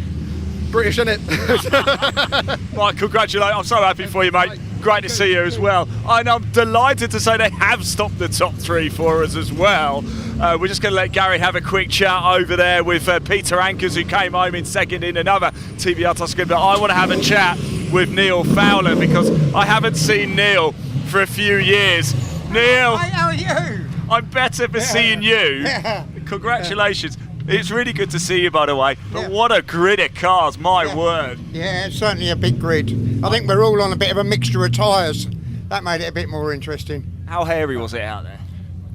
Well, these are new race wets I've got. So, if anything, they started to go off where it wasn't wet enough. Yeah, I was going to say for you, you're all right then. You're all right. No, it felt absolutely fine. Had a few twitchy moments here and there, but overall, yeah, really happy. I lost second place though, didn't I? You did. On the last lap, I think. Yeah, but you're still P3. Yeah. No, I'd rather be P2. P1 even better. Well, I'm just really pleased to still see you in MGs as well. Yeah. No, I'll let you crack on, Neil. Thank you so much. I think Gary James is going to want to have a quick word with you, but I want to go speak to Peter as well very quickly. Peter, it's a TVR Tuscan 1-2, eh? Not bad. Yeah, it's not bad, is it? Yeah, it's a good day out for the Tuscans. Well, Neil was a little bit disappointed you got him late on there. Was he? Well, there was a gap, and I think he was battling with Martin, and then a gap opened up, and I thought, well, I've got to go for it. So, yeah, delighted. Absolutely delighted. Put a massive smile on your face. How fun was it out there? It was brilliant. I was just saying it's the first time I've ever been placed in a race. Really? So, a new car, and it's going brilliantly. Well, it won't be the last. Congratulations. Peter, I'm really happy for you. Well done. Really good stuff indeed. Right, as you can see, look at this. We've got our minis all about to head out on track now. So, not too long ago, actually, I caught out with a couple of the drivers for a little Eurovision Song Contest competition as well. So let's go and hear from them now.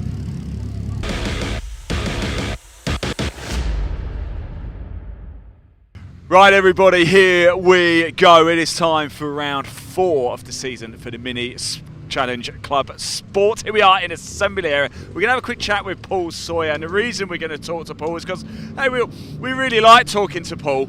But another reason we're going to come talk to Paul is because it is Eurovision Song Contest tonight, and of course Paul is involved in music, slightly different music, but music is music. Paul, I've got a question for you. Thruxton, first of all, do you like it here? Yeah, I love Thruxton. It's my favourite circuit, to be honest. Is it really? Yeah, because it's my local one as well. Yeah. So I only live about 25 minutes down the road. You've been doing this for a little bit now. What have you learned from the early days to now? Because you're just going quicker and quicker and quicker. You're racking up the podiums, of course, in class as well. Yeah, I mean, obviously having the right people helping me was such a massive factor, and having someone coaching me as well. So, but I mean, obviously the first year was brilliant with Steve, who I had looking after me. And it's just obviously natural progression, putting the time and effort into it, I suppose. Absolutely. Listen, we're going to turn our attention to music now. It's the Eurovision Song Contest final tonight. I know you're a massive fan, maybe. Right, Great Britain has had 5 winners, okay? Can you name any of them? Well, I remember Bucks Fizz. Yeah? Yeah, that's the easy one, though. And Katrina in the Waves. Yeah, did I tell you that earlier? Did no, you didn't. That? No. That was 1990. That was the last time we won it, 1997. Yeah. Do you remember Gina G? That was like the first one I ever remember. Gina G, yeah. We showed our ages now, aren't we? Hang on, I wrote them down. Let me tell you for everybody, because I know everybody will want to know.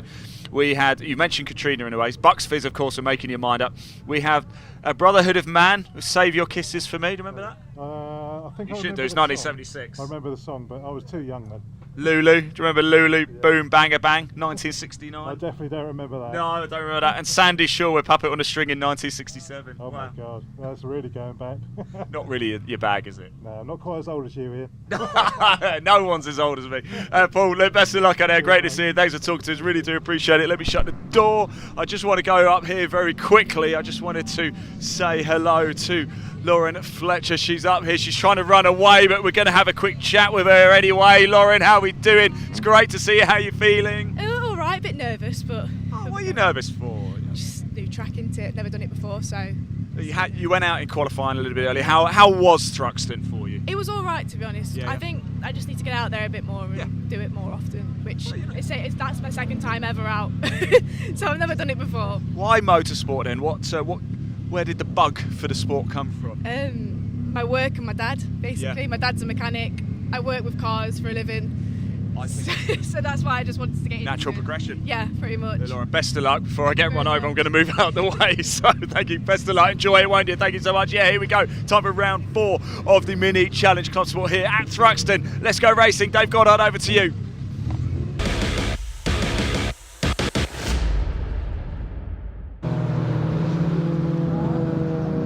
Thanks, Ian. Yes, cars on track and on their way to the grid for the first race of the weekend for the Mini Challenge Club Sports. Take a look at the grid then. They have 3 races at Brands Hatch at Easter weekend. It was Ollie Wilmot who took all 3 wins on those occasions, but he's been beaten to pole position here by Freddie Hewitt in number 5. These two pretty much divided up the wins in this category last year between the two of them. They run in the R56 Mini class. Mixture of R56s and R53s in the first half of the grid, and the less powerful Cooper S's a bit further back on a separate part of the grid. So Hewitt and Wilmot on row 1, Adrian Lingy up there on row 2 alongside Ian Trundley, and Andy Langley on row 3. Wonder if he's in the Clubman Estate this weekend. We'll take a look in a moment. Ben Trundley alongside him, the first of the 53 class cars. Then on row 4 we've got John Wyatt, number 777, a jeweller by trade, hoping to strike gold here at Thruxton. Newcomer Simon Sinfield alongside him.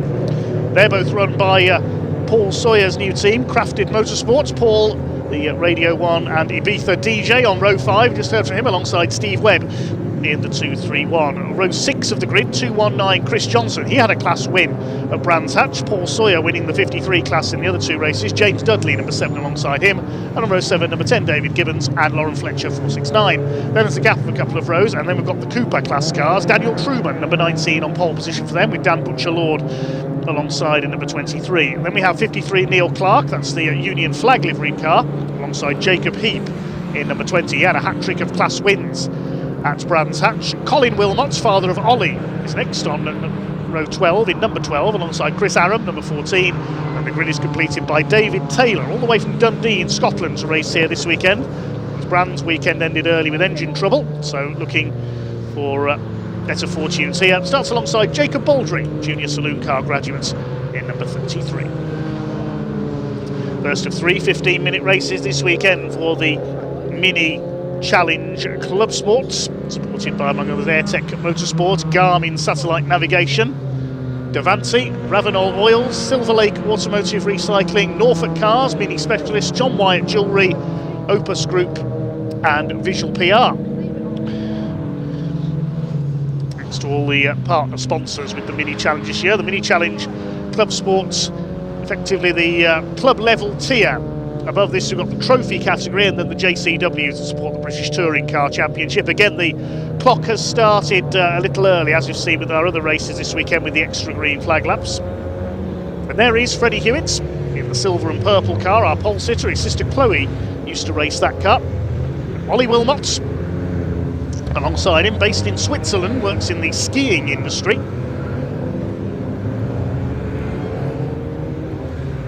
Looking to keep up his unbeaten run this year. Second row of the grid, we'll see Adrian Lingy, number 77, and Ian Trundley in the 41. Andy Langley is in the Clubman Estates, one of only a couple of mini estates racing in the UK.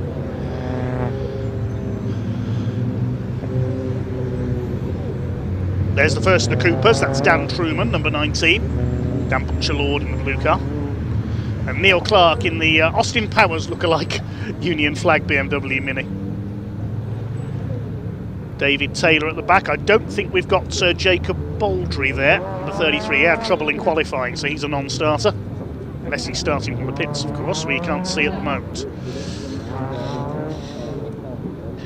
So this will be a race of about 11.5 minutes. Now they've done their 2 green flag laps. The grey and green and purple car is Freddie Hewitt's, and the white and red is Ollie Wilmot. Second row, the dark green car with the yellow flashes, that's Adrian Lingy.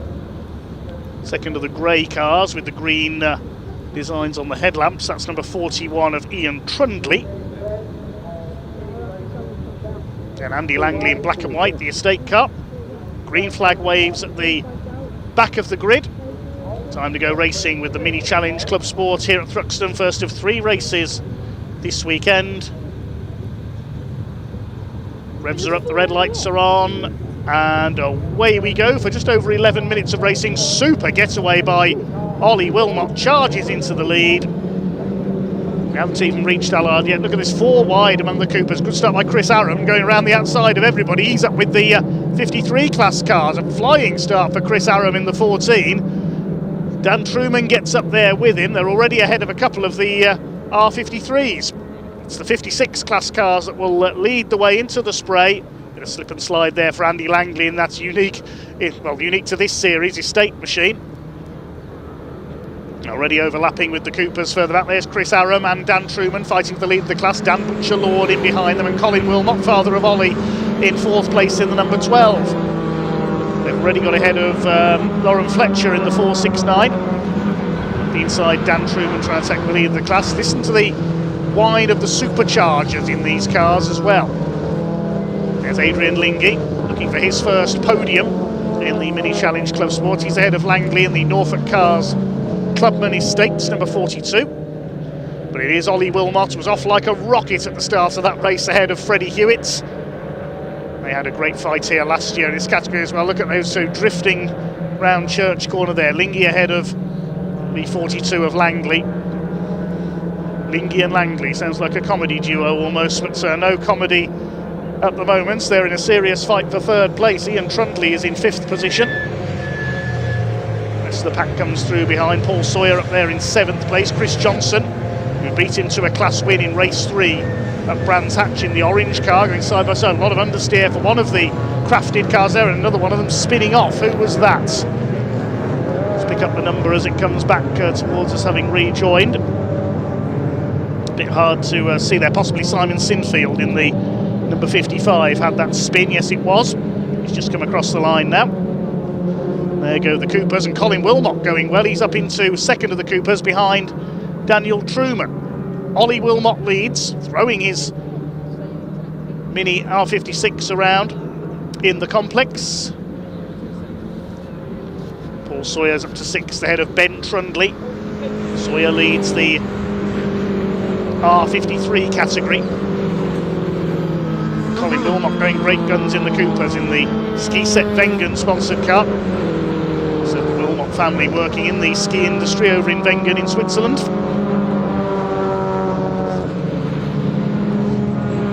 Chris Aram has dropped back into 4th place of the Coopers, now behind Butcher-Lord. Here's a scrap between James Dudley, number 7, the Welshman, and 231 Steve Webb from Surrey.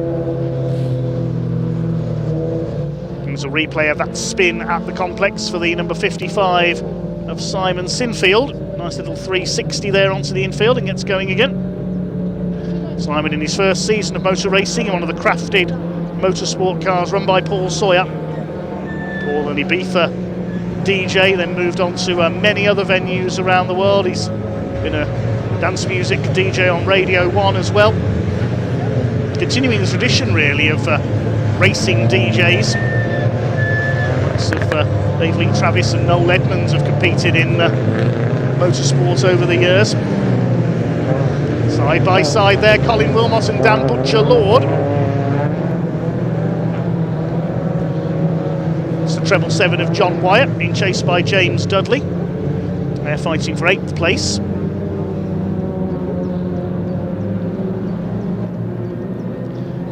Mike Smith was a radio DJ. He made it as far as the British Touring Car Championship in motor racing as well with BMW.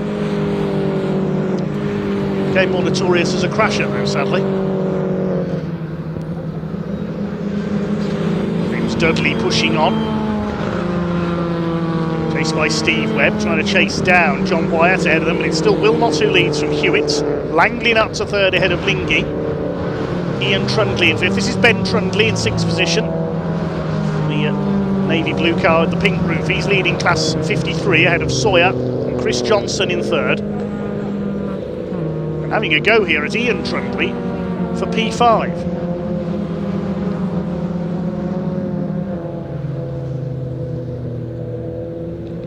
Six and a half minutes of this race to go.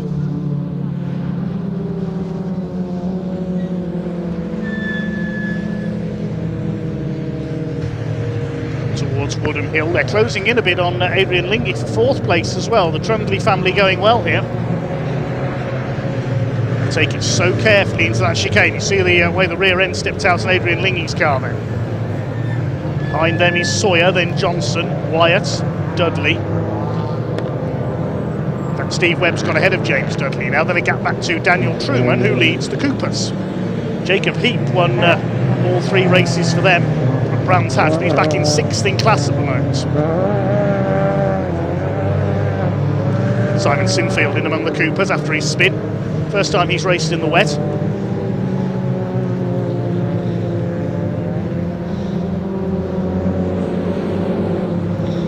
Ollie Wilmot leads by just under 2 seconds over Freddie Hewitt. Now he's done the fastest lap of the race, 1:38.527.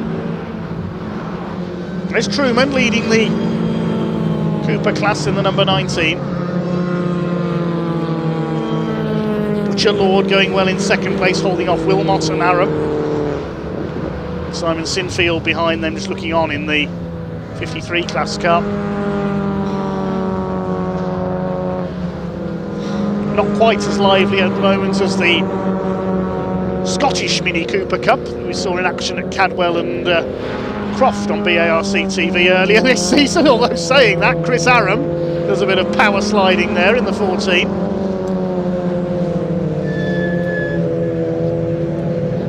Dan Butcher-Lord under intense pressure from Colin Wilmot, who's going for it here on the run-up into Church Corner. That's a brave place to attempt an overtake. He's got the inside line, has he? Fastest corner in the country at Church. And he's done it. Or has he? Butcher Lord fights back, keeps his foot in. Retakes the place. I think someone's had a spin somewhere. I heard a squeal of tyres in the background.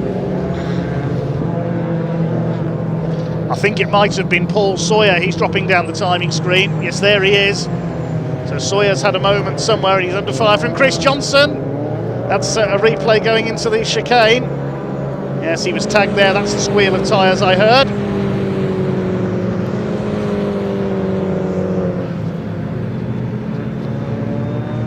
So that's what's happened there into the chicane. I thought I heard somebody spinning off. It was Paul Sawyer. He tangled with Chris Johnson. Johnson now second in class. It's still Ben Trundley who leads the R53 class. Chasing Ian Trundley for fifth overall. Adrian Lingy ahead of them in fourth.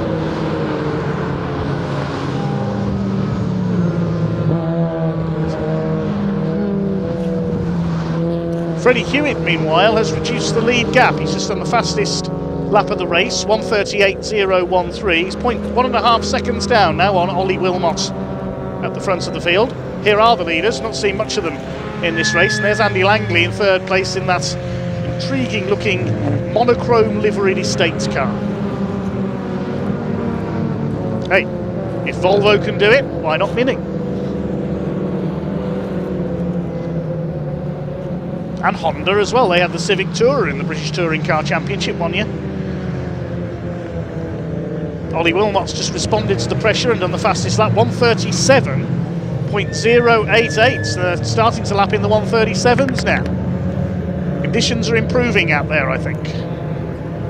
Simon Sinfield chasing Chris Aram. He's been a bit sideways in this race. 2.5 minutes to go, so a couple of laps left. From Ollie Wilmot to try and make it 4 out of 4. Chris Aram sizzling round the outside. Is he going to get the car stopped in time on Colin Wilmot? Yes, he does it. That's a great move.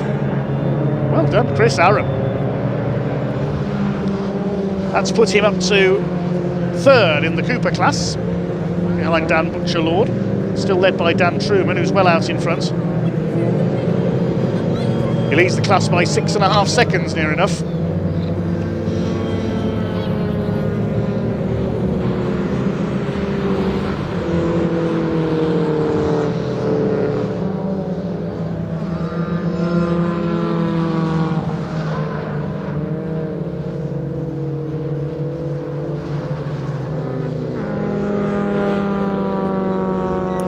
Over 90 seconds to go.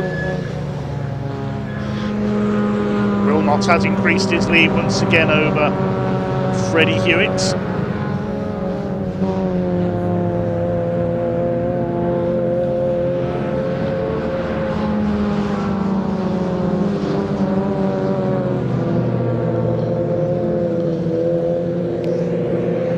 Trundley leads Johnson. Ben Trundley leads Chris Johnson by 4 seconds in the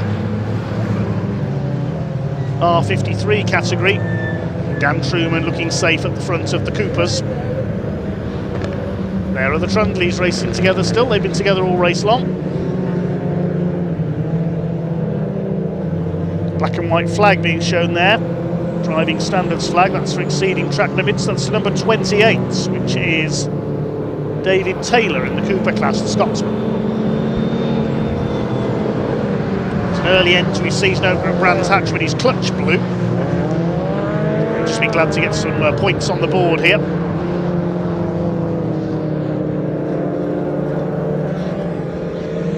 Here's a couple of the Coopers. Jacob Heap, who's had a very quiet race, battling with Neil Clark. There's Taylor, who just mentioned ahead of them. Oh, nearly tripping over each other. Jacob Heap goes across the grass there, almost in the Golf liveried car.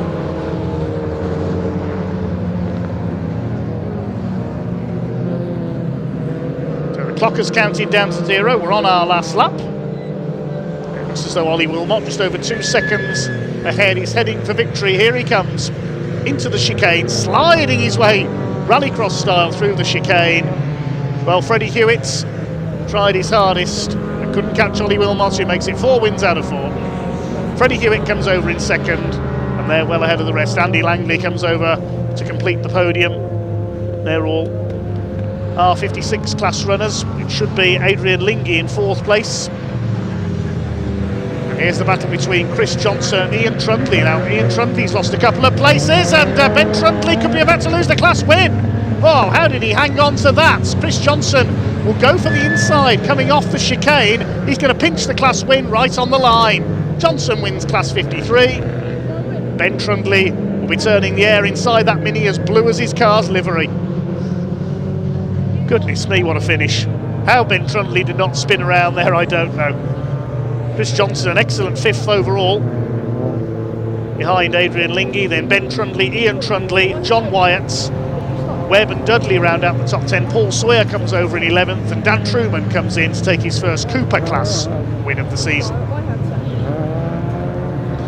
Second is Dan Butcher-Lord. We're waiting for Colin Wilmot as he stayed ahead of Chris Aram, only just.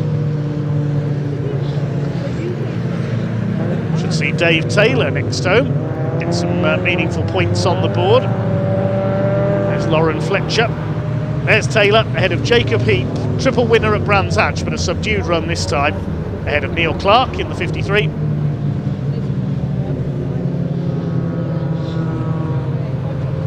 Behind them, Gibbons and Fletcher complete the finishes.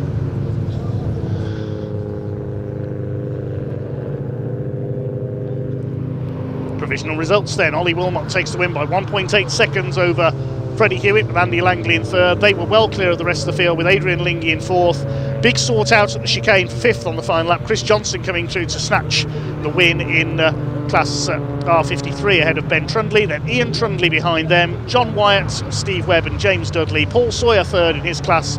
The Coopers won by Dan Truman ahead of Dan Butcher-Lord. Simon Sinfield next after a spin early on. And Colin Wilmot, Chris Aram, David Taylor, Jacob Heap, Neil Clark and the number 10 of David Gibbons completing the finishes ahead of Lauren Fletcher. Yes, Fletcher made it home as well, so all 21 starters went the distance, I'm pleased to say, in our very treacherous Mini Challenge Club Sport opener for the weekend. One race to go here today. What are the big rigs going to make of these wet conditions? The British Truck Racing Championship will be out shortly.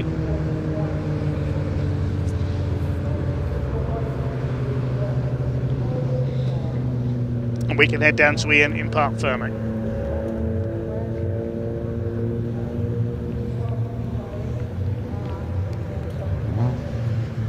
Yeah, look at this, everybody. Ollie Wilmot, he's on fire. Look at that, literally. Wow, what a drive from Ollie Wilmot. He wins round 4 of the 2026 Mini Challenge Club Sport here at Thruxton. Ollie, congratulations. The winning streak continues. The fist goes up in the air, but tell you what, you had to work for that one, Freddie. He's a quick lad, isn't he? He's a quick one, and I nearly lost on the last corner, last lap. So yeah, it was a good one. Good start. How slippy and greasy is it out? This rain has just been insistent, hasn't it? It's slippy. I mean, I'm 7 seconds down from qualifying, so it's a slippy one. But it means a lot. Thank God we're before the trucks. It's even more worse. So yeah. Pleased to get another win, though. That's 4 from 4, right? It is. Let's go for another 2 for tomorrow. Top man, well done. Congratulations, Ollie. We've got, let's go have a quick chat with Andy Langley over here as well. Sorry, Andy, I know you want to go talk over there, but hey, look, you're on a podium, not bad, right? Yeah, I'm kind of pleased with that. Still having loads of issues with the car. So, yeah, just boost issues again. You kind of fix thing and something else cropped up. But, Slightly on a positive note, though, if you've got issues with the car, you're driving exceptionally well. P3, there's more to come. It's not bad, is it? Yeah, I've got to be happy with that. Just, oh, man, frustrating. Cheers, best of luck for tomorrow. Let's go over here. We're going to have a quick chat with Freddie Hewitt. Freddie Hewitt was down on power over at the first meeting of the season at Brands Hatch. We'll have a quick chat with him. He's getting closer and closer. Was on pole as well. Freddie, not quite to be today. There's another chance tomorrow, but now that the power issues are sorted out, you are quick, aren't you? Yeah, we're on the pace, which is good. That race out there, we were on the pace, but we just couldn't catch the gap time. We lost Wally up. But Lightning McQueen turning left to go right. I honestly, I've never known Thruxton so with so many left-handers. It's been brilliant, great fun. Great fun. Let's hope it's a little bit drier tomorrow, though, shall we? And listen, I think you've got Ollie a little bit worried here now, you know? Well, hopefully. Yeah. Wouldn't have. Well, other than being in first ourselves, but it's coming. It's coming. Freddie, thank you so much. Race still to go, and as you can see, the trucks are waiting to go out. I do have an announcement for everybody as well. Normally we're going to have these show trucks go on to the track after. We're not doing that today. It has been cancelled, so the show truck parade after this race at the end of the day today has been cancelled, just because to get everybody off the bank with the weather and the rain that we've had. So if you've got anybody at the circuit, get a message to them. Obviously it will go out around the speakers as well, but the show truck parade the day today has been cancelled. As you can see, though, to the trucks, what hasn't been cancelled is our final race of the second time. It is time to go racing for the British Truck Racing Championship here at Thruxton.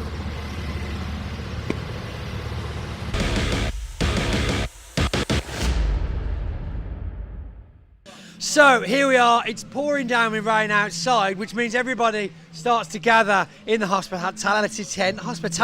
Put my teeth back in.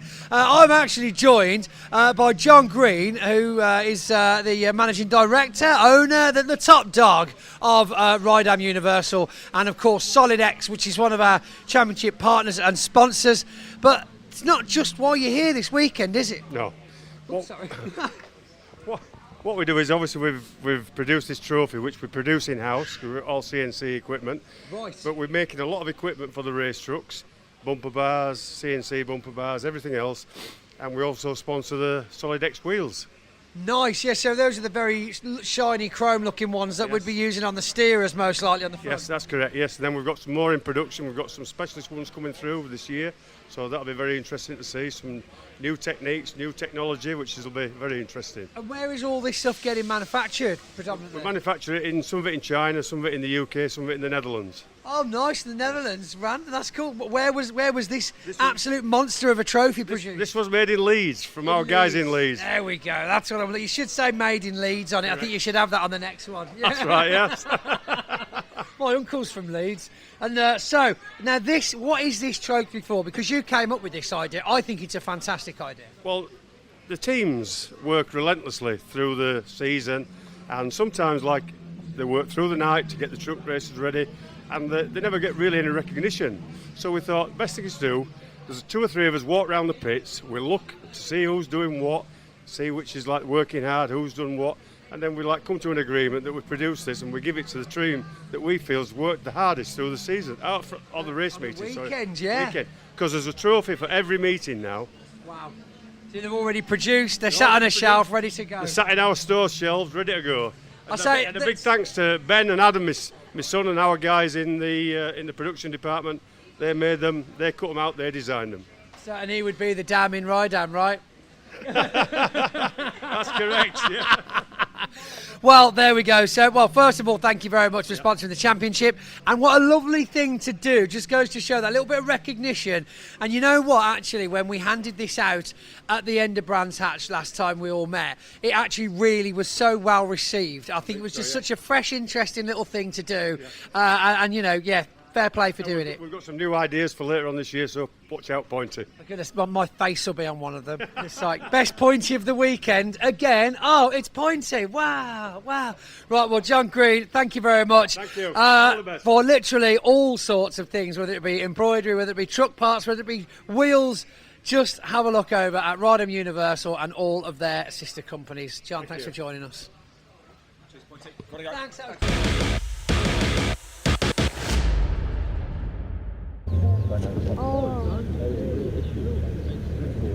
Thanks, Pointy. Great to hear from one of our sponsors down there.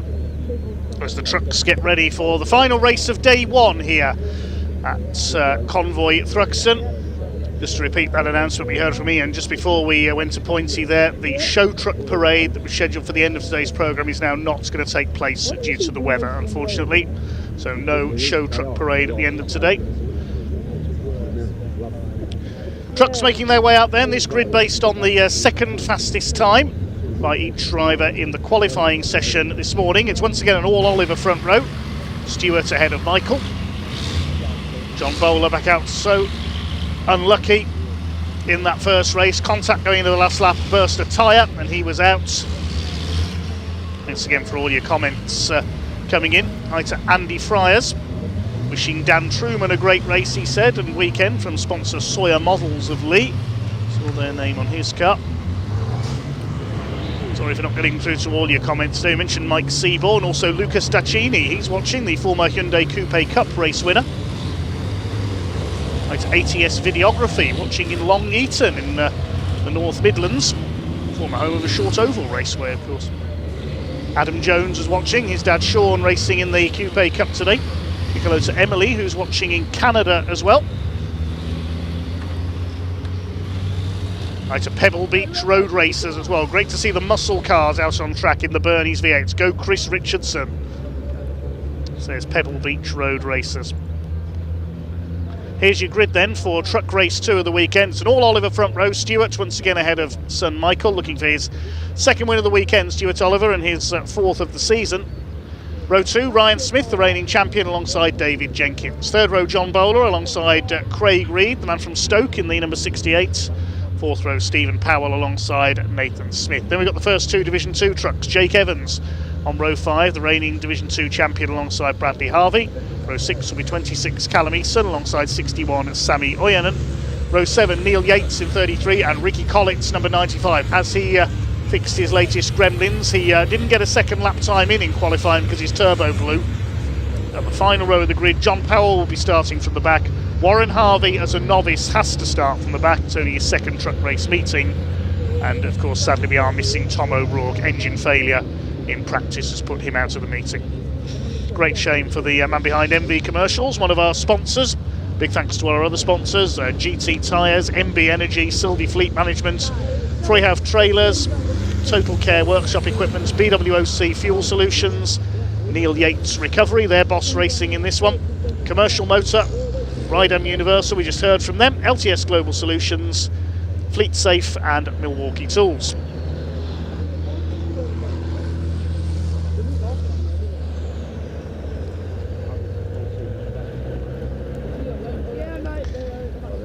So the truck's behind the GT Tyres pace truck then. It's a little drier out there now. It's still going to be slippery under these wheels, under these GT tyres. Who's going to be the rain master? Stewart and Michael Oliver, father and son on the front row. First race, Stewart was able to pull away as everybody else was scrapping behind him for second place. Eventually they tripped over each other at the chicane, and the unlucky one was John Bowler. He got some contact and burst a tyre and was out of the race. Ricky Collet's back out there, that's good to see.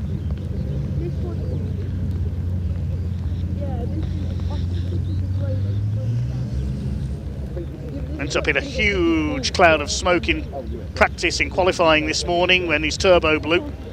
This has been able to repair. Quick hello to Sophie Daughtry watching down in Cornwall as well. Used to race alongside our Hyundai Coupe racer Terry Gallagher in the stock rods. See how wet it still is as the trucks head up towards the chicane, ready for the rolling start. Just wait to see if they go round again on another rolling lap.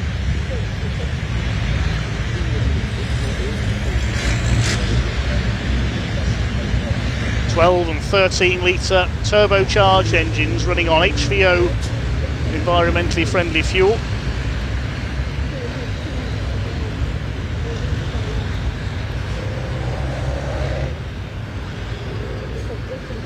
Electronically limited to 100 miles an hour.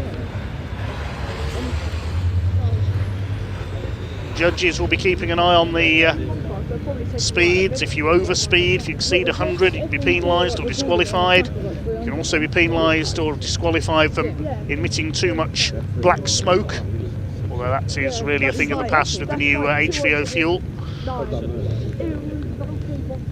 It used to be a very smoky environment in the late 80s when the trucks were all virtually road standard. Very different machines nowadays. 1984 in November 84 at Donington Park. The first truck races to be held in Europe took place, and Donington Park's biggest ever crowd attended. Well, biggest since until the 93 European Grand Prix, I think.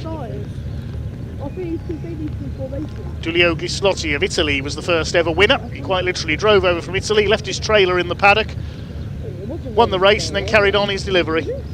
There were some celebrities on the grid that day, Barry Sheen and Steve Parrish, the great motorcycle rivals. Of course, they went on to race trucks regularly. Steve Parrish later becoming European champion. Steve Parrish still involved in commentary on motorcycle racing. I know he was at the Northwest 200 in Northern Ireland recently. Wouldn't it be great if you could get him in the commentary box for one of these events?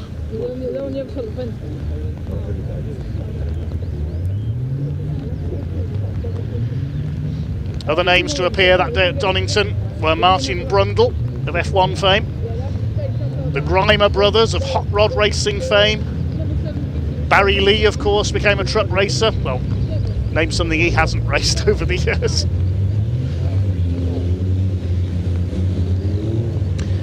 And another great European champion was an ex-F1 driver, Slim Borgwood, the Swede, sadly no longer with us. Must say hello as well to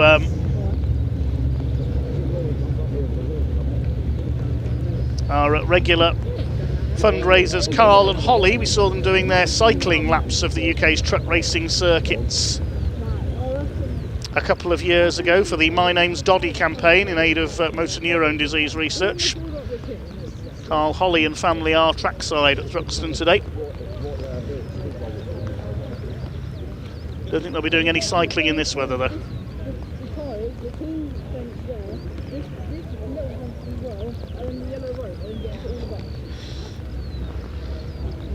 So, who's going to be our second truck race winner of the weekend then? Earlier on, Stuart Oliver took the flag ahead of Ryan Smith, who forced his way through to second from 6th on the grid after that penalty. Michael Oliver completed the podium, then it was David Jenkins and Stephen Powell. Callum Eason took the win in Division 2.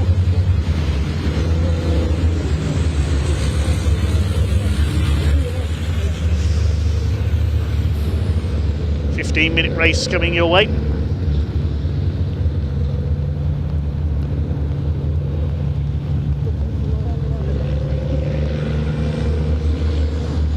All 16 trucks out there. There's no Simon Reed, as we mentioned earlier, not able to race due to commitments with the family haulage business in Stoke, Reed Freight. Craig Reed representing the family on his own this weekend, and Simon and Craig, the sons of David Reed, himself a former truck racer. No Simon Cole or Archie Handy this weekend. We'll hope to see them back out at the next round. It's coming up at Pembrey next month in Wales.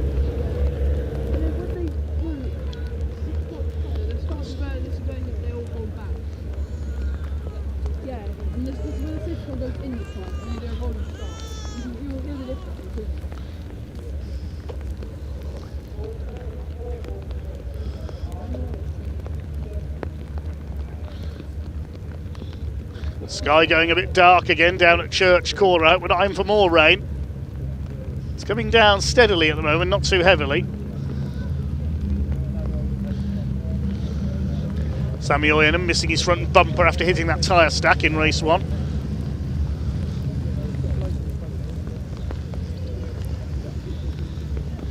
Coming to the end of the rolling lap then, the pack will be unleashed by the pace truck for 15 minutes of frantic British truck racing here on the Thruxton circuits.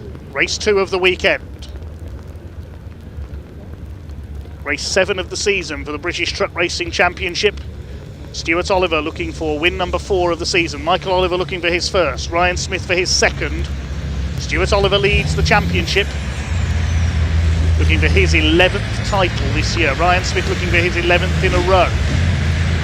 Stuart Oliver has the 10, but not consecutively. He's a European champion as well. Here we go. This is going to be treacherous. This is going to be frantic. This is going to be spectacular. Pace truck coming into pit lane. No, he's not. He's going round again. We're going to have an extra lap behind the pace truck. I wouldn't be surprised if the clock starts this time by. Let's have a look on the TSL timing screen.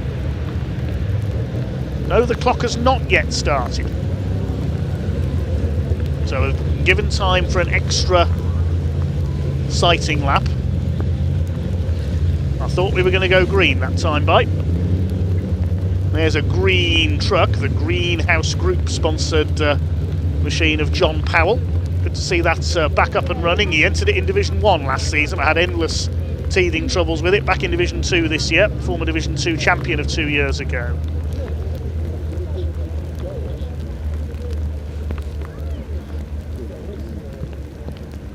We've got some feline spectators here today. Emily in Canada telling us her cat named Link is watching.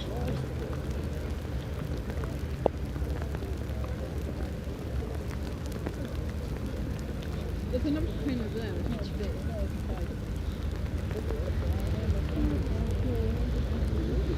Let's hope for not too many catastrophes in this race then.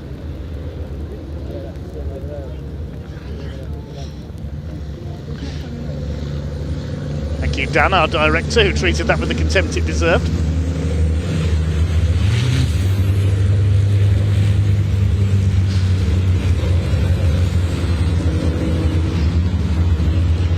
Out onto the back of the circuit. So just a bit of rain coming down fairly steadily at the moment. Let's hope it doesn't get any heavier. While we have this extra green flag lap, I'm going to take a quick peek at the weather forecast for Thruxton tomorrow.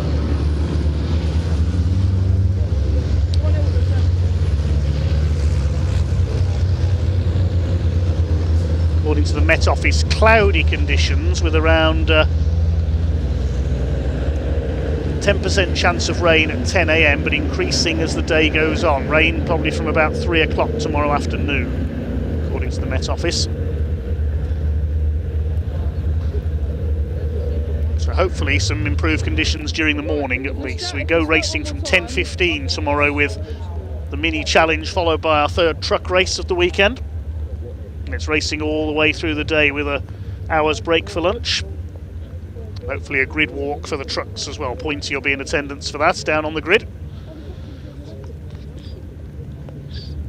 So we're going to go racing this time by over the full 15-minute distance, I'm pleased to say. All 16 trucks out there.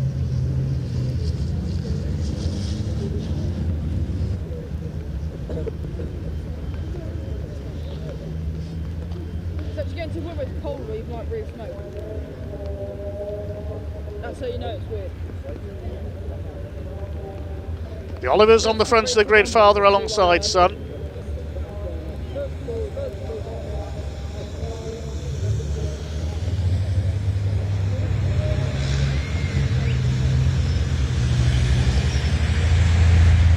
Ready to go racing this time. You can see how wet it is at the chicane.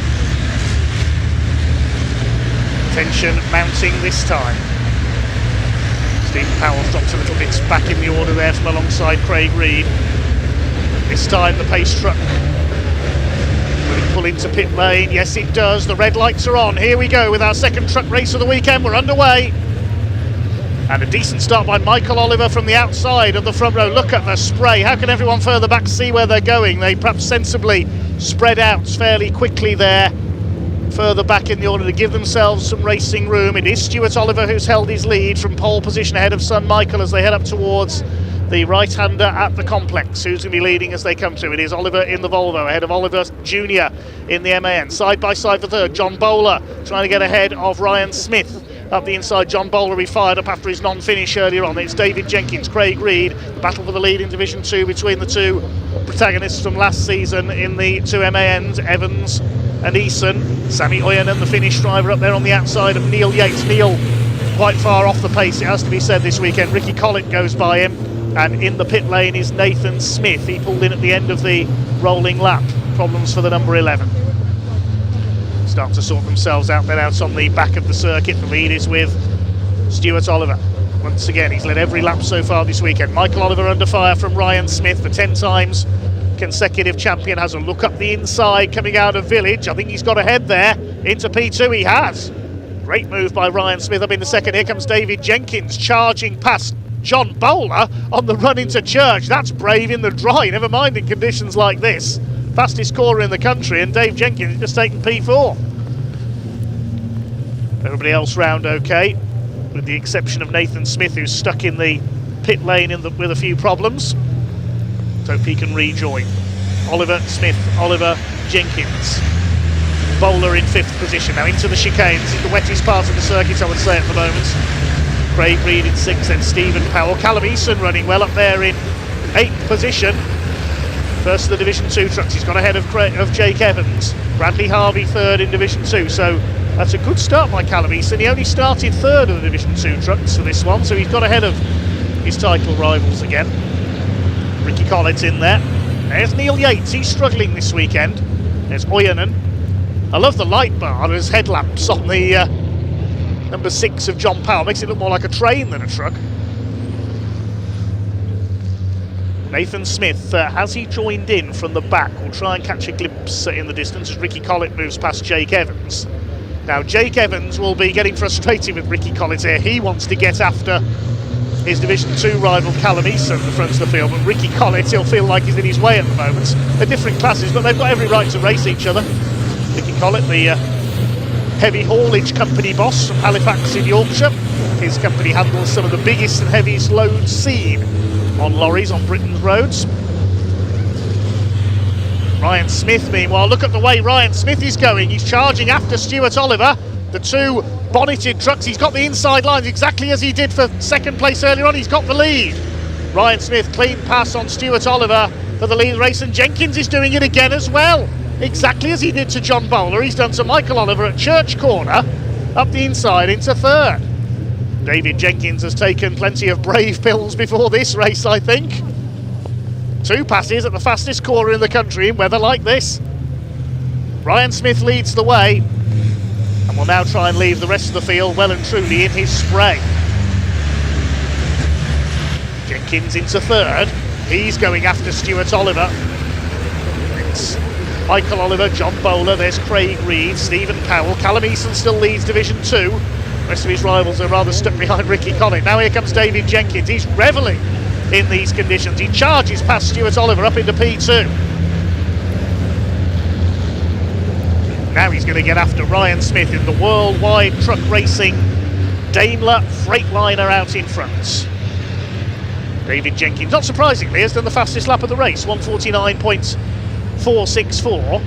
Stuart Oliver's last lap was 3 seconds off that.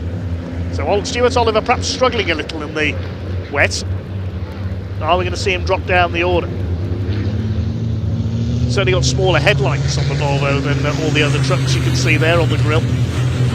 Perhaps he's having problems seeing where he's going. There's Division 2 leader, Eason. Number 10 of Jake Evans, second in class. Third is Bradley Harvey. I can tell you Nathan Smith has got going at the back of the field, but he's a lap or two down.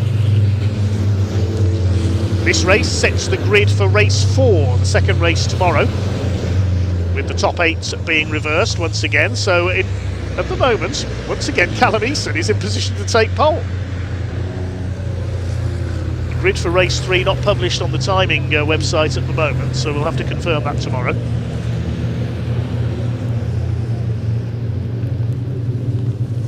They splash their way through Church Corner. Ricky Collet up to 9th. There's Evans, Bradley Harvey, Neil Yates. But David Jenkins is trying to close down Ryan Smith for the lead. He is closing him down. Look at this, he's right on his tail at the chicane. David Jenkins is the rainmaster here today, and he is now giving a hard time to the champion, flying Ryan Smith. Over the line, up through Allard. Jenkins to the inside. No, moves back in to take the line for Green Corner, the left-hander. Then up to the complex, Campbell, Cobb and Seagrave. Named after Sir Malcolm and Donald Campbell, John Cobb and Sir Henry Seagrave. Great Britain's heroes of speed. Of course, Donald Campbell in the news this week with his famous boat, Bluebird K7, being returned to Coniston Water. Still achieving 100 mile an hour after its restoration all these years later. But Donald lost his life so tragically in 1967, attempting to break the world water speed record. There's Stephen Powell. Looking at the spray, you'd think this lot were trying to break the world water speed record, wouldn't you? Michael Oliver trying to catch his father Stuart for third place. Stuart is the championship leader. Are there any Oliver team orders here? Jenkins has done another fastest lap, 1:48.888. They're getting more acclimatised to the conditions now.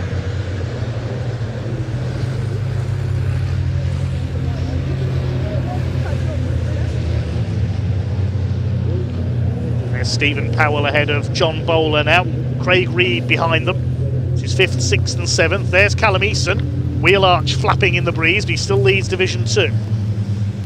Nathan Smith is back on the lead lap, but he's about 20 seconds down on John Powell at the back of the field. He's in the spray somewhere. Ricky Collet up the inside, he passes Callum Eason. This is where his hopes went up in smoke in qualifying. Ricky Collet into the chicane.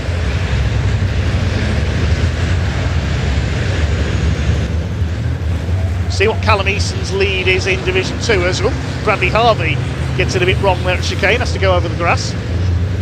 Sammy Oyanen renewing his rivalry with Warren Harvey further back. David Jenkins is right with our leader. Now we'll have a look back at the gap in Division 2 in a moment, because look at the way David Jenkins is going. He's on Ryan Smith's bumper as they come out of the complex. Through Seagrave, up towards Noble. Named after another land speed record holder, Richard Noble, the man behind Thrust 2. And he was the project leader behind Thrust SSC, driven by squadron leader Andy Green. Jenkins to the inside at Noble. Look at this, he's going for the lead up the inside. Jenkins in the Digraph Transport MAN takes the lead from Ryan Smith. Great move by the man from Stafford. Now Ryan Smith is ready to lunge back again. He will not hold back, Ryan Smith. A very aggressive driver, as he's shown over the last 10 years. But Jenkins holds him back at Church. Battle is joined over the next 6.5 minutes or so. Stuart Oliver in third, Michael Oliver fourth, Stephen Powell up there in fifth, having a better weekend.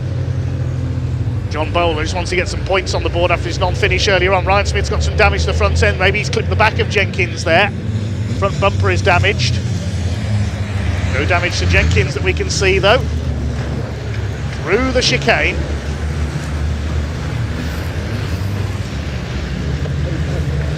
Through to complete lap number 5 this time.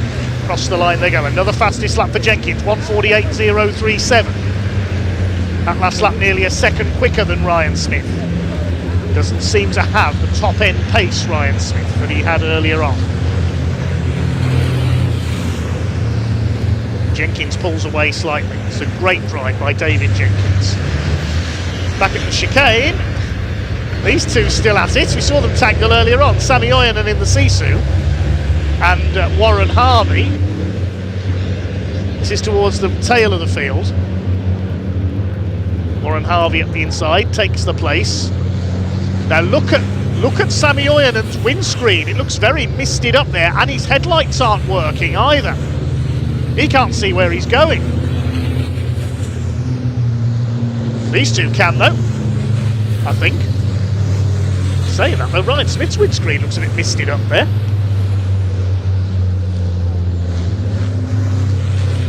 Nathan Smith's gained a place because John Powell has slowed up sadly in the DAF at the back of the field. 4.5 minutes or so to go. There is Nathan Smith. Scored a glimpse of there and enjoys a bit of grass tracking coming out of Noble up towards Goodwood. Kept it going though. He's in 15th place. Well, there's John Powell with the light bar above the windscreen. He's been lapped in the DAF by the look of things. I think he might be heading for the pits.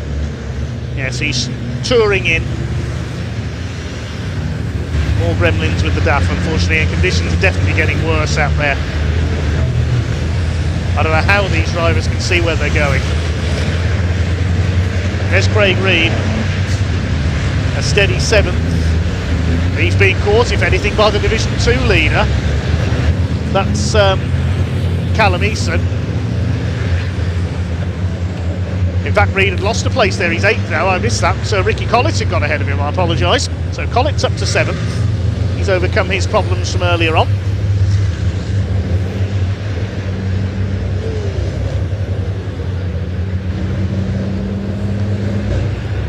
Oh, and a tangle at the chicane. That's Bradley Harvey that's gone off. He's hit one of the tyre stacks. He's hit the tyre wall, in fact.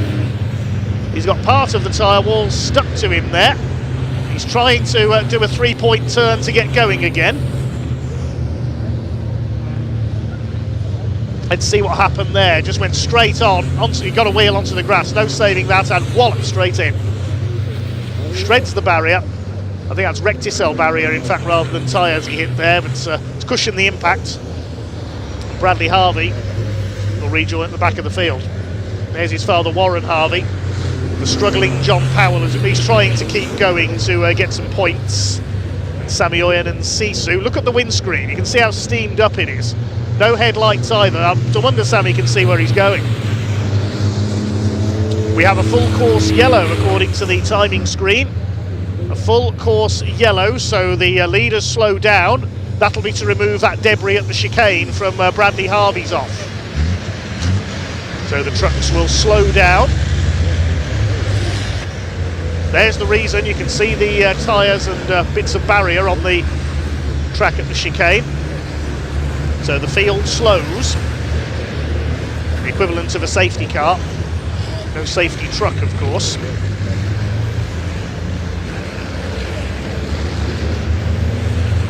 Trucks will continue round under this full course yellow while the debris is removed.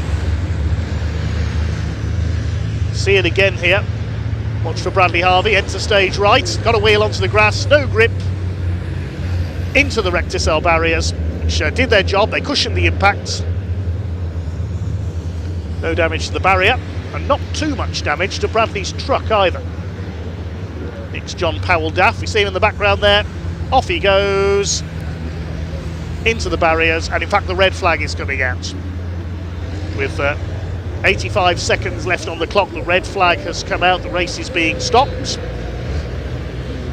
The marshals and the clerk of the course perhaps deciding that there wasn't sufficient time left to get the chicane cleared there and for green flag racing to resume.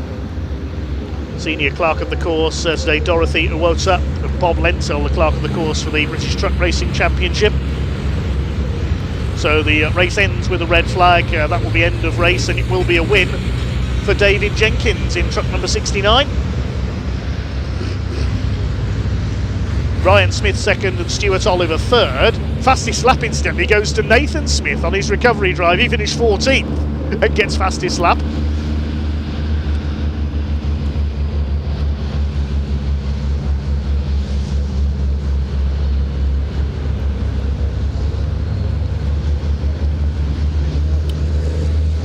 So we'll wait for the trucks to make their way in. Yes, confirmation it is checkered and red flag. The race ends early, with David Jenkins taking his first win of the season.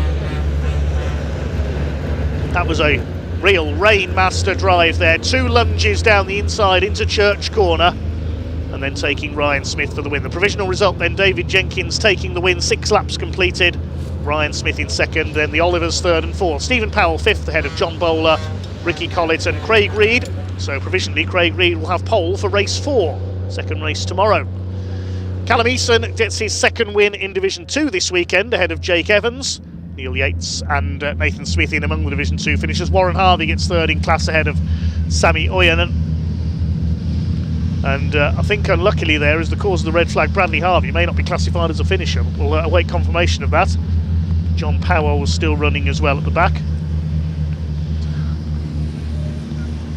Trucks will head shortly into Parc Ferme, and hopefully Pointy and Ian have kept dry enough down there to talk to some of the drivers and will be able to close out for us.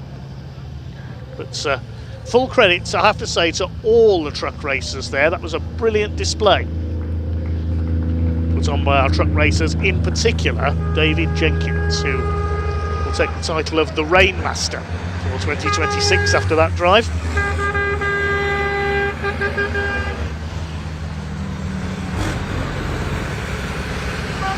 We'll take a quick look at tomorrow's schedule in just a moment. So we kick off at 10:15 tomorrow morning UK time with the Mini Challenge Club Sport, their second race of the weekend. Then our next truck race, then it's the Coupe Cup, the Hyundai's back out, followed by the Hondas in the Civic Cup, then more from the Pickup Truck Racing Championship.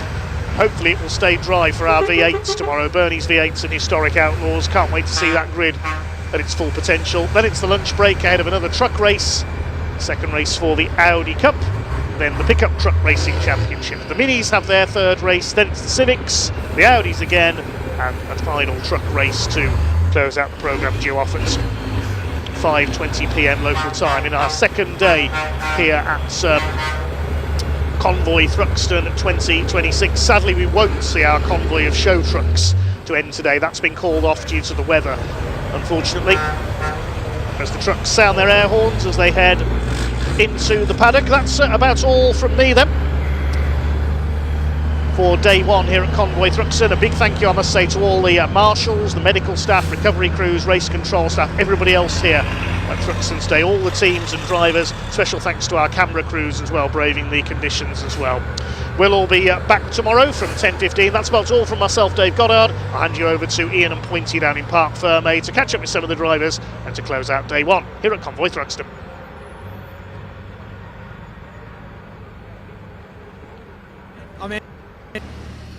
Yes! Come on! That wasn't rehearsed at all. Absolutely fantastic. Now they are sending the rest of the trucks straight back out of Parc Ferme, but I just wanted Dave Jenkins the spotlight he deserves. We were speaking to him earlier. The smile, look at that. The whole team's here supporting him, and he'll be the first one to thank his team, I'm sure.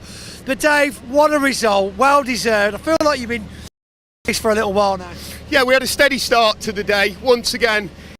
I'm just the last bit of the nut behind the steering wheel, the smallest bit of the machine. The team, the sponsors, the family, the girls and boys at home, Flossie, George, Layla, Mummy, Ryo, like it's just LKQ, Diagraph, Morris Lubricants, Equipment Hub, new sponsors on board, Digital Iron this weekend. Steady start to the day today. Team stuck with me. I had a small tantrum.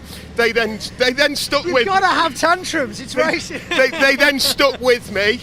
I don't know where on earth Ben just held that setup from, but it was good. That one needs to go in the notebook. And here we are. It was absolutely outstanding. The truck was just brilliant underneath me. The last time I raced here in the rain at Thruxton, I couldn't see anything. Oh wow, I don't think anyone could see anything. Today I still couldn't see anything, so that was far less scary than the first time it happened. Yeah. And then once we got out in front, of course, we could see something, so that's clearly the future. Just keep going until you can't see red lights and you know you're at the front. Yeah, it's just overjoyed for the team. They've worked so hard over the winter up to this. And you know, we've got a championship to fight for here. We've got amazing commercial partners, amazing family, friends. Everybody's on board behind us, and I can't keep talking the talk without delivering every now and then. Well, this is definitely a delivery. Dave Jenkins, number 69, fantastic first place win. Another round of applause. I think the circuit commentary wants to have a word with you as well. Now, this is the last event of the day here at Thruxton. So hopefully when the Division 2s make their way through, we also want number 97, Warren Harvey, because again, difficult start for him today, but it has ended up being a great result in these conditions as well. Ian, what a day. It's been superb, isn't it? We're still waiting. I really want to see him come down in a minute. Just a quick reminder before he does, a reminder that unfortunately the truck parade at the end of today has been cancelled. We did mention it before, but if anybody missed it, we were due to have a truck parade, but due to the weather and the safety of getting people off the bank, it has had to be cancelled, unfortunately. But it's one of those things. But we're back tomorrow. We so are. That's good. That's and you great. and me. Oh, grid walk, baby. Not just that. No, what? We're wrestling in the morning. Oh my goodness, we are. We're doing wrestling, aren't we? So that's something that's probably not worth watching, but do it anyway. Oh no, you've got to be there for the opening. You know, you can always rewind everything from YouTube, but at the same time, there he is. That's the one we want. Yeah, right. Let's go back to this one. We spoke to Callum Easton earlier on, but I particularly want to speak. Here we go. Here we go. Look at this. Get it open. Come and have a chat. Oh, go on. Yes, one. Number three. I'll tell you what. Third place in the wet. Conditions absolutely not ideal. Couldn't see a thing. How was it? How did it feel? You couldn't see from a start, but just keep it, not put so much pressure down, keep the power nice and test it. Wow. Get in. Now, one can obviously only assume that you've probably not done practicing in these kind of conditions. We did a bit at Penry, didn't we, when it was wet? Yeah. But not this wet. That was biblical, I think, to be fair. Yeah. Come round this first corner, the water was set and you just feel your stomach lift as it goes over it. But keep it cool, just play, ease off maybe 10k, but mega. Still did 160 through. Oh, Cheers. Mate, well, we call this aquaplane on the plane rather than convoy on the plane. I'm glad it's over. I wouldn't have wanted many more laps because the nerves wouldn't take it. Absolutely. Well, I think you did a fantastic job holding your nerve. What a result for the team. Yeah. And I don't know whether you know yet. Back together between the last two races. Well, I think you'll be putting Bradley's back together. Have you seen? He's had a bit of a whoopsie. I tell you what, though, he was trying to drive away from it, so I don't think it's too bad. Right. Okay. Well, listen. That's good. We'll get it back. The guys will soon put it back together. So I mean, listen. I'll tell you what, watch out, father and son. Guys up for tomorrow, so that'll be fantastic. Well, no, you do great in the wet now. You can tell everyone. Can I just do one big shout out for I forgot my two other grandkids last time, so it's Ali and Lottie. Grandad did that one for you. Mega. Thanks, buddy. Well done. Well done. Well, Ian, come on back in. As we were saying, I believe that's all we've got time for down here at Thruxton in the Paddock. He's so happy. He's so happy. Yeah, just so you film him, we can just talk. It's fine. It's been a great first day. A mixture of weather. It started cold. We were hot. We were in shorts and t-shirts at one point, and now it's cold and rainy again. But again, it's the first time we've been to Thruxton this time of year. It is. It's Great Britain. It's unpredictable weather. Look, we're back tomorrow, and guess what? 13 races tomorrow as well. Look, what a day we've had for the BARC as well. We've had a full day up at Alton Park. What a great job the team have done there. Big thank you to all the marshals and the live team up there too. Wonderful job. Big shout out to Leah as well. She's done a superb job today. Pointy, you as ever has been fantastic. I was going to say you've been fantastic, but yeah. You've been fantastic. Stop it. Okay. Big thank you to the marshals here as well. An amazing job as ever. Yeah. Thank you to you for watching as always. If you haven't already, hit that subscribe button. If you're watching on the BARC YouTube channel or the Truck Racing YouTube channel, also live on the TCR channel as well. So loads and loads of places. Loads of channels. Just hit that subscribe button. We want as many of these drivers like Warren to get the attention they deserve, and of course Dave Jenkins and everybody. So thank you so much. That is it. That's a wrap from us. We'll be back tomorrow. We're going to be wrestling in the morning. It's going to be a cracker live round about 9:45. Do the head-to-head thing. Do the head-to-head thing. Like dun, dun, dun, dun. Duff you up and things. I'm going to hug you in a non-romantic way. That's it. We'll be back tomorrow. Thanks guys. Thanks for watching. Oh, come on, we'll have a hug before we fall out tomorrow. Oh, someone's leaking. Oh, no. No.